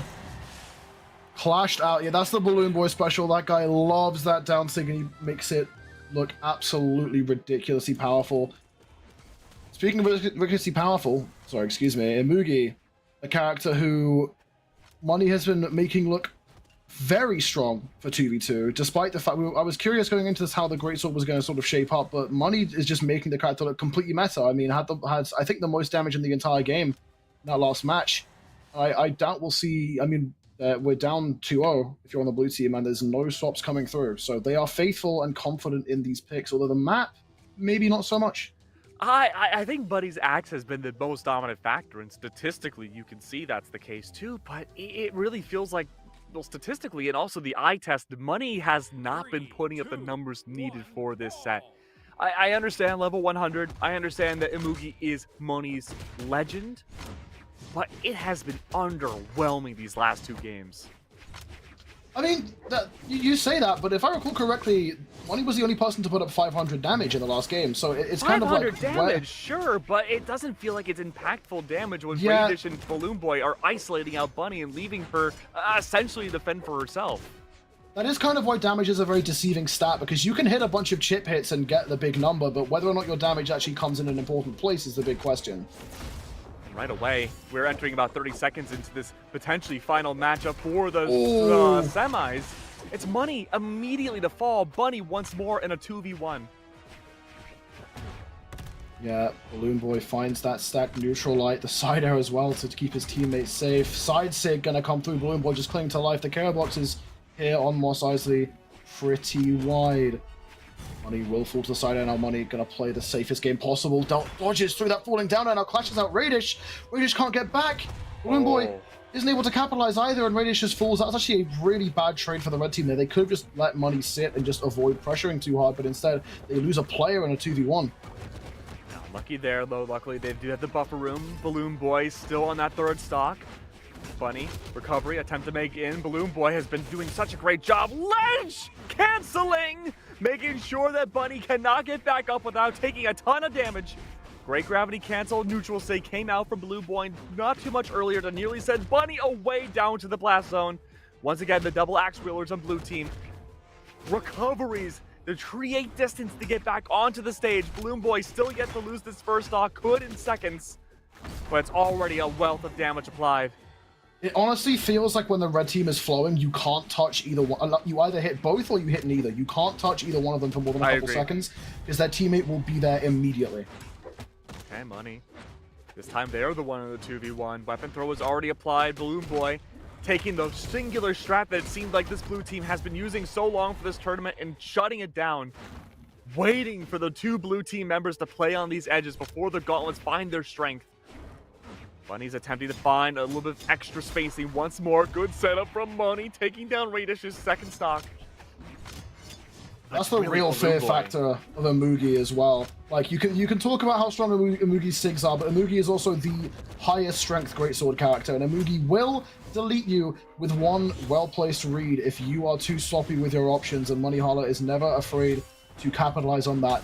Blue team have brought this back to a very winnable situation from what looked pretty dire, as everything seems to be slowing down pretty hard here. BalloonBoy trying to get the most value possible out of this remaining health he has on this second stock. Raydish actually not looking too great. That downlight ending is going to close out the second stock of BalloonBoy. Raydish slipping in between the coverage of the blue team. I'm really happy that you mentioned about the slow down pacing from the red team. This is benefiting Money so much more. He's able to set himself up, help out Bunny. She herself can set up with the axe a lot more, look for these landings off of BalloonBoy and Raydish. Back on the ground once again, though. Orb and gauntlets make things very scary. No follow-up allowed. Bunny, one single hit away from possibly being out of this tournament. It's elimination right now. It's the lower bracket. That's one. Recovery's out. That's Bunny gone. Money has to make heroics work, but a down air sends them out of the tournament. Now, I'm going to actually you. Okay, please. That was winners finals. Winners finals. Sorry, I thought we were semis. Yes. Yeah, we've bounced it from lower to upper. Oh, I apologize. I did not see that. Yeah, well, all good. We'll fix it in post. We'll fix it in post. Yeah, that does mean, in fact, that BalloonBoy and Raydish are guaranteed top 2 placements. So I was saying before, backstage, that my predictions were looking pretty good, because all my 2 out of the 3 teams I needed to be in top 3 were in top 3, but now it's impossible for me to get my 3rd place correct, because Balloon and Raydish just exceed expectations today. Bunny and Money can still get first, but if they're going to have to go back up against Balloon and Raydish, and if it's anything like that last set, that's going to be a very big ask. Yeah, definitely a big ask to see. The lower finals have been more intense games through and through. I want to see who's going to match up for the grand finals too, because really, realistically, it could be anybody in the lowers. For sure, yeah. I mean, we said before, there are so many stacked teams in this bracket, and it's kind of ridiculous that this many teams are just like so powerful at this level. North America as a region has really been impressing recently, the 2v2 space, and I'm curious, really curious to see, in fact, who does make it. We'll have to wait and see. Right now, I'm just updating my bracket to make sure I have everything correct and not get actually again. Let's see. Hey, everybody gets one. Yeah, so It far, happens. it does. But we're just waiting for our next set of players to come in. But I want to go back to the level 100 trap that people fall into, right? It's like you'll see this in any game, and I won't name any specific games in particular. But when you hit like a certain threshold of skill that can be displayed in game for a character, like level 100 gold text, or lord level on a certain character in other games, right? It's like people refuse to swap off of those characters even when they're getting hard countered. And I guess there comes to a point where it's like you should know in those situations how to play differently, but in an environment where you have 4 different people to keep track of, including yourself, it's very difficult to do stuff like that. Yeah, I mean, there's so much nuance to like how characters interact at this level, and I think the strongest players are ones who are dedicated to a character, but they have something in the back pocket if they really need to. And you don't see too many pocket picks at this level of play, like Fakey, for example. I don't think I've ever seen him get off the Kaya, at least in 2v2. But I think there are some players who are perfectly capable of picking something different when it comes down to it, and those can be the scariest. Well, speaking of scary players, we have ourselves, for real this time, the lower semis.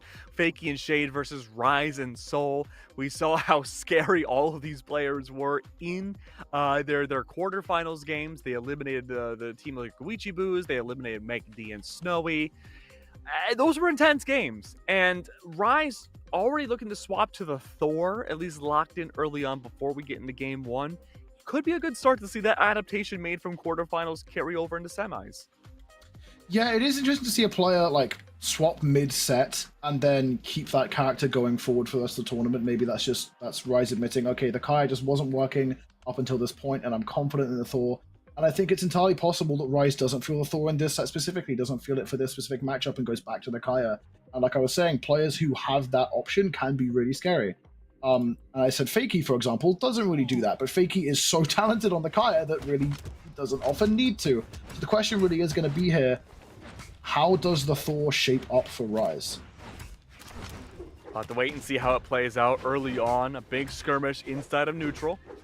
Every player is finding rogue hits off of one another. The setup potential for the bow, super good on Demon. However, you don't really need it with the way Fakey plays. Loves to go for aerial assaults. Make sure, again, to catch people off guard with their spacing, especially being in the air. However, things have been kind of scary so far. Fakey now with a spear. Just needs a simple ground pound or even a D-Sig to send somebody on the red team away. But in fact, no! A double KO from the Thor. Yeah, very clean execution there from Rise, picking up the orb now. The orb was what we saw the most damage come out of Rise last set. All scampering back up to the top there. The red team looking to try and maximize their value. Fakey goes for the down air there off the down light. Perhaps wasn't confident that ground pound would have connected. That would have been a confirmed KO if it did. However, Fakey has taken a chunk of damage on the second stock. Nothing too crazy, and Shade still healthy. Rise looking to just live as long as possible now. And light not going to be enough, but red team separated here. Like what's happening now, blue team are finding their grounding, quite literally a neutral sig into a down sig from Fakey, eliminates Rise's first stock. Soul plays keep away immediately but falls into the grinder. Oh my god. You know what we used to say back in ye olden days? Holy what did you say moly. in ye olden days? I think that's still used these days, just a little bit less. Ah, sure. You know, the cavemen that had been able to evolve since 2017 still use it. Rise, actually the healthiest player on the board. All that falling side air, the active frames coming in clutch there for Soul, but Shade just ripping that recovery off the sidelight. The board fully cleared all for Rise here. Team combo coming in. How much can they get done with these weapons? Not often seen combos out of Hammer and Lance, but still a lot of damage put onto Fakey. Can't execute the edge guard, but still, that's very good value for the red team. Very, very good value. Rise, however, again, the survivability has been paramount. Neutral sig from Fakey, nearly connected. A down air instead. In met by a side air, is going to connect again. Now Rise is gone. Soul once again, just as it's played out before, tries to stay away from the 2v1, but it does get hit by the Nair. And now Soul, actually the player who is the most damage on the red team after we saw that impeccable 2v1 or 1v2, I suppose, last time we saw this player. now having to play a more defensive position as his teammate plays front, and now that's not working out too great as we see the double clash onto Rise. Manages to dodge back through. Fakey could fall. The recovery comes in. That's going to be enough. Shade now left alone. Can he replicate the clutch we saw from Soul earlier? It's possible. Gauntlets are out. You have to get up close and personal. Shade does have a lot of signatures that could be used to create space, but the setup time might not be enough. A Nair against Rise is a good start. Follow-up was out by Soul. Gravity cancel side stick was met immediately with instant demise. Well, I think we have our answer. The Thor was definitely a good pick for Rise. At least in that first game, it was definitely working out. That was such a well-executed double KO at the start of that game from Rise there in the replays, but I'm curious to see if we're going to see the same thing from Shade we saw in the previous set, where Shade started out a bit shaky, had to take some time to adapt, and then really became kind of the Grim Reaper towards the end of the set. It's going to be a much tougher set to do this, though, on. I think, though, going to a smaller stage like Fortress of Lions will benefit the Gauntlets more off of Shade. The Axe maybe, too, for some rogue sideways hits like we see towards the end of each player's stocks. Just a matter of seeing, again, yeah, Shade, survivability, playing more towards the center of the stage will just give them that extra comfort value. For sure, Fakey taking the brunt of the damage at the start of this game here. Shade actually relatively healthy, both red team members being pushed towards the red here. Okay, good Nair. Side light. So far, so good. Great down sig from Fakey. Destruction everywhere. Shade has this 1v1, but is unable to find much out of it. Nice execution on that side air as well. Not quite going to be enough, just too weak. But now both teams have one player in the red, and it will be Rise who falls first as the blue team keep their stock tank alive and try to collapse there onto Soul very hard at the left side. And this time Shade, as you mentioned, just finding more comfort as we go through this set, has had the most survivability. They're still in their first stock. These Gauntlets really putting in work for Shade now as well. The positioning looking comfortable. Weapon throw to stall out Rise. Both red team members need to find something as soon as possible. GC side stays dangerous as well. These Sigs just being let rip by Shade, and Fakey, the target of choice for Soul for a moment. They still can't get rid of Shade. That Endlight's not even enough. Oh, Shade just got enough space thanks to the hands of Fakey being put in the blender to get back on stage. Fakey is in trouble and needs help. Unfortunately, though, Soul was able to get this lance for free. Shade, unfortunately, could not find the recovery, though. Soul, a wealth of damage. Accidental team damage does lead to a good result. Rise needs to be careful with this, or that could have been Soul to leave. Recovery's out. Down to one stock, the first player in game 2 to do it. Rise was going for some really cheeky tech there where he hits his teammate to gain a chase dodge and get really fast downward momentum towards his opponent, but couldn't quite find the ground pound of the team combo, just collapsing onto Soul. So much damage so quickly. Fakey will fall to the down air, but it could just be too little too late here for the red team as they can find something special, and there's nothing special there. It's been a very scrappy game, too. Not a lot of team combos like we've seen before back on Demon. Neutral Sig doesn't do a whole lot. Great found opportunity from Shade. The recovery does not connect. Oh, the timing was nearly there from Shade. Now Rise needs to play an even more difficult clutch than his teammate found in that previous set. Clashes with the ground pound. If Rise takes out Fakey here, then it's a 1v1. Oh, I love the idea for that gravity cancel down heavy there. That might have been enough, actually, and now Rise looking for something. Cheeky little bit of movement there. Pick up the orb. Gonna capitalize on team damage now. Rise looking for the side air. Still barely clinging to life. This is Thor, though. Has that GCN sig, and there it is. That extra movement to get back. But Fakey closes it out. My goodness, that was a little bit hairy towards the end there. The movement we're seeing from Rise might be unparalleled so far from our casting block. Just the micro adaptations he's making, the opportunities he's able to find has been simply par none. Yeah, especially in that 1v2, the way he was spacing between the opponents and capitalizing on every possible misplay was fantastic, but there's only so many misplays you can capitalize on until you're just going to eventually fall, and Rise didn't quite have the breathing room to do so. Fakey manages to get down there, find that down like ground pound, confirm that KO, but still very strong showing. We see a swap here out of Soul of all people, actually. Shade got 425 damage off that axe, well beyond anybody else on the entire server. I think we know now that Shade can absolutely hang with the big dogs. I mean, like he's made it look easy. Incredibly easy. And somebody's taking their time selecting which the next map needs to be banned out. It's back to the Fortress once more. Soul swaps away from the Olgrim. Important note, now to the Bryn. Okay. So instead of having a lance now, spears out. I think this could be good, the duel out against the Kaya more.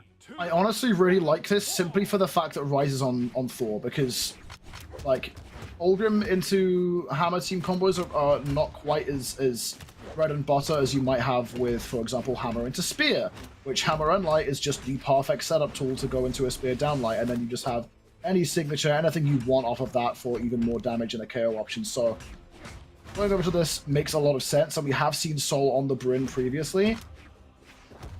Oh, but maybe it doesn't matter if Fakey just takes out everyone at the bottom, but what a save! Fantastic team play from the red team, and they turn it around. Will Fakey fall too? Yes, he will! Oh my goodness, Ryze and Soul.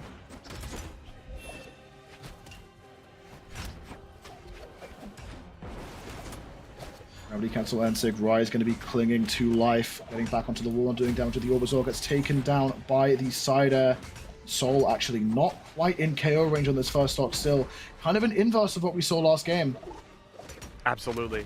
Things have looked good so far. Soul still maintaining alive. Shade, where did that second stock go? Fakey's in trouble. Oh no. Sandwich the spear, the hammer, everything.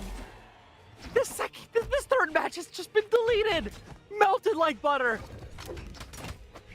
Oh, that would have been terrifying there if Ryze held off on that end light for just a second. They would have had a perfect combo on both blue team members. It would have been curtains so soon, but still 5 stocks to the 2 and still just chunking out damage. Shade's just gone, faking at the low. He's gonna fall. A 5-stock victory.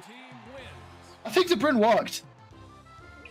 Yeah, no, I'd agree with you. I think it was pretty good.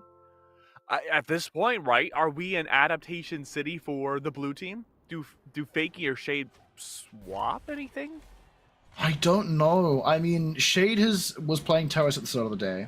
I don't know if we won't see it again. So I think Shade is just confident in the character pick. I think it's all going to be mental adaptation, and just honestly with how that game started, that was just a really unfortunate offstage situation that just led to like, okay, go next.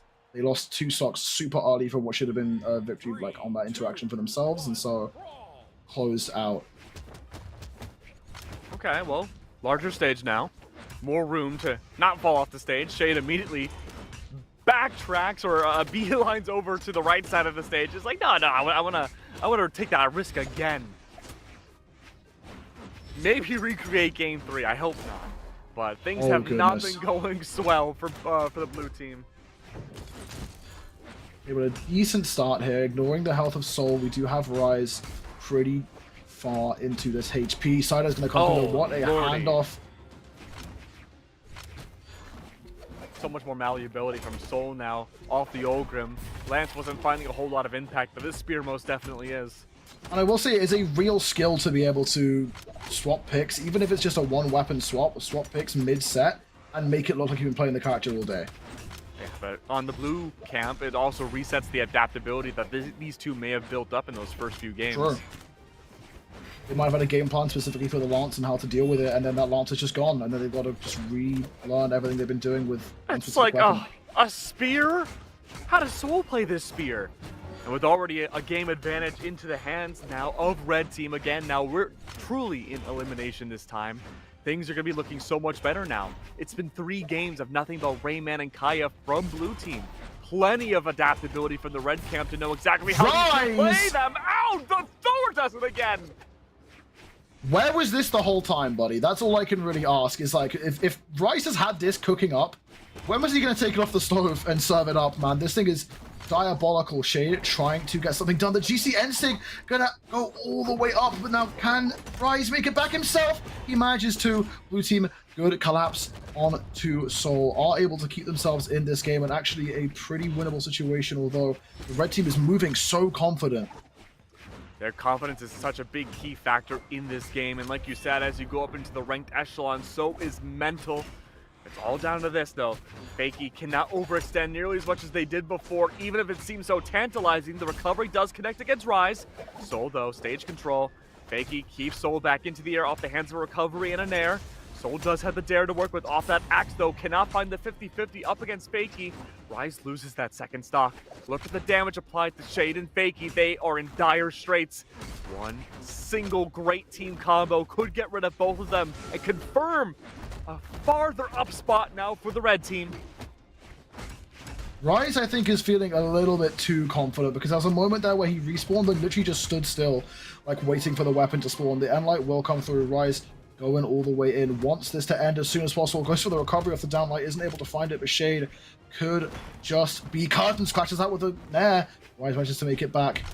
They go home with the side air and Rise closes that out.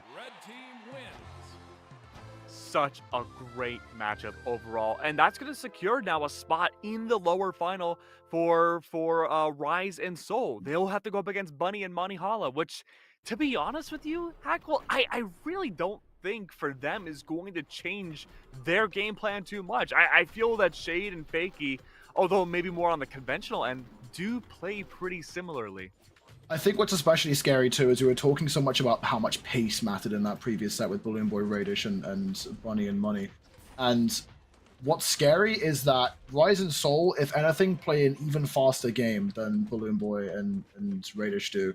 And we were saying that when the pace slowed down was when Bunny and Money were doing their best work. If they can't force the brakes onto Soul and Rise, it could just be a massacre. And you would think, though, with the Olgrim and you have the Lance, the side airs would make things a lot faster. No,